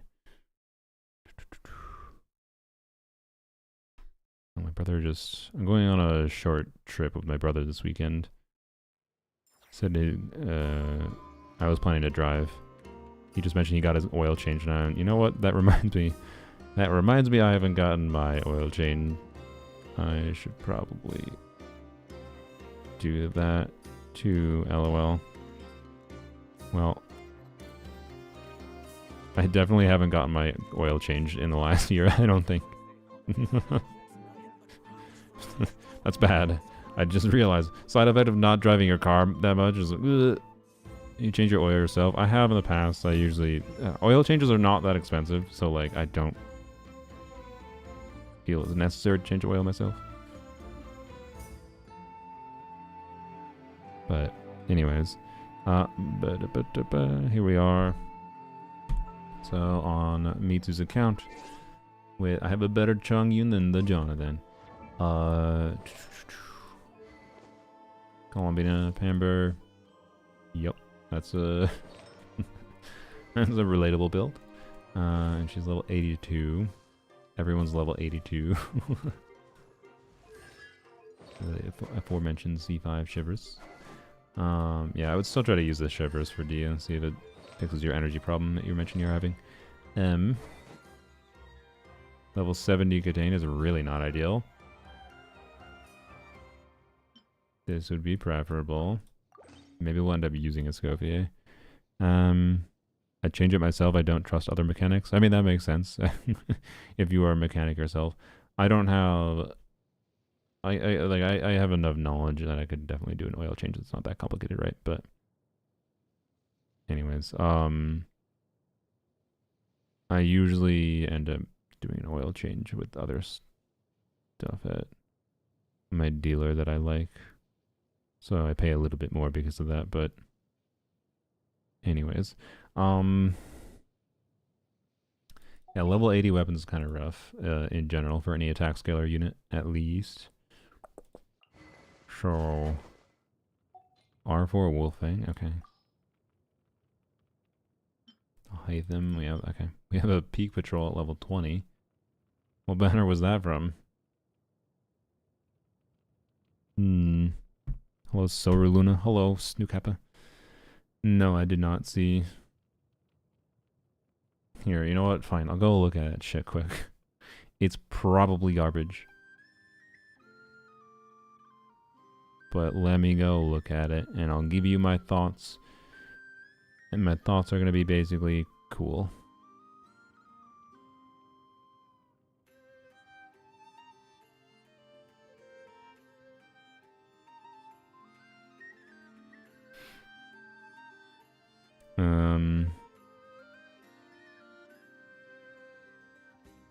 Okay.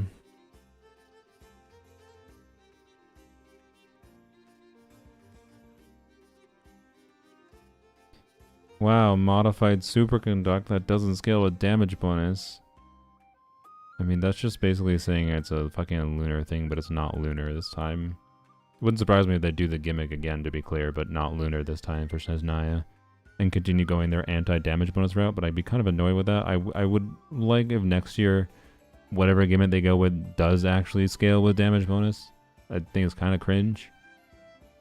Like, I'm not gonna lie, like, lunar stuff, at this point, I think lunar stuff not scaling with damage bonus, I feel like was primarily a thing they did to simply try to make sure that the new characters teams were like only primarily synergistic with the new characters, and so that, you know, characters like Eon-san were worse for Flynn's kind of thing. So they're going back to damage bonus. No, this says it does not scale with damage bonus. So anyways, I could easily believe this, but also could be bullshit. I don't know.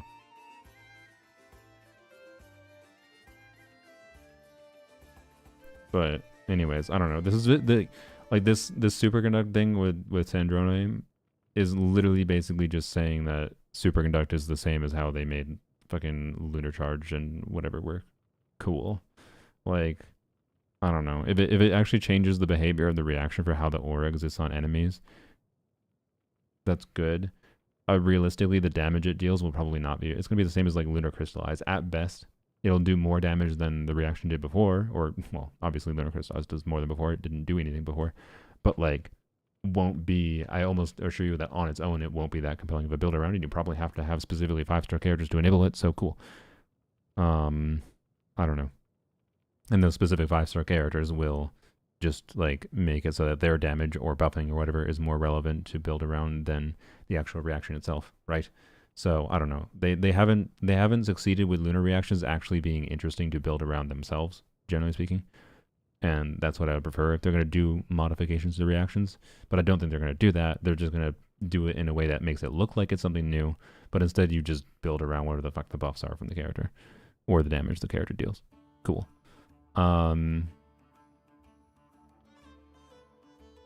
So we'll see. It could be interesting or it could be just kind of pointless for, yeah, if this is accurate. So, meh. This is all super, this is super sauce, by the way, with how early this is, by the way. Like, fucking absolute, like, crapshoot bullshit. I'm looking for the general tells, though, of... Oh, I saw, no, okay, I saw part of this before. I didn't see the other part, though. Okay. No, sorry, this does have some of the tells of being a bullshit leak, because the tell for bullshit leaks to me is when the leakers start having theory crafter takes on kits. And case in point, the devs won't design a second llama. Nicole C0 has an incomplete kit, only giving attack percent buffs. Her buff duration can be extended by Hexarite damage. The damage percent buff is moved to C1. However, her base kit has Chiori level off-field damage. And then there's a question. How locked is Nicole team building?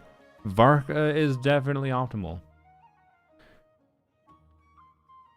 The problem here is they just gave us information that implied things that would mean Nicole buffs in ways that Varka probably wouldn't be needed. So either they're fucking lying, or they don't know shit about how this would actually impact team building for the game, if it is accurate. And that immediately makes any of their statements extremely questionable, because they're making theory crafting takes rather than just like providing the information that they have about, like, okay, if she has attack percent buffs, what kind of fucking attack percent buff? You're gonna say team-wide attack percent? Like, stop giving fucking whatever. Anyways, and like, how locked is Nicole team building is someone asking that question because they're like, oh, does she have a passive that says buff more with more Hexarite characters in the team, like Escoffier does with Cryo Hydro, right? Does Nicole have give 800% more attack when 4 hex arise, and when 3 hex arise, give 2 attack. Right, that's what they're actually asking. They didn't ask whether the fuck Varka was optimal. So, idiot leaker is my vibe. And anyways, I hope this is fucking bullshit with Nicole doing off-field damage, because Nicole doing off-field pyro, I think, is just fucking confusing, because we already have fucking Doran. We don't need another goddamn pyro hexarite that buffs and then does off-field pyro damage. We already fucking have that. We already fucking have it. He does buff and does off-field pyro damage. A character does the same shit but buffs slightly differently and does slightly different damage is not interesting. Anyways, but if she is focused basically entirely on buffing and doing no damage, that's much better. And also, like, doing application off-field can be a downside, because as soon as you put Duran in a team, you need to be having a team that works around having pyro off-field, right? If you want to, for example, let's say if you want to use Duran, you don't use Duran in the Moika melt team, right? Because Duran's extra pyro it wouldn't matter how much he would like give stat buffs, for example, because he would make it not possible to melt in your Moika, right? So if Nicole is a buffer, I would prefer she's more buffing focused and doesn't do any application. I like Duran, I like that he exists, but we don't need someone that's just the same as fucking Duran but slightly different. It's like a Shivers buffs attack, that'd be preferable. So, anyways, yeah, this seems like speculative bullshit that anyone could have come up with. Anyways. Just make Nicole Duran do with attack percent buff slapped on top? Yeah. Which is... I certainly hope they do something better than that. Anyways. Seems all pointless. Seems all literally pointless.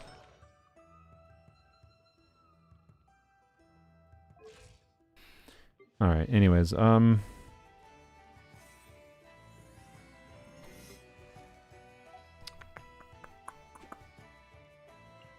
90 Navia. Me too. Okay. Does she have a build that got yoinked for someone?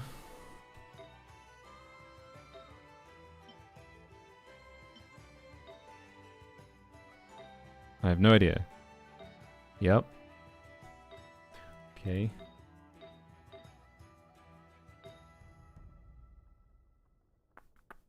That's pretty meh. Venti and Yai. What sets?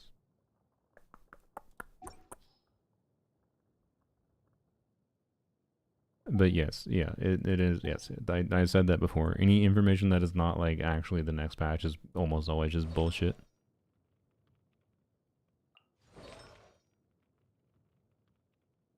That's why my point was, reading through that was basically, yep, how bullshit is this? It reads like bullshit to me. I would be surprised if most of that turned out to be true. That all just seems like things you could, like, make up from what currently exists in the game.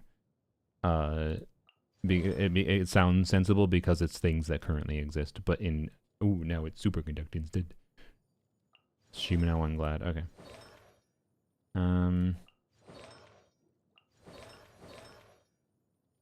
Interesting, we have Frina Escoffier. With no relevant hydro or pyro. Hydro or cryo DPS? Curious why you pulled Escoffier. I mean, you had Shenhe, I guess. Oh, Chongyun. Duh. I'm a dumbass. Don't worry about it.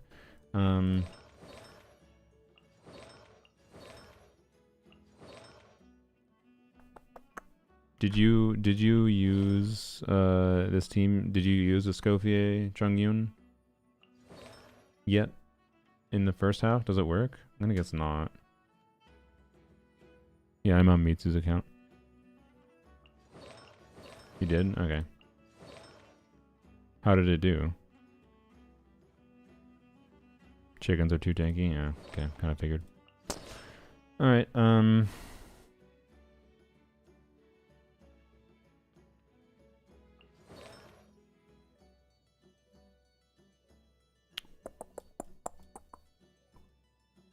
so we have Llama, to be clear, right? So, like, without Chongyun, Columbina Neva first half, Lauma, I know, second half, with, I don't know, Singcho, plus whatever, oh, do we have a Kuki leveled? Am I blind? Level 80 Kuki, everyone's level 80.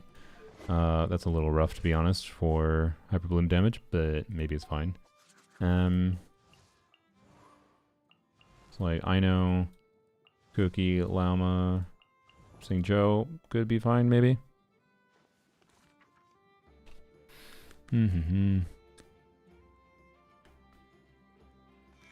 Although Hera seems cringe. Alternatively, why don't we Navia Columbina on second half? That should be very doable. And then we Inefa Farina. We don't need Ascendant Gleam, right? For any particular reason, I don't think. On the first half. We just want lunar damage in general. So yeah, I think just Inefa Farina Yai Sucrose. And then wait, can we get away with Chongyun? With Lauma? Is that cheating? I don't know. What can we do with Chongyun elsewise? I don't know. Like Hera. You get free melts if you do something with Pyro, but Chongyun's value is like some front-loaded DPS, but that won't matter that much, I think. Rhyme Grass better exists now, yeah. They have Yehoda. I don't know if Yehoda matters here. We do have a level 1 Yehoda.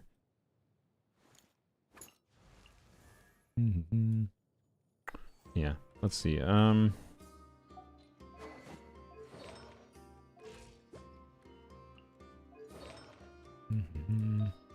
we have a crit damage circlet?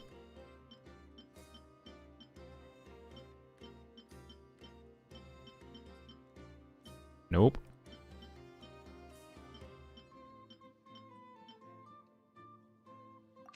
That is a circlet and a half, by the way. Wow, that's impressive.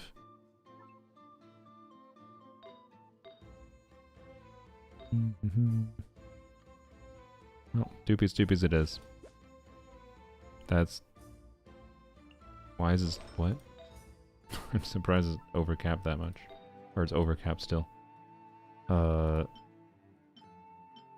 guess, okay, yeah. The weapon? Yeah, I know. I put Deathmatch on because you had a level 870 Katane. That's kind of bad. That's kind of bad.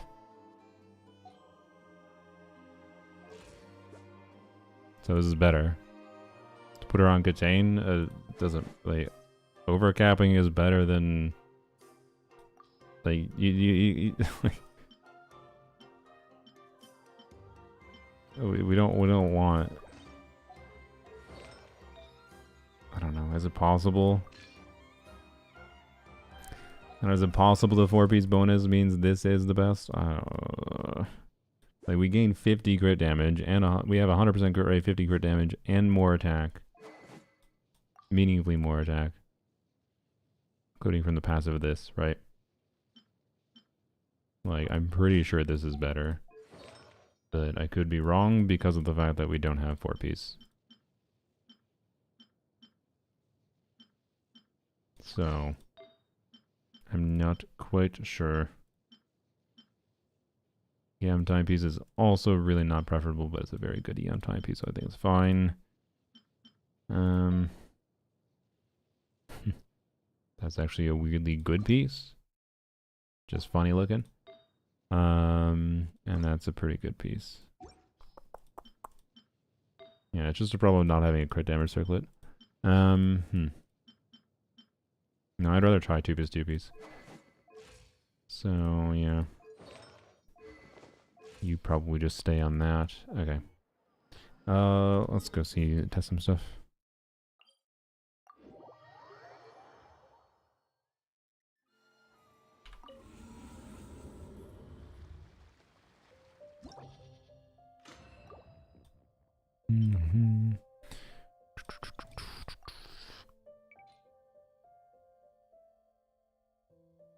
Sorry. Okay. Oh yeah, second half is the lunar crystallize buff. So if we run with what that idea was, this. You think we can throw in Chungyun here? Freeze the chickens at least, maybe. Reduce cooldowns, something. And then we'd have to add in. Well, do we have to add enough healer for Frina? Doesn't affect Neva. Probably should. Let's make sure it's a C0 Frina, right? Yes. Golden Troop, Favs. Okay. I mean, it affects Chungyun, I guess. If we want Chungyun to get better damage. So...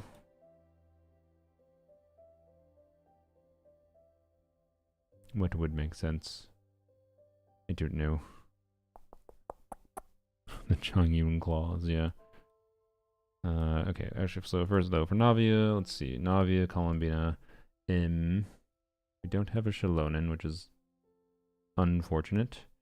In fact, we have none of the most compelling options for a second Geo unit. So... I wonder if I can use a Scopia here. That'd be funny. Think this will work? Did we keep up enough Hydro Aura for Lunar Charge? I'm done to try it real quick. Let's test to see if it works at all. Eonson or Duran? Yeah. I think we want to use Duran for sure. Just don't know what we use in the last slot for Navia. Normally you want to do double Geo. Shenhe found dead. I mean, what are we going to do with Shenhe here? Mitsu already said that Chungyun Farina Shenhe doesn't seem to get anywhere near enough. Okay, A little please? moose Okay. boosh. The pinnacle of excellence. Installation chamber deployed. I don't know why I didn't start earlier with that, but From whence you came, a touch of frost. okay. That took 17 years. Alright. Cleanup sequence initiated. Off to the freezer. One with my blade. Goose on the loose. Jesus, on the loose. Spirit blade. One of them got a shield up again. Well, that took 40 seconds for one. Try to do that one more. It does work, but we have crit also, which is good. Alright, should have done a brainer first. Shower me with praise. Let my name echo in song. The pinnacle of excellence.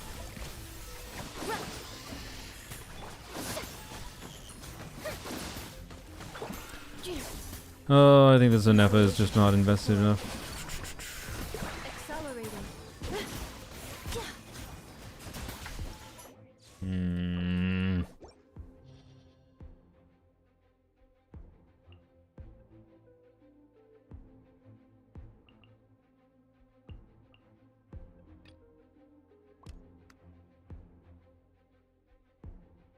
Can we do...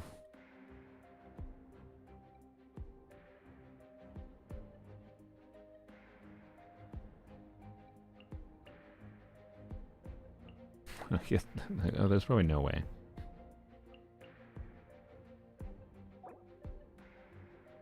Maybe? I don't know. No, like there's no way we cleared this, right? I don't know. I don't know. What's the Navi investment? She was level 90. We had Serpent Spine, which is very good.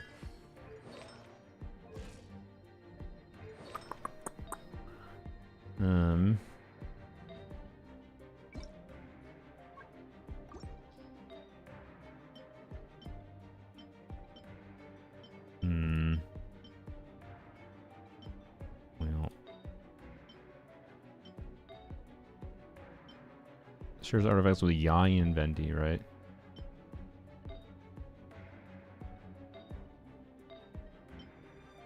I wonder if there's an attack goblet play. Onset attack goblet. Oh, you already have an attack goblet, so yes. And then what was Venti on? Starting to lose a bit of hope. Yeah. It's not that you don't have the characters. I just don't think you have the characters invested enough. Wins. Oh, okay, yeah. Wait, wins? Not that Animo set? Makes sense for Venti, but why would you use that on Navia? Wait, where? There we go. Already have this piece. Could use that piece instead, sure. Okay, and then that gives us 2-piece. That. Yoink. That. Okay, okay. And then probably keep that circlet. There we go. Alright, that seems like a pretty good Navia build, if it ever has a chance. Some more characters and investment. I don't think it is.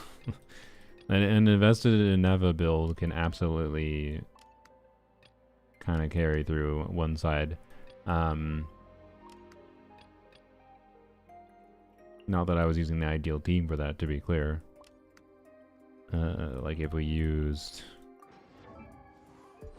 Okay.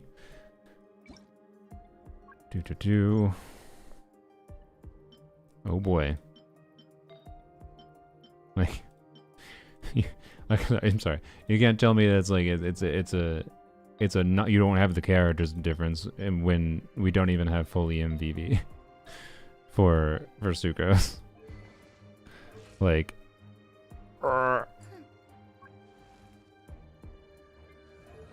that's kind of rough. Crown skill, okay. And Navia will be pretty strong. Let's do her not.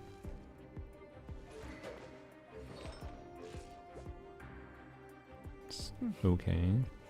He'll do certifiably okay damage and will not have to funnel to him. 4-star goblet on Bennett. Oh boy. Sapwood. Crowned at least. Okay.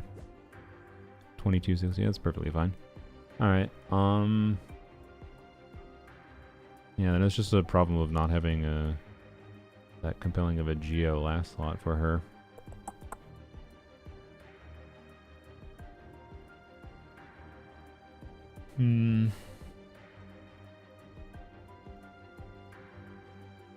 I almost think a Geo Traveler on Shalonen's weapon is better. Actually, I think it just is, right? If you build Geo Traveler with defense on Shalonen's weapon on 4-piece scroll, it's probably better than Kachina. Unfortunately. It's not gonna work. Yeah, I don't think it reaches the DPS required for the second chamber. But there's probably something separate you could do for the second chamber alone, is the thinking. Getting their hair is going to be a pain in the ass too, though. Why do I have no freaking VV? Why? Where the hell is your VV artifacts?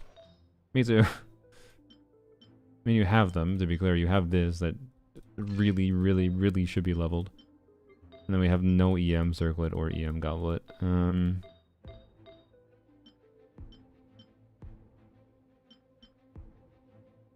Also just a 4-line double crit ER piece chilling out.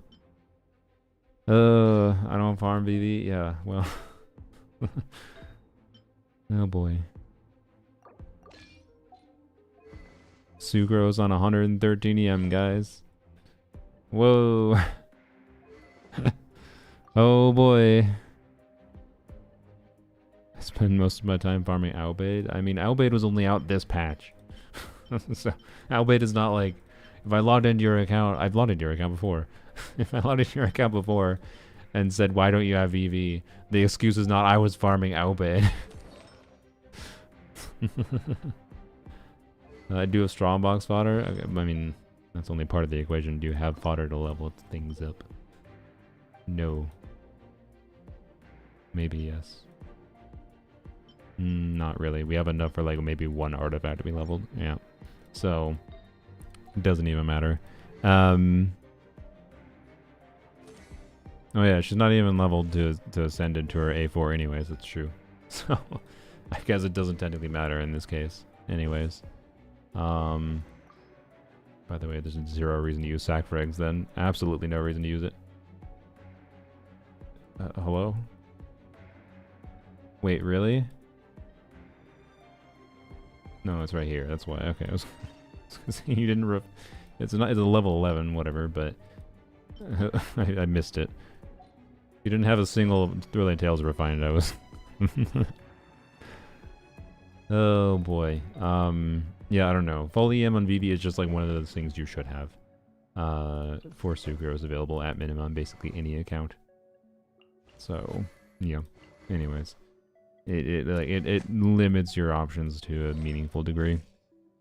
I don't like Sucrose as a character. That's fair, but it is a factor for why it would be a struggle to clear content. That's all.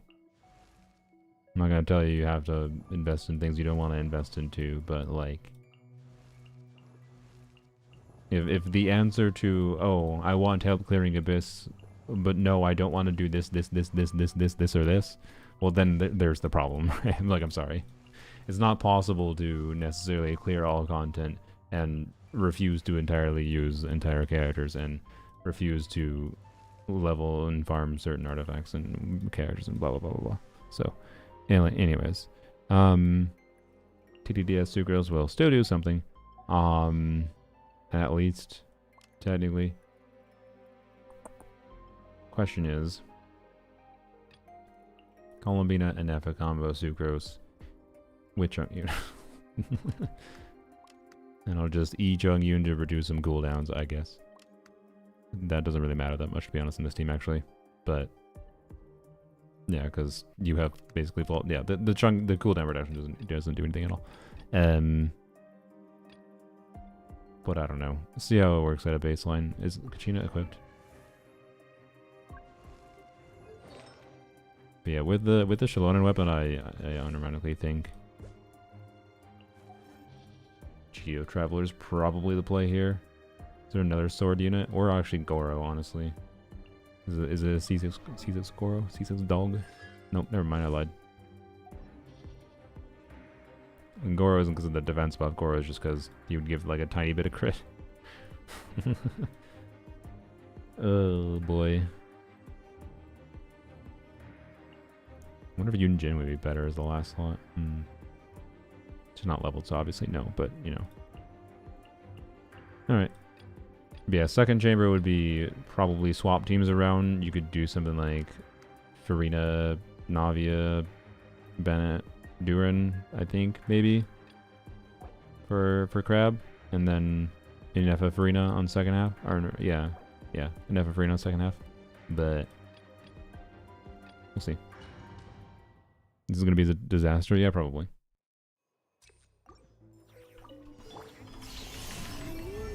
Yeah, a lot of it is just build investment. A lot of it is. Okay.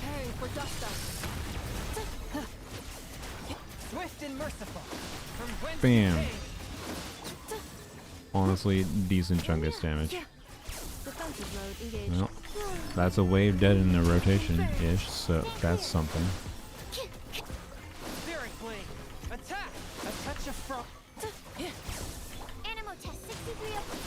Swap to you. Make sure we give that to you.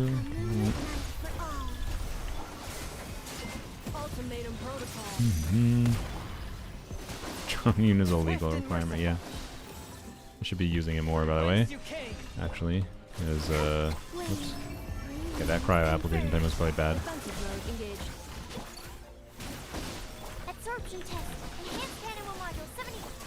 I'm not tracking TDDS properly, by the way, because it's not obvious. Okay, bam.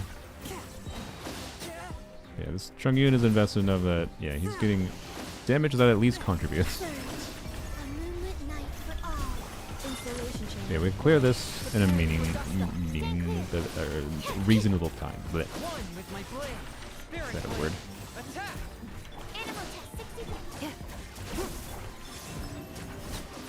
This could definitely be done better than it's happening right now.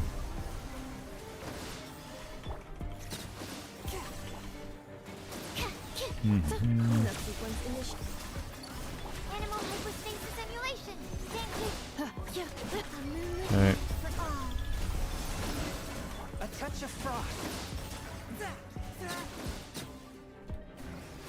Okay, die please. Well, we could definitely get down to an 830 clear for that. How cooked is this though? Oh boy, how cooked is this gonna be? What do we try to get physical? Wait, can it be geo immune? What happens if you do primarily geo damage? I've never actually checked. I guess we'll find out. Proper send down. Turning point in space. Here goes. Teamwork is dreamwork. Huh? Umbrella warfare, I guess. Where'd that Yeah. come from?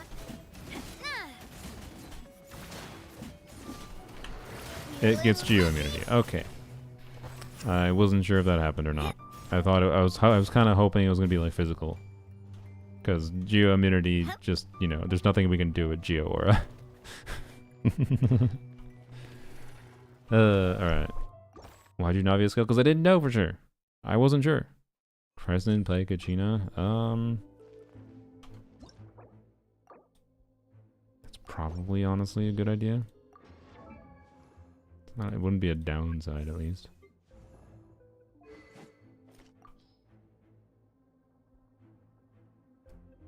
Never mind.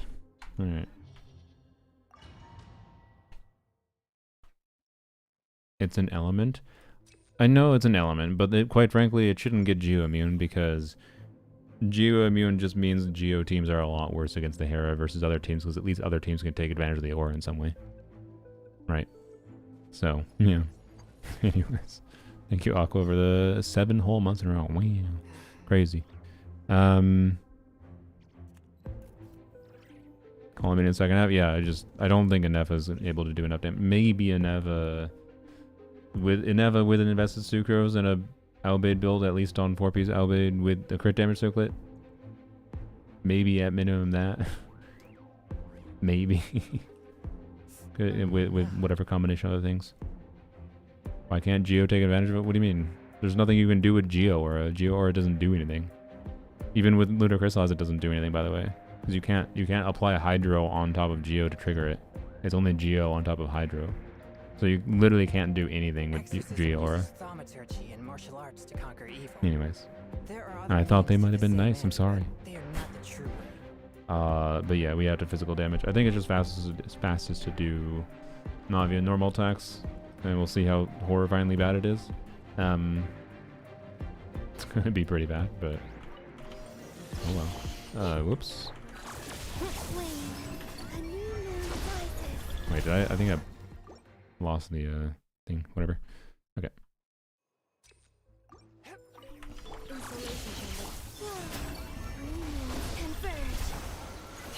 Absorption test. Enhanced animal module 75. Oops, I definitely just gave the TD test to Changyu. Whatever. He needs the damage more. Technically. Definitely. I did that first.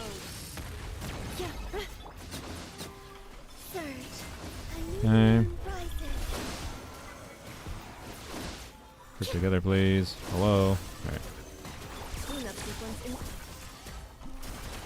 Swift and merciful from whence Bam. you came.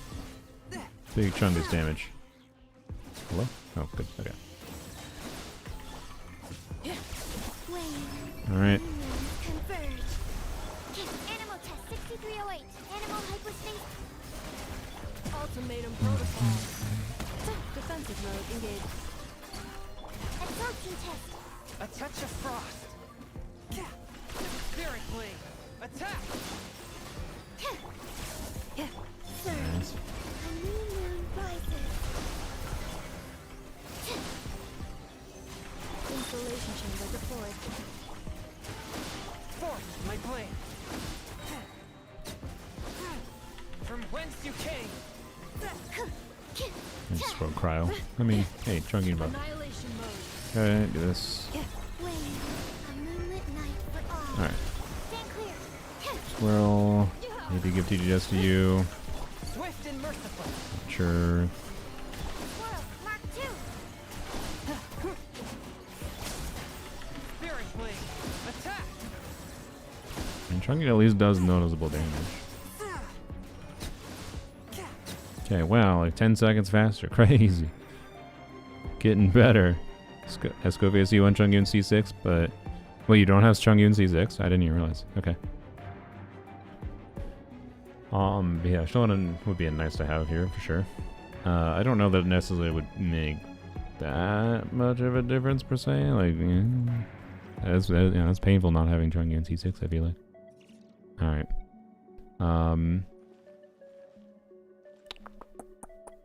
Yeah, I wonder if we can get away with using Durin or not. I don't know if we can. It's a question of whether if Durin's Pyro is doing more damage than if we use Navia, like Navia's physical damage versus Durin's Pyro. Because we need to do more physical damage than Pyro hits if we have Pyro hits going. I think we'll risk it. Story has only just begun. What? I'm going in. And we'll do Bennett. And that just... Oh wait, it's C6 Bennett. Fuck. Shit. Also, stop interrupting me. Yep. It is C6 Bennett. I forgot, which is fair. I'm just stupid. Leave it to me. Okay.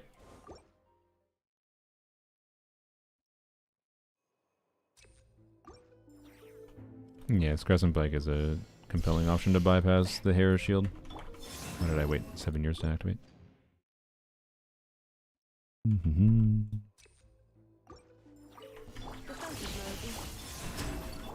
test 6308. Animal hypostasis. Preparing Yep. for dust up.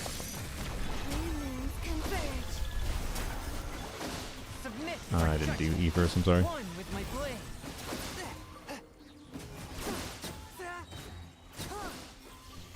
Absorption test. Yeah. Installation chamber. Alright. Animal test 6.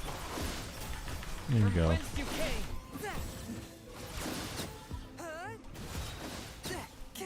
Alright. Absorption test. Cleanup sequence initiated. Ultimatum protocol. Chongyun's on MH, so he's definitely not critting. I mean, he's critting enough. Enhanced animal module I see 75. crits on screen. A touch of frost. Submit for Although, to be clear, putting him on No Blast might be ideal. For, Inepa. Midnight for all. Defensive mode engaged. Animal test 6308. swift and merciful. From whence you came. Wayne. Okay, it's pretty good. Annihilation mode. Absorption test. Animal hypostasis emulation. Surge. Converge. Forth my blade. Spirit Die. blade. Attack. There we go. That was the best clear yet. Told you 830 was doable. Instructor. Oh yeah, that's true. Instructors probably would be the smarter play. Both of them at the same time. Alright. So, no Bennett. We'll see what our physical damage looks like compared to Durin.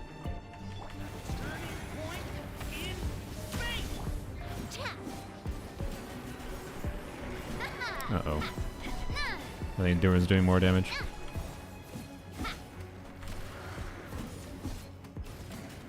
Oh, it takes so long though. It's gonna take even longer without Durin. Ow.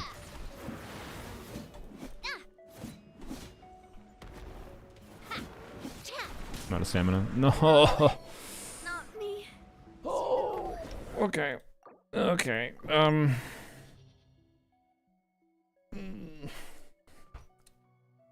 I don't know if I want to deal with the pain of trying to live through that. Is it no, it's the number of hits to get up the shield, but what immunity it gets is based on the damage it takes in those number of hits.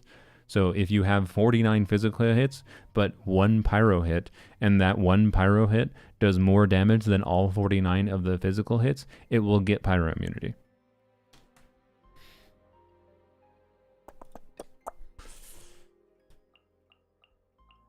Can we just llama?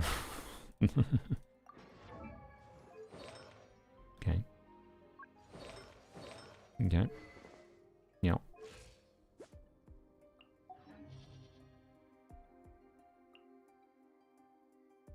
Level 80 Kugi, right? Yeah. Oh boy. Also, Llama on her own getting through Hero Shield's also kind of goofy sometimes.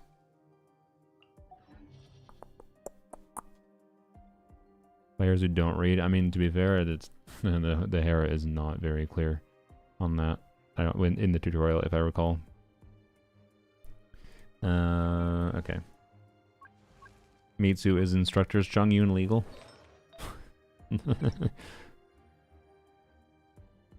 Hydro infusion with Sing Cho. Yeah, we'll do that. Also I should check the Sing Cho build. Yup. Okay. I mean, he probably has enough ER, but I would prefer if he, you know. Okay, well, we don't even have sneeze. Hello, kitten. Alright, well, that's good at least. Sick. Okay, that's not bad. Not bad, actually. I mean, this is not incredible, but not bad. Don't have instructors. Oh my god. Oh my god. I didn't open my boxes, but you've been farming the new artifacts.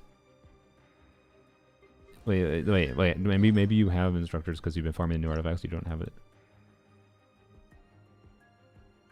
Oh, yeah. Sick.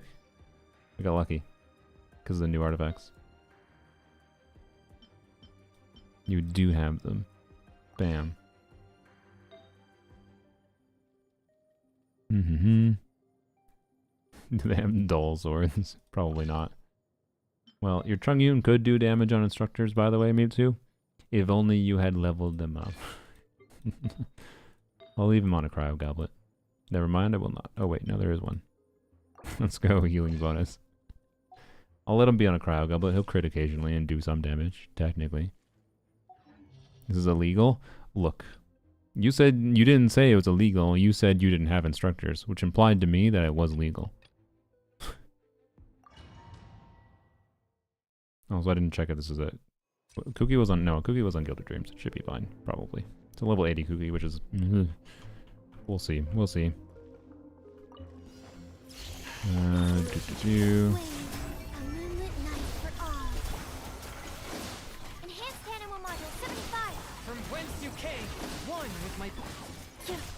Oh, I forgot to do this earlier.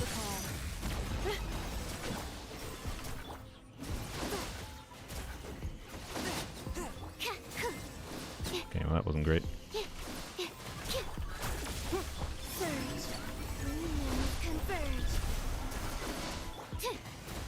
Swift and merciful. Animal test 6308. Animal hypostasis. Excel. Cleanup sequence initiated. Okay. I clear with Noelle, yeah. Even if we had Noelle leveled up here, like we have Navi, we could do like Navi Columbina, right? On the second side, it's just a problem of, I think we need, for the current investment into builds, I think we need them both on the first side.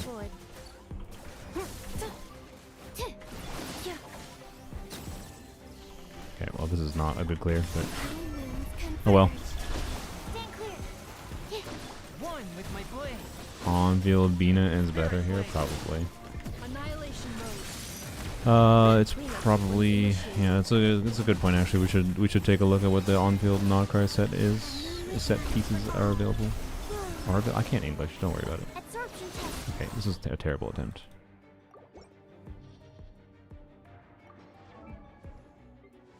You're on, yeah, I'd be on, yeah.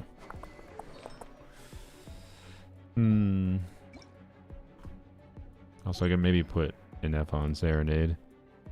Never mind, I don't think I can. Well, there's a crit damage circlet.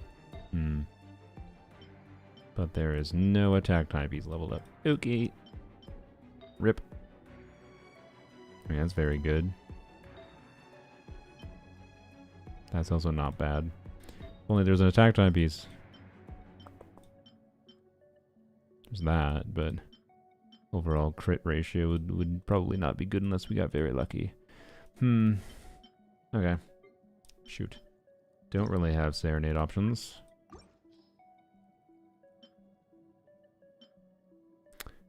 That's a good option. Nothing leveled there, but options. Okay, there's that. It's interesting. There's that, which is also... There's this, okay. We do actually seem to have compelling pieces here that you had on Dia, which is sensible. Also heckin' all the double crit pieces here. Alright, so what do we do that? We do This. This. We can check for a different goblet. Temporarily, just this for now. And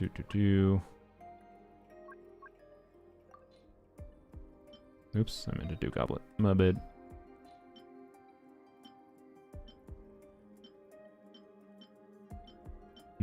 Okay, I guess this.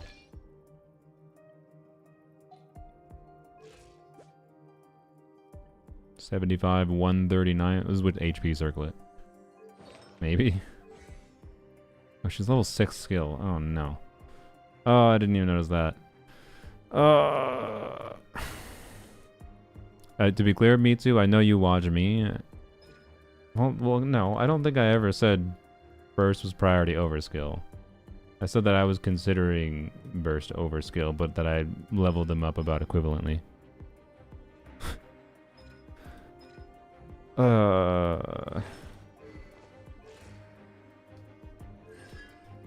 That kind of matters.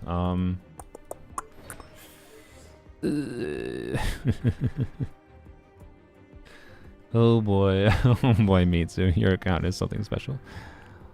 I don't even think instructors was better, meaningfully, but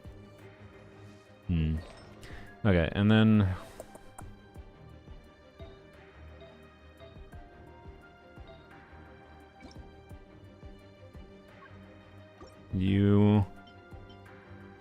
is it worth trying? Because we have this, right? We had this. And we have this.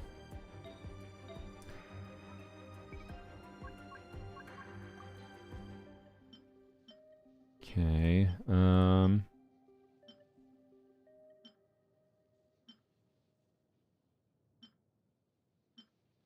we have this. Is it worth trying to level up a timepiece for this? I think the answer is yes. I think you had Potter to level 1 piece.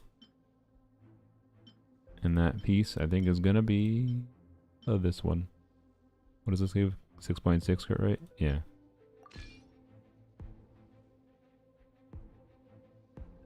Have to go now? Alright, me too. Thanks for letting me on your account. Well, I'm not optimistic, to be honest. I'm not optimistic, but we'll see what we can do here.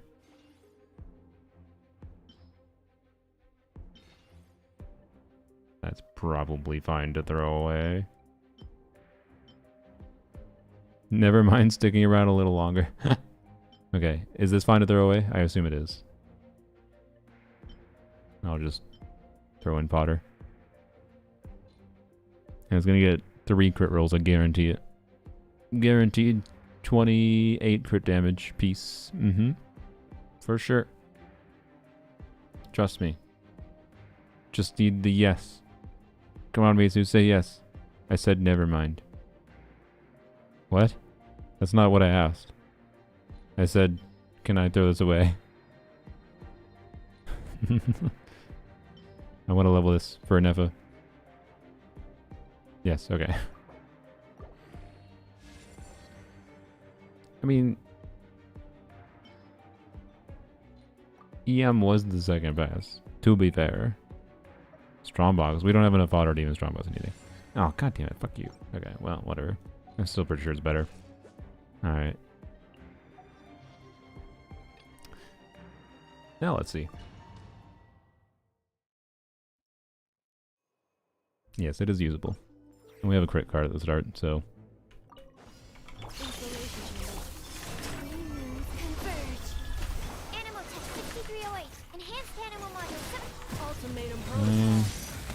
A touch of frost. Submit for. And then we on-field Columbina to let her get some on-field thingies going. Okay. Absorption test. Preparing for dust up. Forth, my blade. I forgot to on-field Columbina because I'm dim.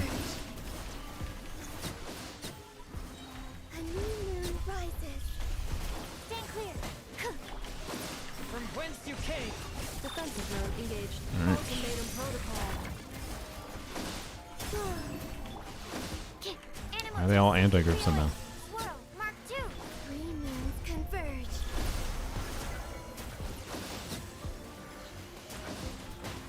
Cleanup sequence in One with my blade. Absorption test. annihilation mode. Didn't you know you could be behind a Twitch? Yeah, Twitch has plenty of latency, just depends where you are as always. And if you're on mobile, it tends to have more. Submit for Freeze these judgment. buttholes. Installation chamber. Stand clear. Animal hypostasis emulation. Ultimatum protocol.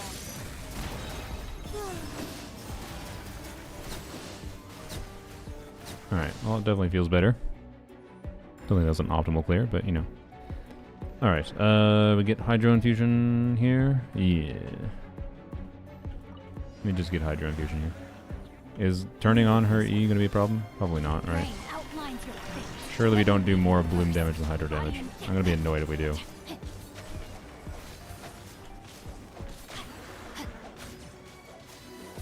God fucking damn it. I just wanted... Look, I wanted to get some loot, some dues. Oh my god. I wanted some... I wanted some dues. Okay, guess we don't get some do. It's fine. It's fine. I can apply Dendra with normal attacks, I guess. That's what I should have done. I could have just done normal attacks and it would have been fine. My bad. Triple Crown Kave subscription was 7 months in a row as well. Thank you, thank you. Yeah, I could use Ino Burst. That's true. My bad. I don't think Ino Burst would have gotten the extra Hydro damage we needed, to be clear. I don't want to use her E, I think. But I can do like 1 or 2 normal attacks on Llama, and that would be fine, I think.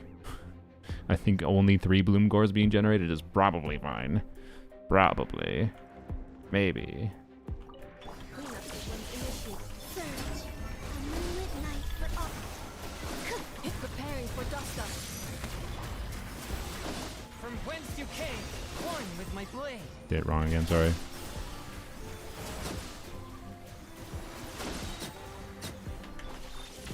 Absorption test. Three moons converge.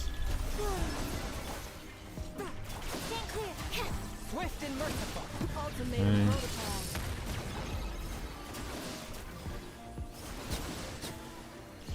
Absorption test.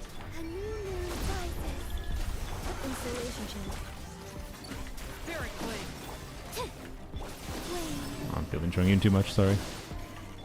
Preparing for dust up. Stand clear. One with my Hello? blade. A moonlit night for all. Enhanced animal module. Defensive mode in Animal test 630.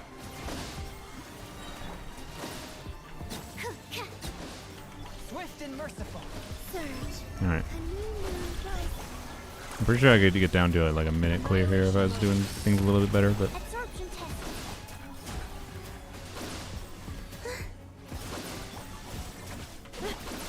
Submit. Get the kill. Good job, Chongyun. That was all Chongyun. It was all Chongyun. Oh boy. Alright, don't freaking Llama E. Deal with this. Deal with this. Ring cutter. Time to body and mind.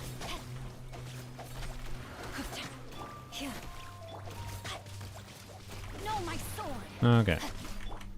I didn't even hold you at the end of that. Oh my god, brain. What's wrong with you?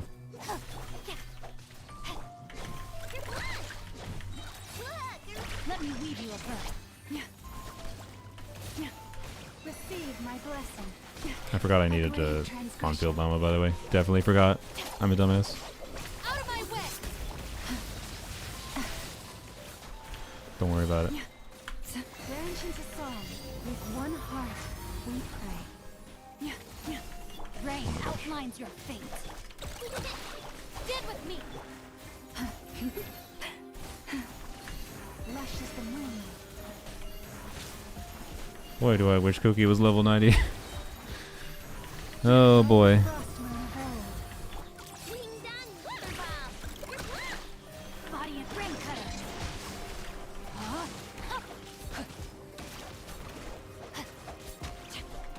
May my final Alright. stand be Bad- a bad monument dodge. to chivalry. Is it possible? Probably. The brightest flames. It's probably possible. How burn much fast. sanity do I have to lose? Okay,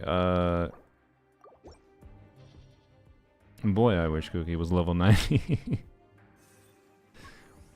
Hang on, she's not even ascended. Boy, I wish Cookie was level 90. Yeah, level 90 Cookie would get us there for sure.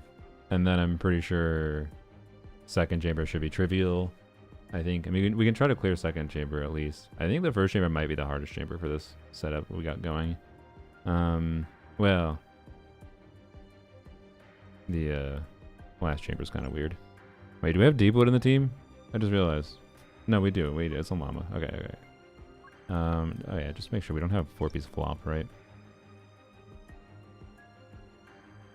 Am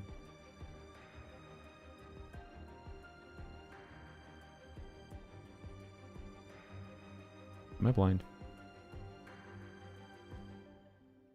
Is it because we have 0? Flowers of Paradise lost. Flowers of Paradise lost. Flowers of Paradise. Oh, it's up here. God, I'm a dumbass. Okay. So the reason I was tricked is because we have them, but we don't actually have them. I see. Okay, that's good. But we don't have. We have literally no EM main stats. All right, cool. Cookie burst hit. Multi hits will probably speed up filling the gauge. That's true. Yeah, you can do that. All right. Need to build up more Verdant Dew as well for Llama's Holy. Yeah, I know. We can try again.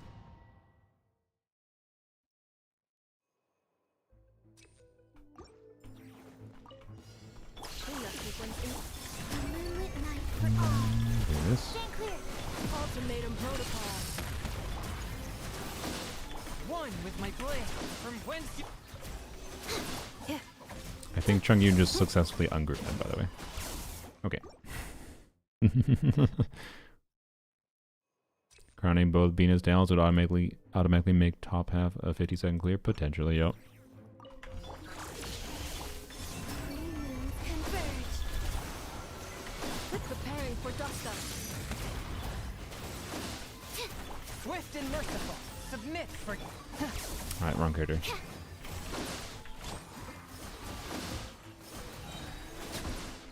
Please die. Why are you alive? Okay. Animal test 63 I didn't away. even swirl anything. Annihilation mode. So much shit in the back burner, I'm overwhelmed. Yeah, that's fair. Animal hypostasis emulation. One with my blade. From whence you came... Why do you think I haven't leveled the likes of Xin Yan and whatever? Surge. Everything's on the back burner. Especially because Stygian makes me want to invest more in my characters. Like, I crown many more characters now. Preparing for dust. A touch of frost. I still only like relevant abilities, but like, 6308. there's an actual reason to care about it now. Doo-doo-doo. Moons converge. Stand clear. Submit for ju... Annihilation mode. Why are you ungrouped? Yeah. Cleanup sequence. Surge. A moonlit Alright. night for all. Still streaming? Yep. One with my blade. I had pizza rolls, nice. From whence you came... Well, at least we're getting consistent, approximately a minute and a half. We can definitely do better with it, though. Look at the creature. Sorry, cat can break. Oh, he's stepping on the computer. Sir, you already turned off the computer once this stream. Do you need to do it again? Don't step on the monitor, please. No. Okay. Hello.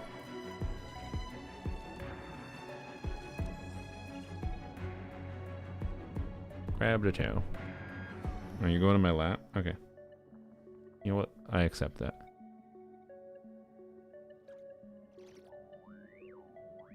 I accept this. Get your sucrose A4? Yeah, that would be the priority. Full EM sucrose would help a lot.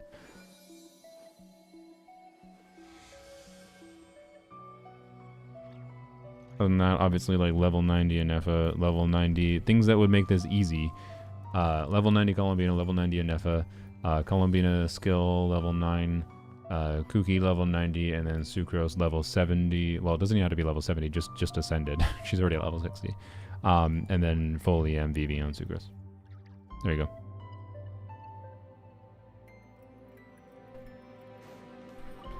Okay.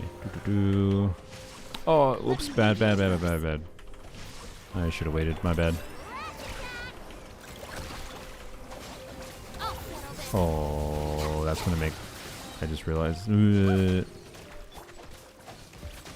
Fuck. Yup. Oops. I wonder if even the burst alone does that. The skill was the bigger problem there, but...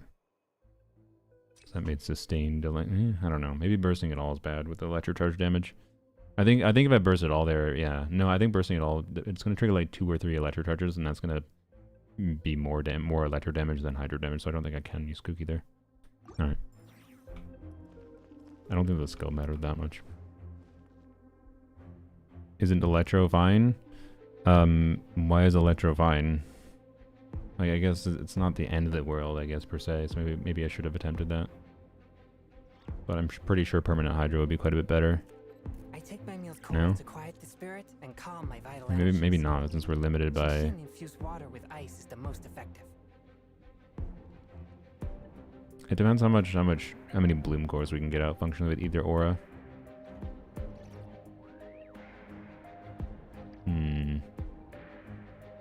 Hyper Bloom is Dendro? Yes, but if it has Electro Aura, when we apply Dendro, it's going to consume some of the Dendro Aura to trigger Quicken.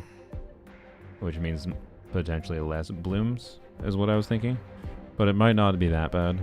Like, we might still have enough Dendro that it could even be better than Hydro Aura. I'm not sure. We can try it. Definitely shouldn't have jumped the gun on that so fast, but... yeah, we can swap out Dino, that's true, for this chamber. We're gonna need to on-field Columbina. Absorption test. Installation chamber deployed. Ultimatum protocol. Midnight for all. Animal test 63. Please die, please. Please die. Defensive mode engaged. Stand clear. Okay. My blade. Annihilation mode. Absorption test. Hello? Please die. Okay. Cleanup sequence in it. A midnight for all. Animal test 6308. Animal hypostasis and Ultimatum Alright. protocol. Submit for judgment. a new moon rises. Absorption test. I think we got them all.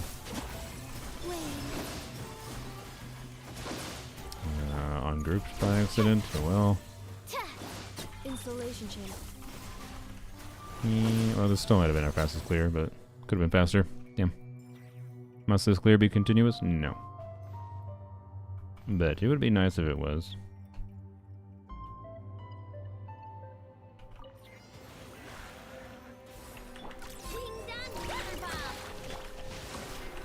I didn't get the sag reset again. What freaking refined sag sword was this?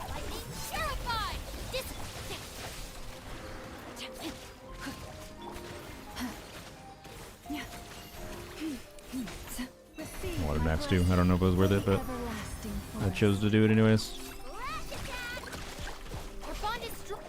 Rain outlines your fate. Let me read you a verse. Huh? Branch into song. Oh boy. Frostmourne evolve. Ding dong, water bomb. Stand with me.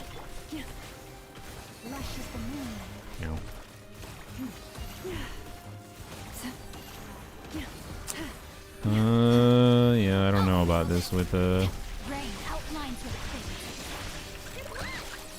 maybe it is put someone else in place of Ino here for this chamber. Okay, we'll continue on to the next chamber, I think at least. And see what happens. Oh, my bad. Is this a C1 a C0 cookie? Or am I just bad at it? I'm probably just bad. Oh, I had freaking Sing show up that whole time. I'm dumb. Let me weave you a verse. Oh, I forgot about that fucking problem with... Yeah, this, and I'm remembering all the reasons I hate doing Hybrid Bloom against this thing. Because if you have any fucking Dendro going when you... It is a C2 cookie? Okay, I'm just bad.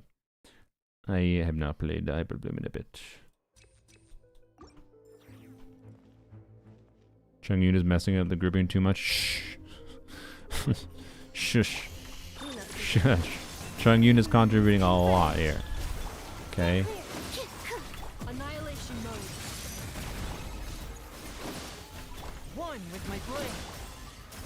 God Animal test 60. damn. Oh boy. Mark 2. A moonlit night for all. Stand clear. Installation chamber. Fourth, my blade. Preparing for dust up. What am I doing? 3 moons converged. Defensive mode engaged. One with my blade. Absorption test. A new moon rises. Annihilation mode. Enhanced animal module 75. Stand clear. Yao Yao on Crescent Pike or something? We don't have a Crescent Pike. A moonlit night. But yes, I don't disagree. Surge. A touch of frost. Absorption test. Cleanup sequence Did I initiated. bring it to... Yeah, okay. That's still fast. Alright.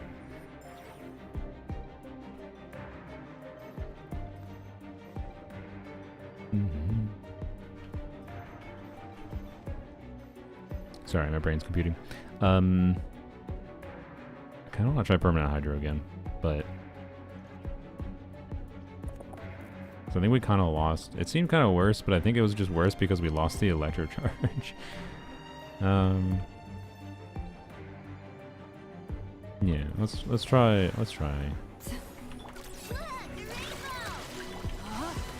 Wow, he triggers that.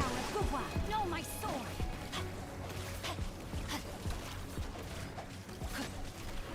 Ow. Time to act. Okay. Out of my way. With one Should've done heart. that earlier. My bad. Pray. Rain cutter. Rain outlines your fate.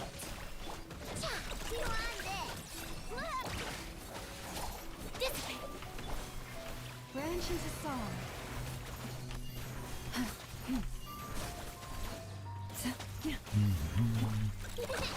Wait, I don't. So I don't. Why was I bursting on? I have Permanent Hydro. Oh my god, For the my brain. I'm severe skill issuing today.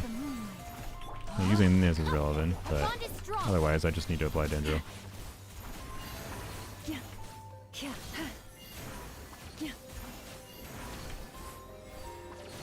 Oh boy. Can her skill end? Skill end, please. Skill end. Okay, I did. I was sorry, my brain. Take care. No, I did try to dash there. Yeah, no, I was just using Saint Joe and I know by habit, which is dumb. Yes, I have been streaming for a while.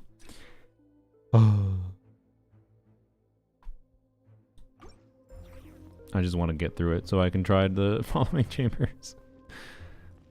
Oh, but level the AD Kooky, I don't know. We'll see. I might have too much faith in this for the second chamber.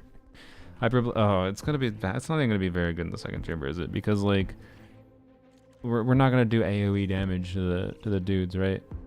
Like, or it's 2 single target enemies that we need to do. Even though we have Ascendant Gleam, we need to do 2 million damage to. I also think the way the Wild Hunt enemy HP bar mechanic works is such that the Hyper Bloom damage doesn't always do gray bar damage. I have I'll them. I don't think they do. No. Wait, they do. Ew. Okay. Is that better? Maybe.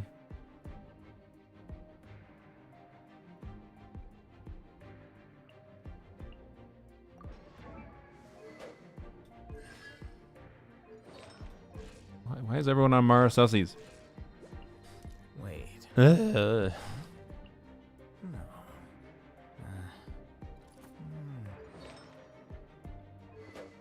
Did you only farm one domain, Mitsu? Come back at the end of March when I'm done with my investment plan. Yeah. Also, yeah, I'll hit the ER. Oh boy. I mean, I don't know. We'll try it. Like I think it's pretty clear that this account has just had a needs to invest in a few specific things problem. Rash told me to put him on MH. I see. I mean, I get it if you're using Farina, but it's annoying. Is melt possible? Melt with what DPS? Durin? I guess AFK melt Durin may indeed be a strat. But I'm just going to, with the current Durin build, no, but maybe there's some reality. I don't know. Yeah, there's different weird options here. We also have a Gaming that I never looked at, but oh, well, okay, never mind. Never mind. It's because I spent a year farming for Chongyun. Yep. Guys, do you want to see a year progress on Chongyun? Sorry, I'm sorry. But yeah, I guess that's fair. Your year of Chongyun farming gave you a bunch of weird options for MH artifacts on other characters. Good luck and please give up. I'll give up after I lose my sanity from daring to touch them.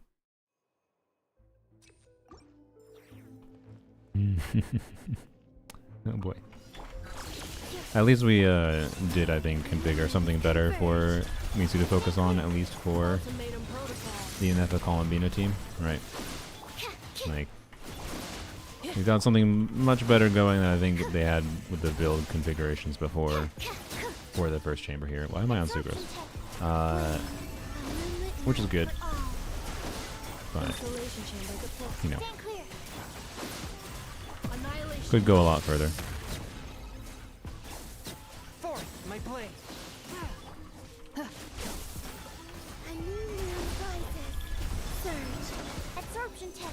Kanich. Yeah, I guess Kanich should have been an option too. I'm down to try Kanich actually. Cleanup sequence initiated.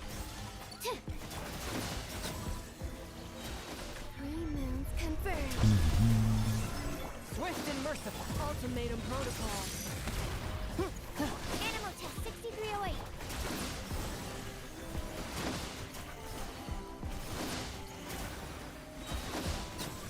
Okay. A moonlit night for all. Absorption test. Swirl. Mark 2.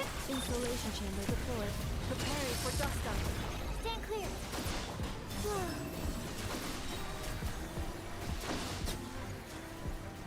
Yeah, please. Okay. You know all that fab and you'll like it for the greater good. No.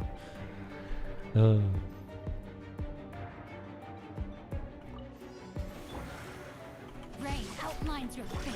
Let stand with me. Lightning terrified.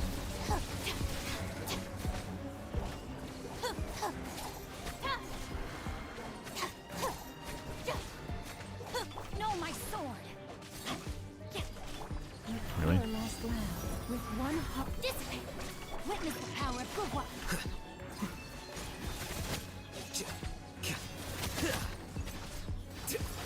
No, I don't remember when to use his burst at all. The process of elimination. Hopefully there. Also, you're supposed to like swap out and redo like a yeah.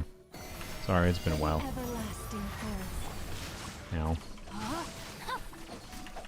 Really? Are you okay? Ring cutter. Okay, well, this is terrible. Don't worry about it. Bond is strong. Receive my blessing. Here you are. But Alhaitham was a pretty compelling option, though. So you know what? I don't know who suggested, but good job. Theoretically, it could be dead now. Oh, that's bad. Why did I do that? Frick. God damn it. I did like 2 attacks with Alhaitham and I immediately realized. Oh, the Hera. And like even standing near it when it does the second phase. Ugh. Never. Clear top, abyss. Yeah. The chickens are going to be annoying though. Yeah, if you have Never Llama, I know. You should be able to clear. Depends what you have the other half of, obviously, as always. Oh, like we can't even freaking clear, like, unless I wait another 17 minutes.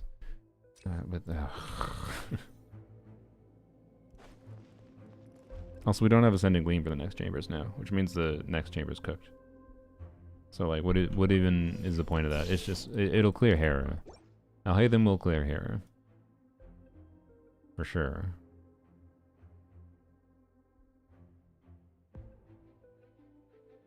But I was more interested in trying to move on to these chambers. But Kenichi is an option too, for sure, for Hera. I feel like we have a decent number of options for Hera, actually. Particularly factoring the... I'm sorry. Particularly factoring the Kenichi. Would we actually be overcapped with weaker weapon, but are you on a crit rate circlet? You are. Okay. Wait, you don't... How is there no crit... Mitsu crafted a crit rate circlet for Kenichi, guys. And then didn't even level Kenichi's weapon past level 50. Wait, Dia has it. Okay, never mind. This would require separate clears? Yeah.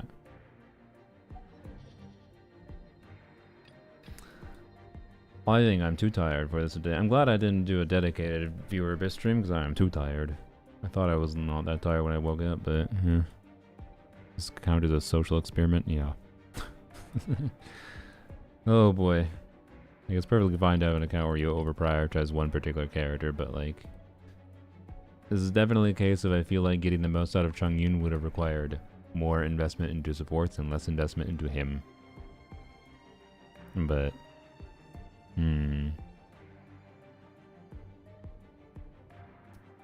To be clear, I don't think that fundamentally here is what is the problem. More investment into other units wouldn't even really change much for the purpose of clearing with Chongyun. I mean, well, okay. Like, a Chongyun plunge with free melts on the Hera, maybe Chongyun could clear Hera, right? But that seems unlikely.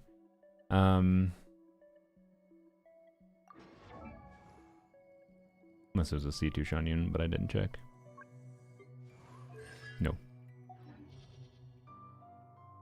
Spent 9 hours on my account doing Stygian King Worst. Yeah, I think I had more energy then, though, that's for sure. Honestly, I think the enemies are less annoying. They were less annoying on your account. And I knew I could do it.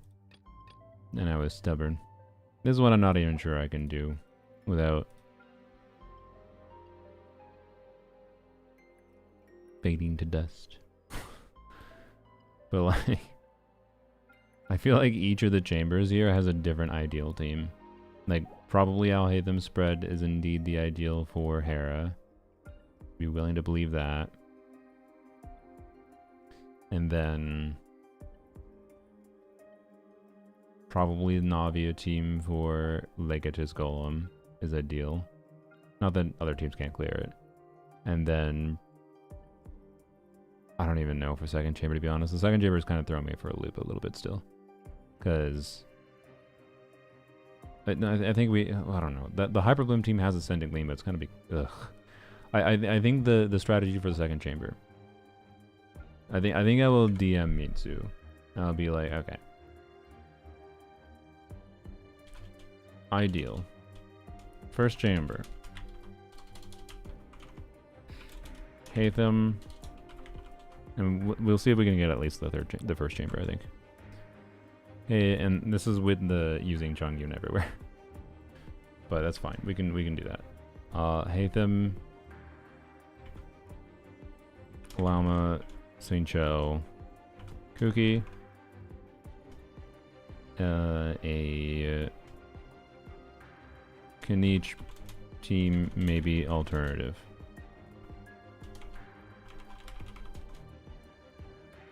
So first half is of course Binefa, Sucrose, Chongyun. Second half, they have Auron, level 20.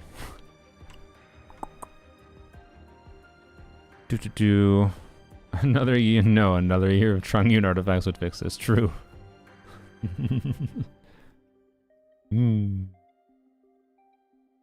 A viewer asked me for the last minute help was the name of the stream. Yeah. And I did that stream because I thought I could do it in like a few hours, by the way. Oh boy. Alright, and then second chamber. I think the play would be second half, use Binefa, Sucrose, Chongyun. And then first half just needs to break the shield, kill crab. Like, first half has lots of options. Lots of options. Bring Farina.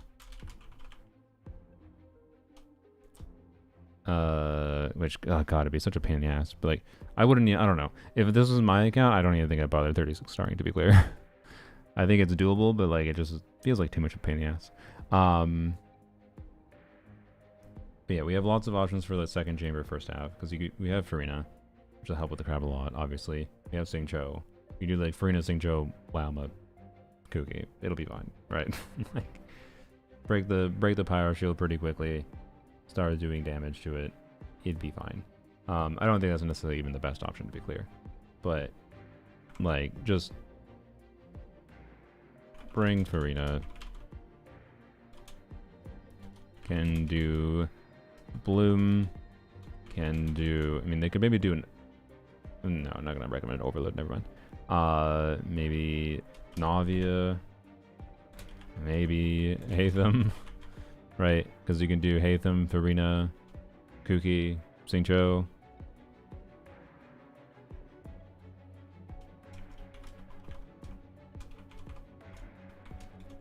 Alright.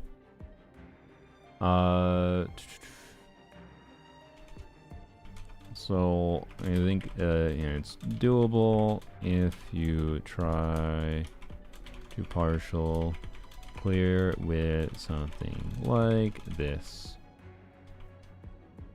And then third chamber would be back to Binefa, first half. Binefa, Sucrose, Chongyun. And then second half would be probably Navia. Like, surely Navia, Benny, Duran is fine. I wonder if you put in like a freaking fischl for more Duran Red Shred instead of... If only we had an LB to it will. Or wrong with Kanich causes overloads, I can deal with the golem, yeah.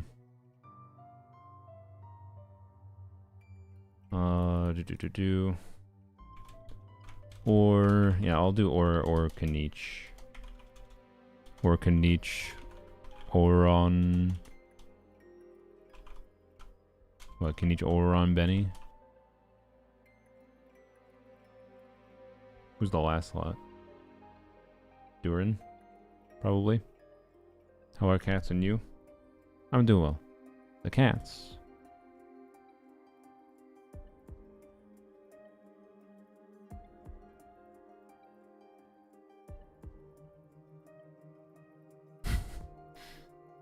And the other one's up there.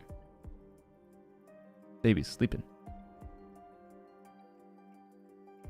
You've redeemed a bunch of cat cams. I think you deserved a free cat cam.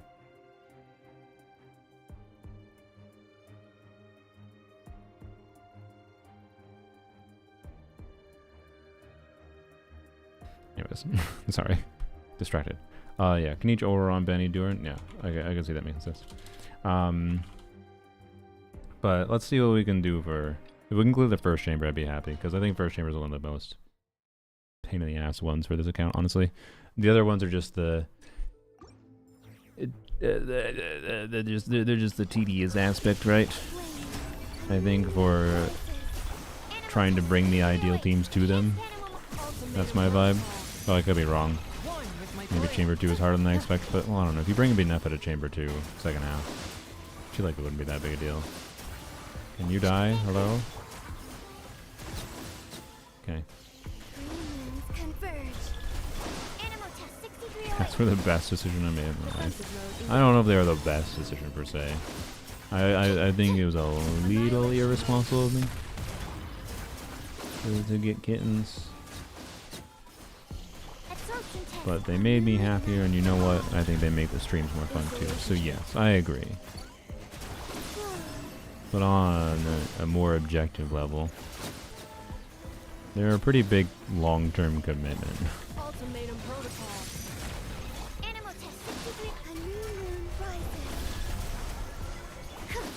Twitch doesn't want to take my card, can't resub. That's unfortunate.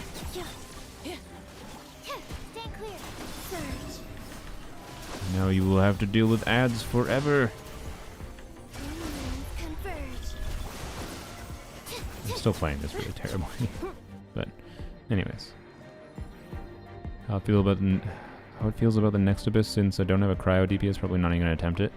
You don't necessarily need a cryo DPS. The cryo automaton's way easier. To be clear, there's other things in the next Abyss that are a little bit annoying, but Layla alone, for example, applies enough cryo to keep the shield down.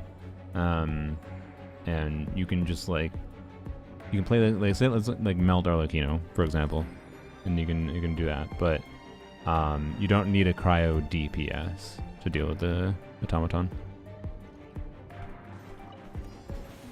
Stand with me! Out of my way! Witness the power of Gua. Rain outlines your fate. No. Branch into song. One heart. Our bond is strong. Does it make sense to do this? Oh, okay, that didn't make sense. Let me leave you a verse. Just kind of felt like it didn't make sense to use Alhaitham yet, but I don't know. Lush as the moon. Dissipate. Flicker.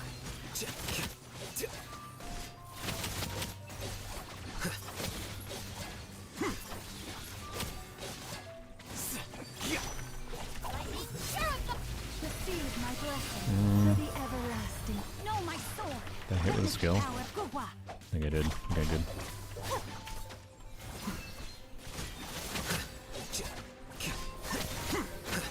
Okay, got it. Okay. Okay, one of skill ended. No, that one bloom core is kind of a problem. Ring cutter. Stand with me. Oh boy.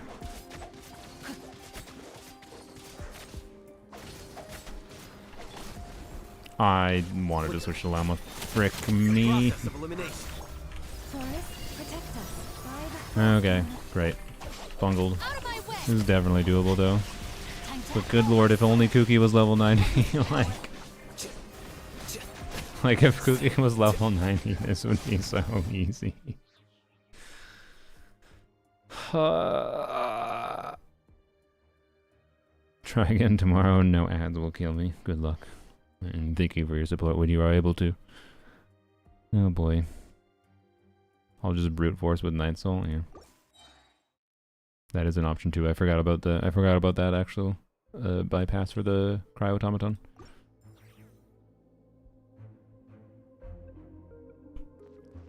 Okay. Yeah, it's just gosh, I am very bad at playing on item, but just that base transition is kind of awful. Please get grouped.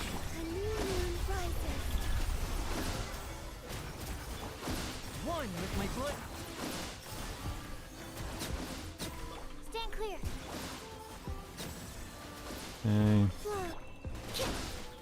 Installation chamber deployed. Annihilation mode. Who's subjecting you to this without leveling their Kuki to 90? I mean, technically just me. Mitsu said to give up, to be fair. And they know what they need to focus on. It's very clear this account has the units to clear. It just has invested resources in a particular direction that is not friendly to clearing at a minimum this abyss. Oh, boy.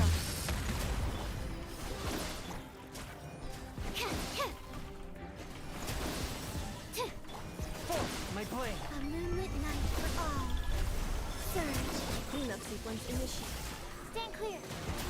Ultimatum protocol. Animal hypostasis emulation.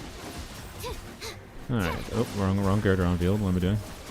I don't want to use burst at this point. Okay. Well, I mean, I'm not actually going to... Well, I can try next chamber if I get to it. Alright.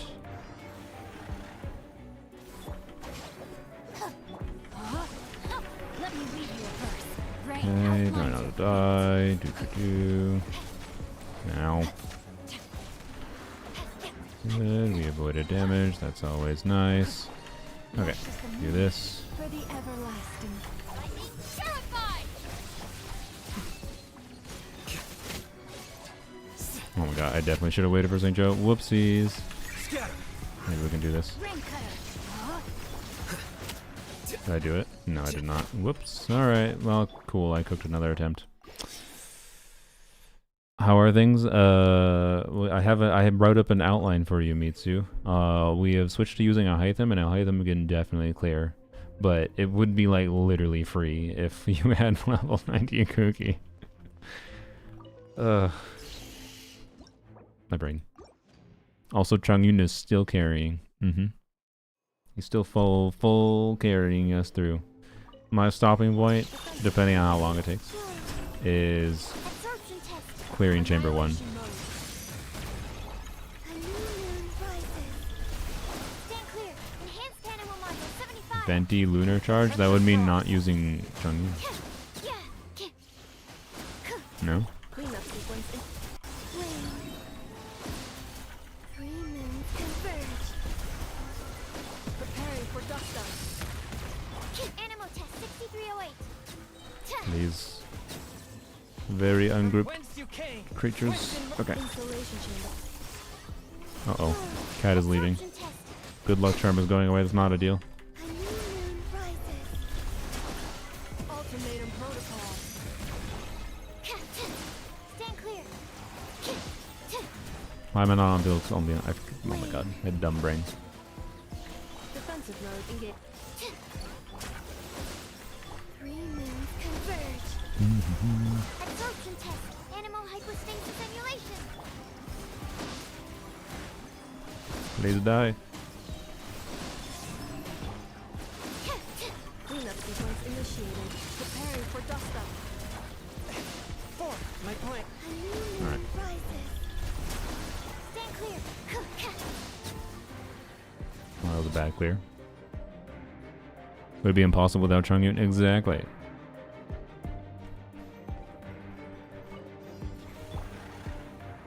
Dissipate. Rain outlines your fate. Witness the power of Gugwa. Out of my way.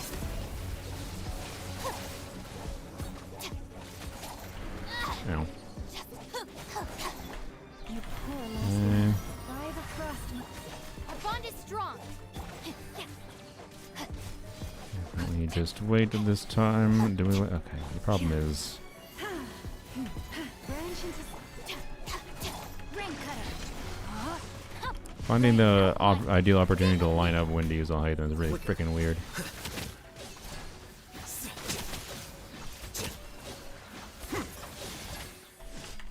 process of I elimination. don't know if that made sense per se, but hey, I actually did the swap properly at least. Kind of. Witness the power. Lush as the moonlight with one heart.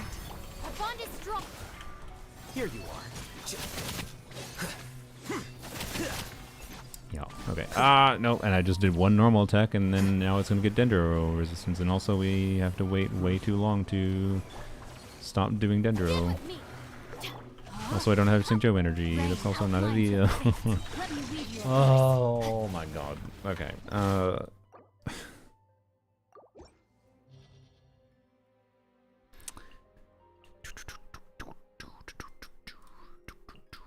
Let's try a Kanichi boy. They don't have a crit damage circlet, so I'm not even gonna try using Moika's weapon. Is this a viewer abyss? Yes. Yes. Penny boy.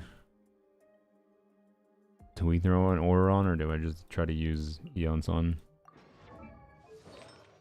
How well is that gonna work? Maybe well? Okay.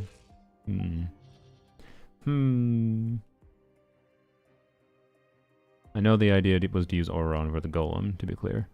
I'm gonna try it like this. Trying you can clear this solo, he just doesn't want to embarrass everyone. Exactly.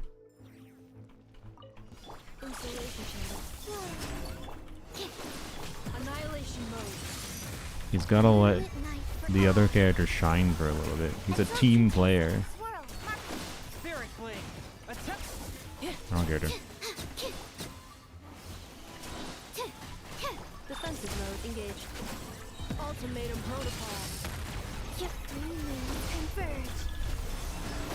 Animal test 6308. Swift and merciful. Alright, wrong character. Okay. Absorption test. Installation chamber deployed. Annihilation mode. Submit for judgment. A moonlit night for all.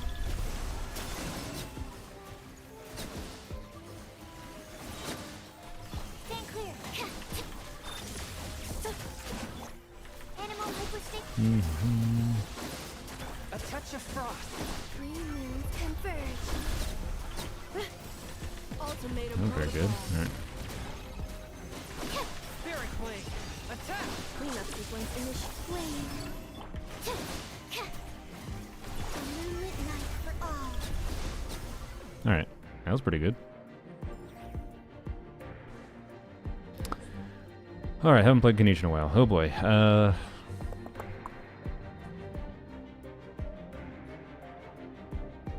Well, wait, I just realized Eon's not gonna get scroll for shit in this team. Well, she'll buff Durin at least. Okay. Well, Eon's on and Bennett, I think.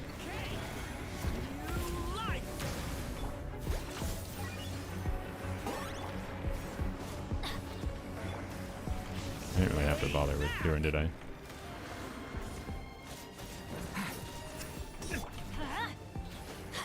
Wait, we didn't. Oh, freaking what?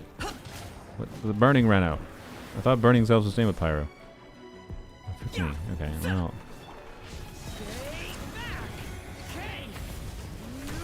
Quick as a chump. Frick you. Everybody stand back. Target acquired.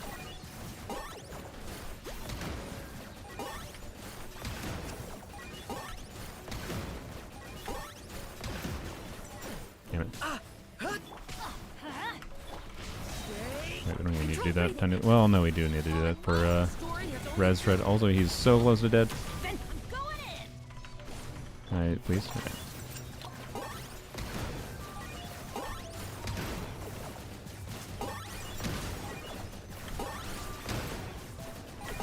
Oh, I should have just bursted there. Oh my god. Watch out. Let's light it up.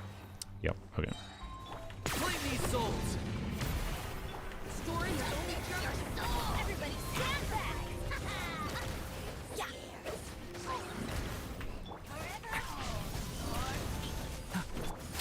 For first, let's. I got him cornered. Well. I feel like for me right now, case in point. For me right now, Kanichi is not the better play. I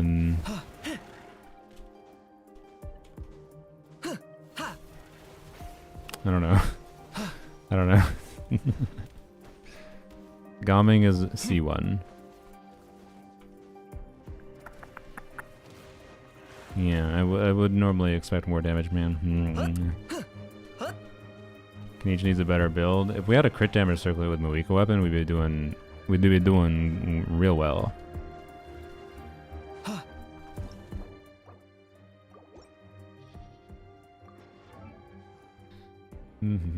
Damage does feel a little low. Oh, Eon's only has 1800 attack, by the way. Also level 8 burst, so that's part of it, for sure. And we're not getting scroll, right? And then Kanichi, he has a level 10 skill. Dendro Goblet, attack timepiece. Yeah, it's just this is just not a very good weapon. Hey, we have Serpent Spine, except again, no crit damage circlet. We have no crit damage circlet. Like, why did Mitsu craft a crit rate circlet? Mitsu, why did you craft a crit rate circlet? You had extra Serpent Spines even.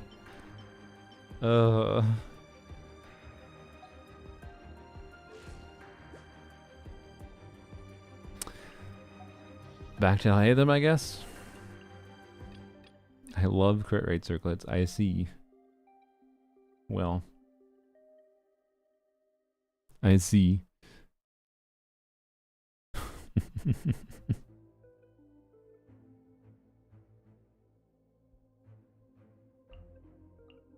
I think Alhaitham continued. We didn't check.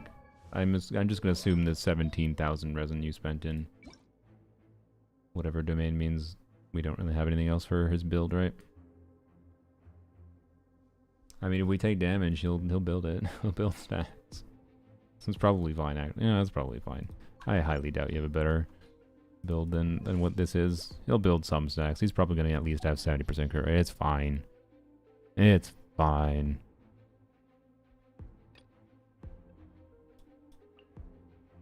Am I fine? No. Because of how nice level 90 Kuki would have been. Also, minor difference. Is there a... No, there's not. Okay. Never mind.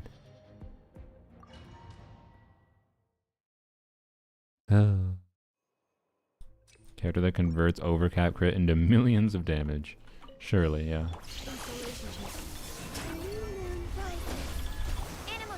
Arena help, I'll hate them. Honestly, that's fair. You know what? If our goal is to clear Hera, because this is I think the most cringe one, we should try Farina.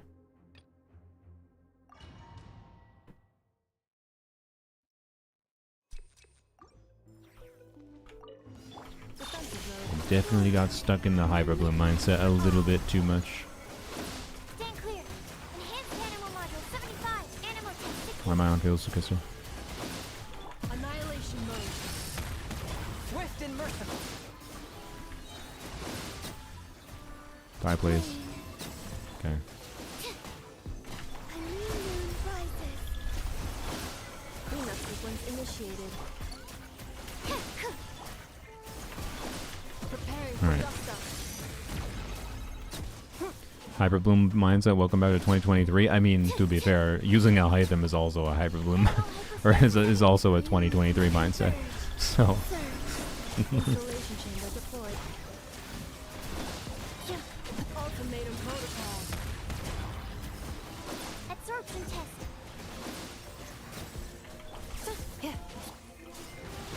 Reason why you so spread out, it's definitely not Chungyun's fault. Wait. A new moon rises. Animal test 6308. Annihilation mode. One with my blade. From whence you came. Stand clear. Okay. Converge. My Ryan's still pulling him, yeah. Defensive mode engaged. Preparing honestly, the most universal Raiden build today is probably fully M on Serenade now. It was a terrible clear, by the way.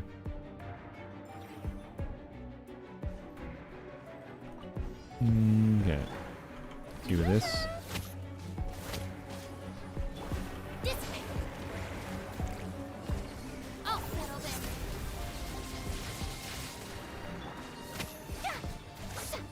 Should I do it for in a... Oops, not yet. I was gonna say, should I do it for in a healing mode? No.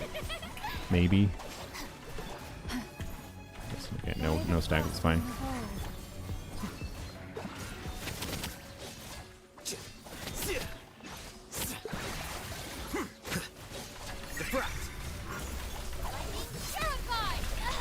No, I got interrupted. I couldn't switch back in time. Frick me. Should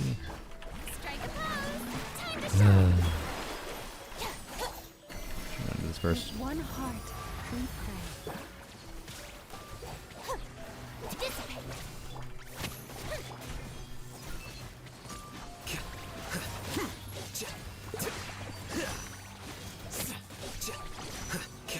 I think it's probably better overall, but I just played it worse. Also, the first clear on the first chamber was really bad too. First half. All right, let's redo.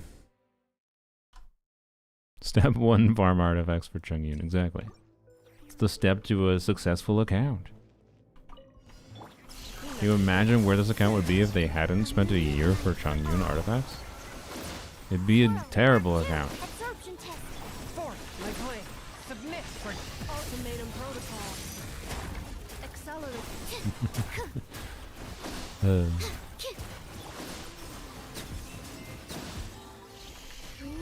Converge. Animal test 63.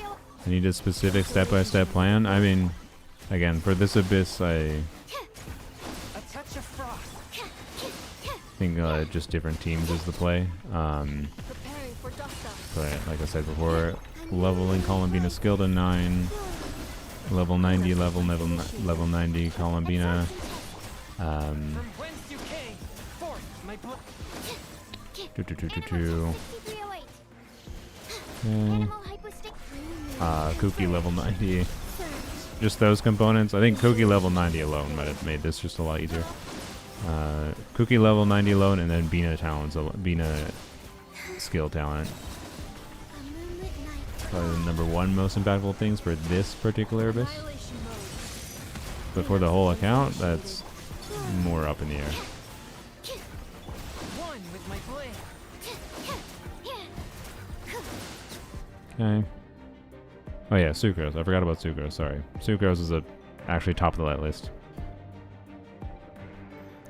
Spend a lot of resin on ley lines for more XP books to level stuff up? Yes. Yeah, exactly. That is actually the simplified answer. I'm afraid of spending it on the wrong thing. Well, spending it on nothing is bad. Or spending it on artifacts that you can't really improve meaningfully is also bad. Like, realistically, you said you spent a year farming for Chungyun.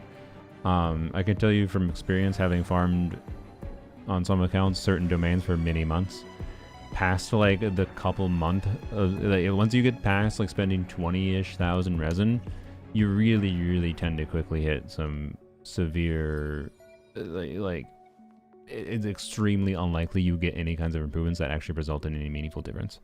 And yeah, I don't know. Anyways, Llama, Evert, tap first, yeah.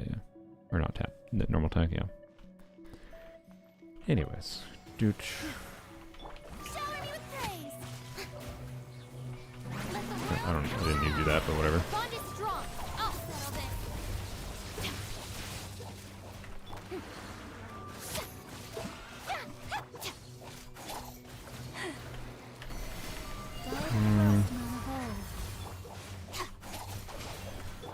Strike a pose. Oh, it's Hydro Immune. Okay, interesting. Didn't expect that.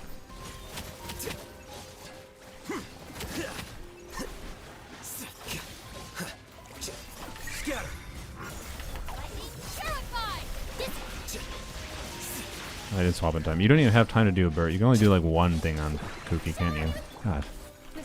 Pain in the ass. How hate them is. Sorry. Why does he have freaking microsecond to swap?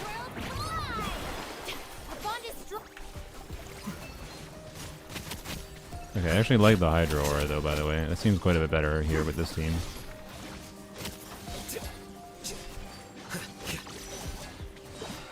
Out of my way. Oh, frick. That was dumb. This way.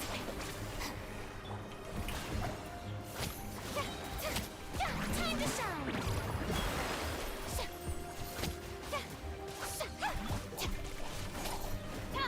Please. No, we're not gonna get it. It was close though. Okay. Here you are. Alright, we're gonna get it. We're gonna get this with this team. Thank you, Dragon Whisper, for the free suggestion. Don't know why I just neglected that before. Hydra might be better with level 90 Kuki. Yeah, that's true. And Shivers and Kuki. I mean, Shivers is not that much investment at least. Kuki is also like not that long. You already, it's just the Ascension materials, and then level 90. You don't need to do anything else really. Exorcism uses thaumaturgy and martial Grab all the mass first, ascend who needs to be ascended, then certainly line the mines. Yeah. Yeah, focus on one thing at a time, yeah. Just have a list. Sucrose. I would say Sucrose is the priority. Then maybe get Columbina done to level 9 talent, because honestly it's really easy and a simple thing to do in like less than a week's time, hopefully. Like just level 9 her skill, and then eventually you'll want to like farm Nodcry domain a little bit more maybe, but and then maybe it's Kuki level 90, and then Shivers is not too problematic. I don't think. Shivers is like, yeah, if you can get her close to 40k HP, that's nice, but you don't need to. Not for a lot of her teams, at least. Alright, why do I go into walkie mode? So I didn't swirl Hydra there, but whatever, it's not that big a deal. Ultimatum protocol. Bam. Absorption test. Chungyun go. See the reason they're dead now in less than a rotation? All Chungyun. Incredible. Animal test 63. Cannot believe what he's done for his account. Enhanced animal module 75. He's truly the mastermind behind all of Genshin Impact's strongest teams. A new moon rises. Whether he's in the team or not, whether you like it or not, Chungyun's always there. A touch of frost. Spirit blade. Preparing for dust up. Chungyun's a 6-star character? Are you saying Chungyun is the next character in Enfield? Absorption test. A moonlit night for all. Still need to figure out the other chambers. I don't think the other chambers are that hard. Like, the crab is really... I didn't unpeel Columbia, what am I doing? The crab is really not that complicated, I think, for this account. And again, it's just a matter, you bring this team to the second chamber second half. From whence you came. Good job, Chungyun.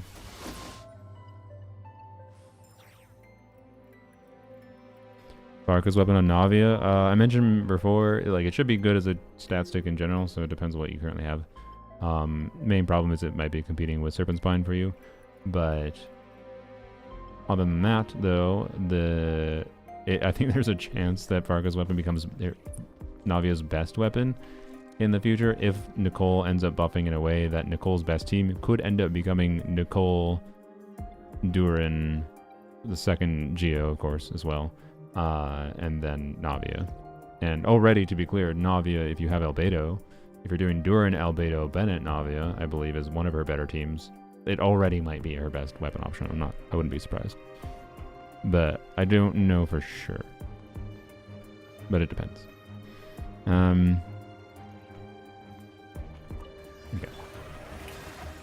I think just bursting before on Freedom was all we needed to do enough Hydra damage to this.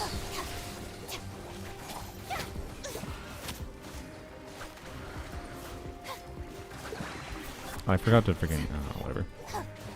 Okay. Let's do one. Do. Our bond is strong. Let the world come alive. Wait, it has Electro this time? Oh, okay. Well, whatever. Guess we get Farina's damage at least, so.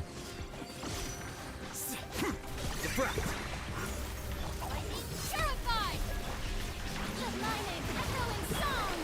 Oh, I should have refreshed Llama before I did that. Whatever. Receive my blessing by the frostman of old.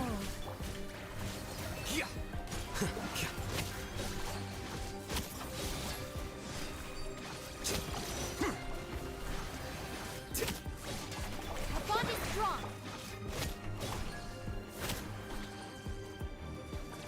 Alright.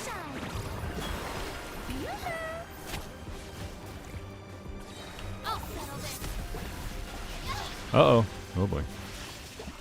Stand with me. Branch into song for the everlasting gift. I really wanted this. Okay. Yeah, having to wait for that is kind of brutal. Here you are. Go ahead and go. Go ahead and go. Go ahead and go. Go ahead and go. Easy. Didn't even take any time at all. Let's go.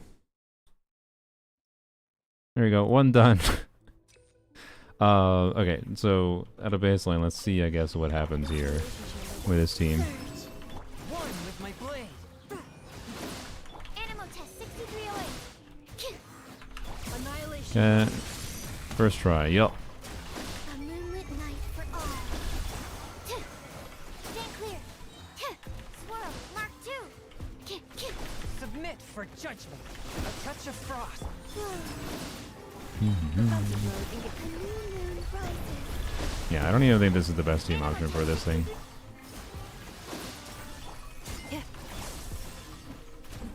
Like, I feel like a Navia, or just something with Farina. Maybe the I'll hate them team, honestly, against this would be doing better, right?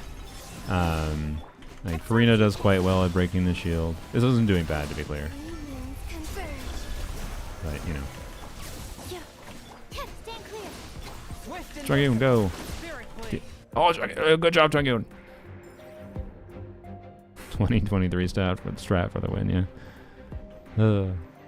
Yeah, this, now that we don't have double non-cry here, so this is like probably optimistically a 100k DPS check. Stay your hand. With one heart, we pray. Not ideal, I would say. Out of my way. Alright, and what we do here is we do this for a little bit. I don't remember how long, but remember now. And then we do this, and we swap back. Yeah, we get mirrors. Wow, and we've done half their HP, and we need to do that like 3 more times. Forest, I forgot to hold E. everlasting. 3 more times.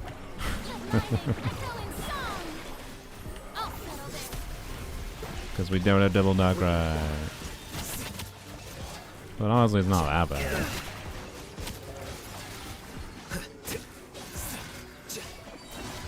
Should I go try to use Alhaitham on my account, by the way, and see what this is like?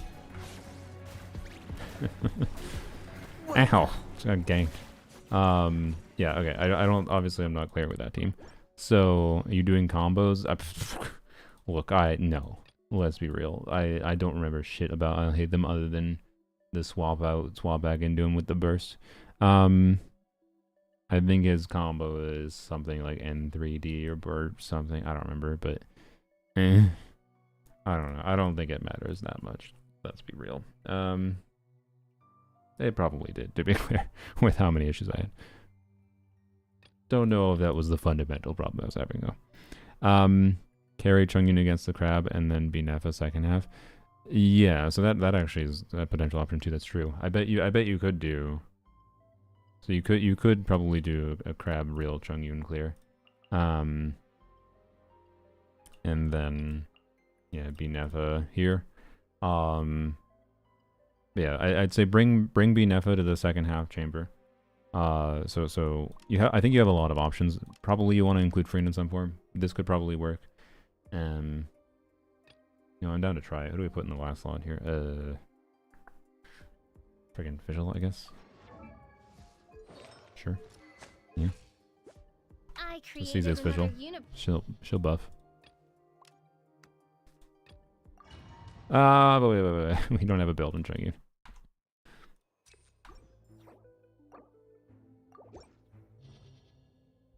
Make sure Esco has her timepiece. Why wouldn't she?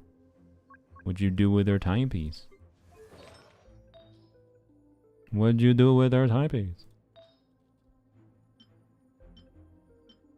Which one is it? Probably that one. There we go. That. Yep, that's an Escopia build if I've ever seen one. Oh yeah. I was like... Yeah, that... Oh, whoa. Oh, fuck. God damn it.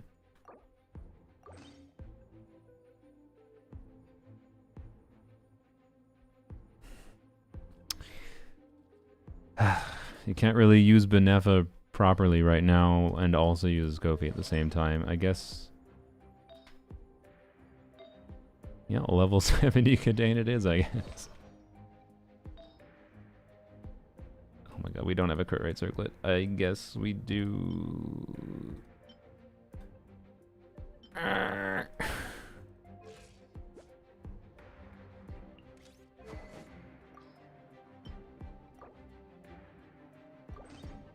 Wait. That's why NF is on Contain. Yeah, but level it to 90, please. Contain is a good option for her, but please, for the love of everything, level it to 90. Okay. I have a play. We put a Neva on the on-field set. Oh, God.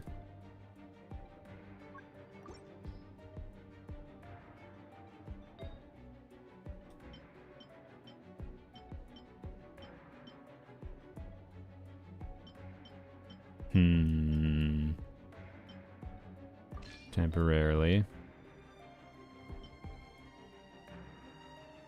Wait, we don't have a... I thought we had a crit damage circlet for some reason. Oh, we do. It's just not leveled. I see. Okay. I don't think we have fodder for this shit. Never mind. I guess we're going to Albade. I lied. And we're going to see how sad we get with Albade.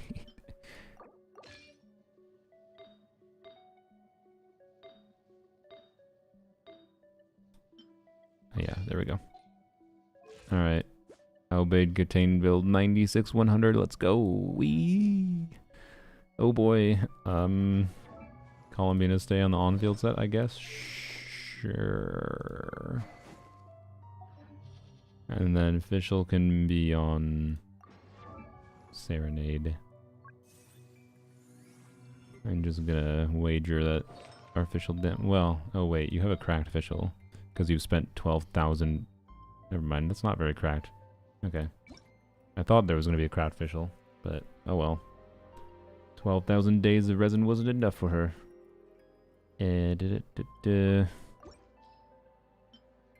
This is fine. We can take use of the artifacts that we level for Nefa.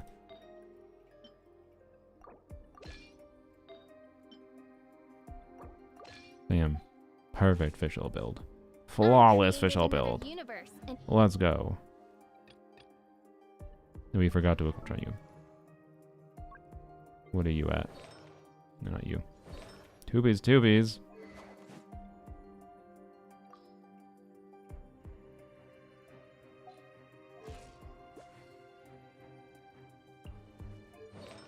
Okay, I don't feel like looking through Noblesse artifacts.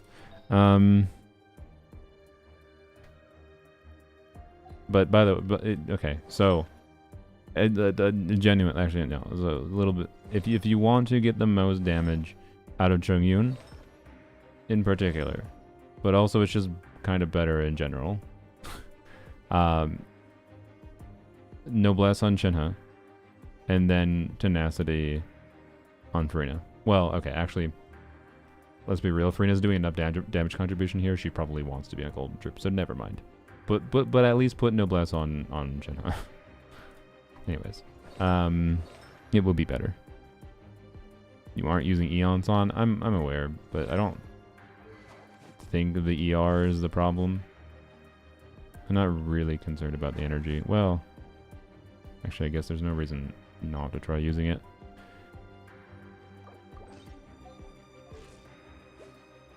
Wait, do we have an ER timepiece on? Oh no. Oh, not an ER timepiece, huh? Oh no. Oh no. How have you... Mitsu, you are neglecting your Chongyun. Your Shenhe build, your investment in Shenhe is part of your investment in Chongyun. Okay. Should we strongbox dump for noblesse? We're not gonna be able to level them up. But like, okay, we have that, but that's kind of on you right now. That's a ridiculous goblet, by the way. We have that. Okay, you already have some potential pieces. Attack ER with no crit rate. But it's not the end of the world of no crit rate. That just means we don't use FAF.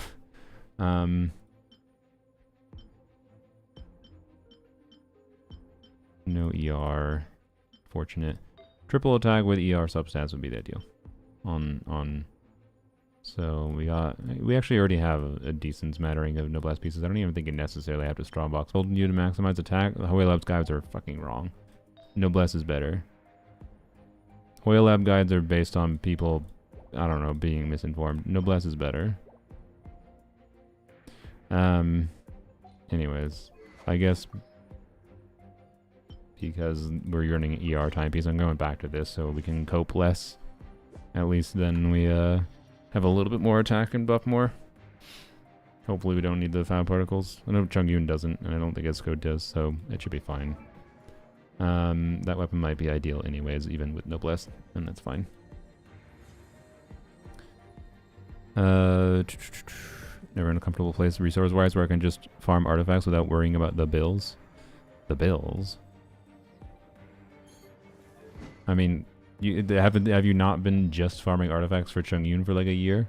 My point is that like I'm trying to like give you advice for how to like prioritize resources and then like again, your Shenhe investment is your Chongyun investment to a meaningful extent here, and like any extra attack you can have on her on noblesse is functionally extra damage on Chongyun and the team in general, to be clear. And you have a ridiculous Chongyun build already. Like, I don't know exactly how long it took to get to. Were you on a crit rate? I'm kind of surprised you're not using crit damage. Did I miss something here?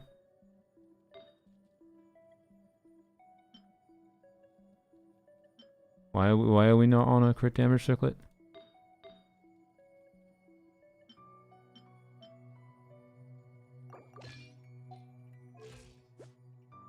Yeah, okay. There you go. Okay. I did miss something. Alright, cool. So, anyways, it's gonna be slow as hell to clear first chamber. But yeah, we'll see. It was 2 months and I farmed other stuff? Oh, okay. I thought you literally did spend a year. Never mind. That makes more sense then. That's fine. Yeah, to be clear, I don't think the priority is not fixing your Shenhe build.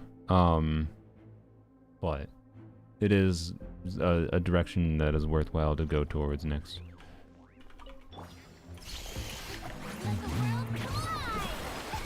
A dash of frosting.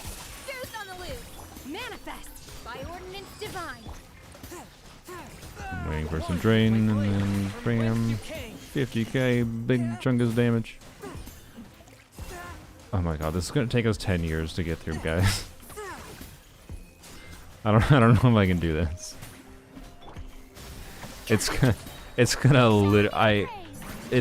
literally take us 8 minutes. The pinnacle of excellence. Unleash. Cryo incarnate. Submit for judgment.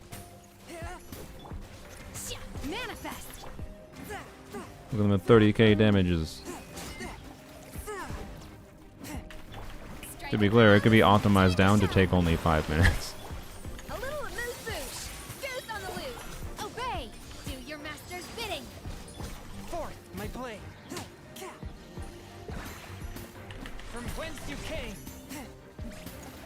Okay, I should have shown how to eat again. You review characters? Yeah, not right now though. Well, unless you do a character unit review redeem with the community points. Manifest. Hip. Cryo incarnate. One with my blade. Spirit blade. Attack. I feel like Chongyun's burst is missing. By the way, that chicken just did like a roadside crash into me. Oh boy. Off to the freezer. Goose on the loose. Good mining, echoing song. Shit. Do your master's bidding. We are 2 minutes in and we've killed 3 guys. Not that I played this well at all. You know what, Mitsu? You're good at playing Chongyun. I think I will leave that one up to you. I would like to get to it, but I don't think I want to right now. I'm sorry. I've been streaming for 6 hours. I did what I think was one of the more annoying chambers to figure out. I'm pretty sure this should be pretty trivial with the Benefa team. And then this, Denver Chamber 3. And then you reverse again. You do Benefa and then like probably Navia. Probably Navia, Bennett, Durin is ideal for this. My God. Yay, he gave up. Yeah, I did. It can definitely be done. It can definitely be done. It's just so goddamn tedious to have to do the partial clear, and it can be done with Chongyun, I mean, on every chamber. And the chamber 2 in particular, you can definitely probably get away with the Benef or the actual Chongyun carry. I'm guessing. So, yeah. Anyways, clicked on your thing. Sorry. So, do you do builds rating? Why did the second person that asked that in 2 seconds? Yes, but not. This is not a stream dedicated to rating builds right now. Do you mean partial clear? I don't do those. Well, that's what you have to do, I think. Quite frankly, like you have to partial clear. Or be much more invested in certain builds and whatnot. So, yeah. Anyways, but hi Siriano. I also have a character. I have a point redeem thing, a community redeem, whatever it's called, for character reviews. But someone redeemed a cat treat thing. Haven't done a unit restream in ages. I know. I've been always never. I don't like doing them unless I feel like I have the energy, and my sleep schedule has been absolutely fucked for a while. How do you partial clear? I've never done it. What we were just doing. Like we cleared chamber 1 without Hatham. You don't need to 3-star again. You get the rewards. See? We 3-starred. So you do what I was doing there, where you're trying to use Chongyun. It's tedious as all hell to clear the first chamber at all. You clear the first chamber at all within 10 minutes. And then you move on to the second chamber. And then you can 3-star the second chamber. And then you could restart again and do the same thing for the third chamber.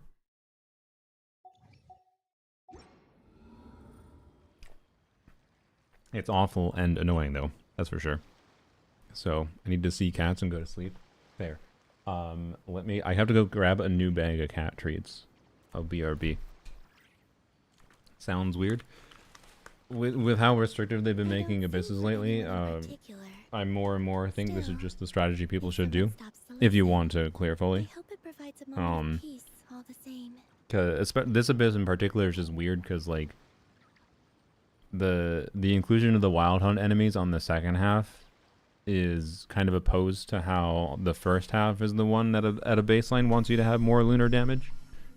Like the Hera doesn't inherently that badly need lunar damage. It incentivizes it. Like the Hera is fine. I actually like the Hera. Just not with Llama Hyperbloom. And then the third chamber of the second half is fine too, right? It's just like the inclusion of the wild hunt enemies in the second half of chamber 2 is just brutal. Like they should have put the fucking crab in the second half. Honestly, Zibai would have been fine for the crab because you put Hydra in the team, and she's fine, right? Like. Why did they put the crap? Like they should have just swapped the second chamber should just be reverse order, and then we wouldn't have to do this shit. In this case, this is probably the worst abyss I've seen that basically pushes you heavily towards doing partial clears with different teams. So, anyways, I think it is doable to do a full clear in theory, but you have to invest a lot more than makes sense to prioritize, in my opinion. But anyways, let me go grab cat treats.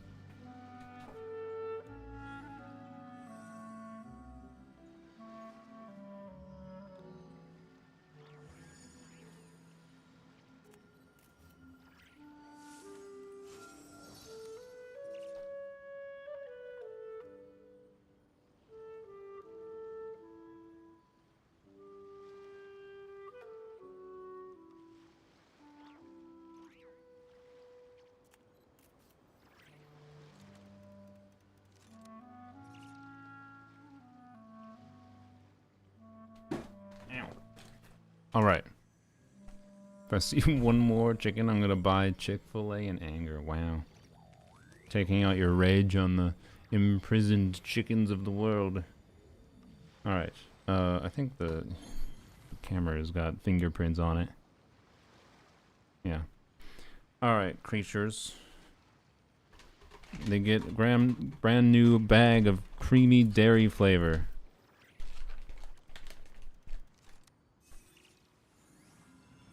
Also, the YouTube chat hasn't been updating in a while. No, wait, sorry. There's only been one new comment. Sorry, I lied. Partial clear is the best way is usually trying to get the third chamber first, and then you do the second and last first, so you don't have to go through everything for retries. Yeah, I agree. Here, come down here.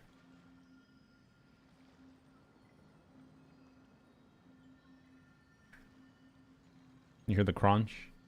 Where did the other creature go?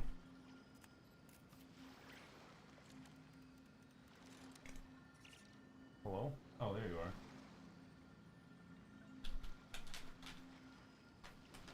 Don't, no. I see you trying to come over here. You already got two.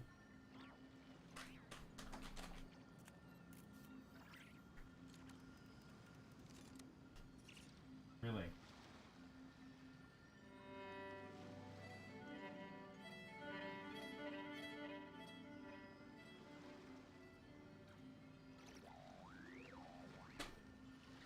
Yeah, apparently...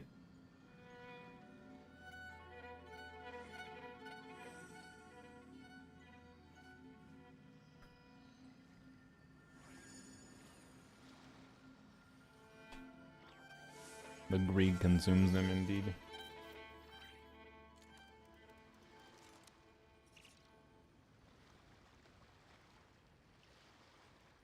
Hello. Fine, okay. They each get one more. For being... No. Don't... No. No. Get back down. You're wonderful on my lap. Like, oh, fine.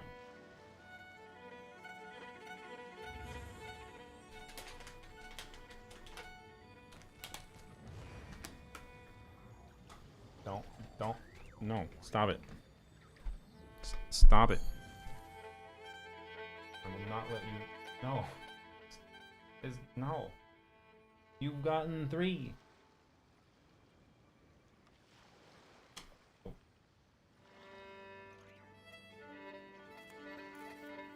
Okay, Osher got it, I think.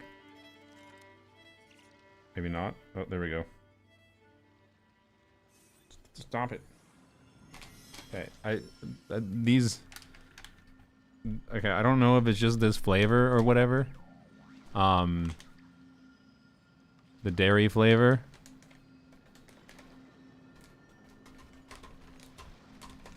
I think... I don't know if he's just hungry or he really likes this flavor or something. He's not usually this vigorous at trying to get at the treats. Like I don't usually have a problem with them trying to get into the treat bag like he was just doing there. So maybe that's their new favorite. It was the greed that killed King Jeshret, true.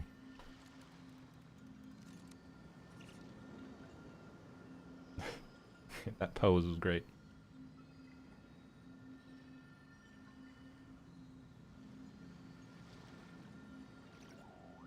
Where are you stepping off into the air?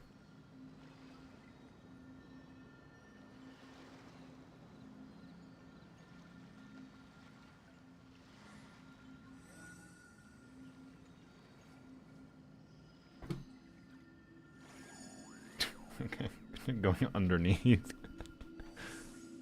The flavor's forbidden knowledge, yeah. Why do you keep peanut butter by your side? Because it's a good snack. Do you have a problem with that? In seriousness, it should have been put away last night, but I don't know. I live alone. Screw you. So don't worry about me. I can keep up. It's good, cheap sugar, basically. And yes, it's basically sugar. How much is there in a serving? Let's see. Oh, you know what? Not that much. Actually, even more, it's a good, cheap, sugary snack. It's only friggin' 4% daily sugars in a 2 tablespoons. Cats won't be judging you for not putting away your peanut butter? Yeah. Just you. And it's not like it's dirty. It's in the container. I haven't left a mess out. It's just there. Anyways. My only true mistake is letting you see it. Anyways, thank you for letting me on your account, Mitsu. Good luck if you do continue trying, but yeah, I think I wouldn't, if I was in your situation, I wouldn't stress out, try and do clear that much. I don't think it's worth the effort in this instance, but, yeah. Anywho's, let's go raid someone, maybe? We'll end the YouTube stream. Bye-bye, YouTubes. We'll probably stream tomorrow to talk about Varka, because in approximately, well, a lot of people might be talking about Varka, and this is just a hunch, in approximately 1 hour and 50 minutes. So if you want to stay up, Demio, or you can just watch it in the morning. Anyways, you will. You will stay up. I mean, don't cause yourself sleep problems. I've caused myself enough. Anyways, let me log out of Mitsu's account. I'll find someone to raid. Yeah, have a good night, Dragon Whispers. And everyone else. Do you like the other spreads? Like other kinds of peanut butter? Not really. I'm not really a connoisseur of food in general or peanut butter. Kiwi's live. Alright, we can raid Kiwi.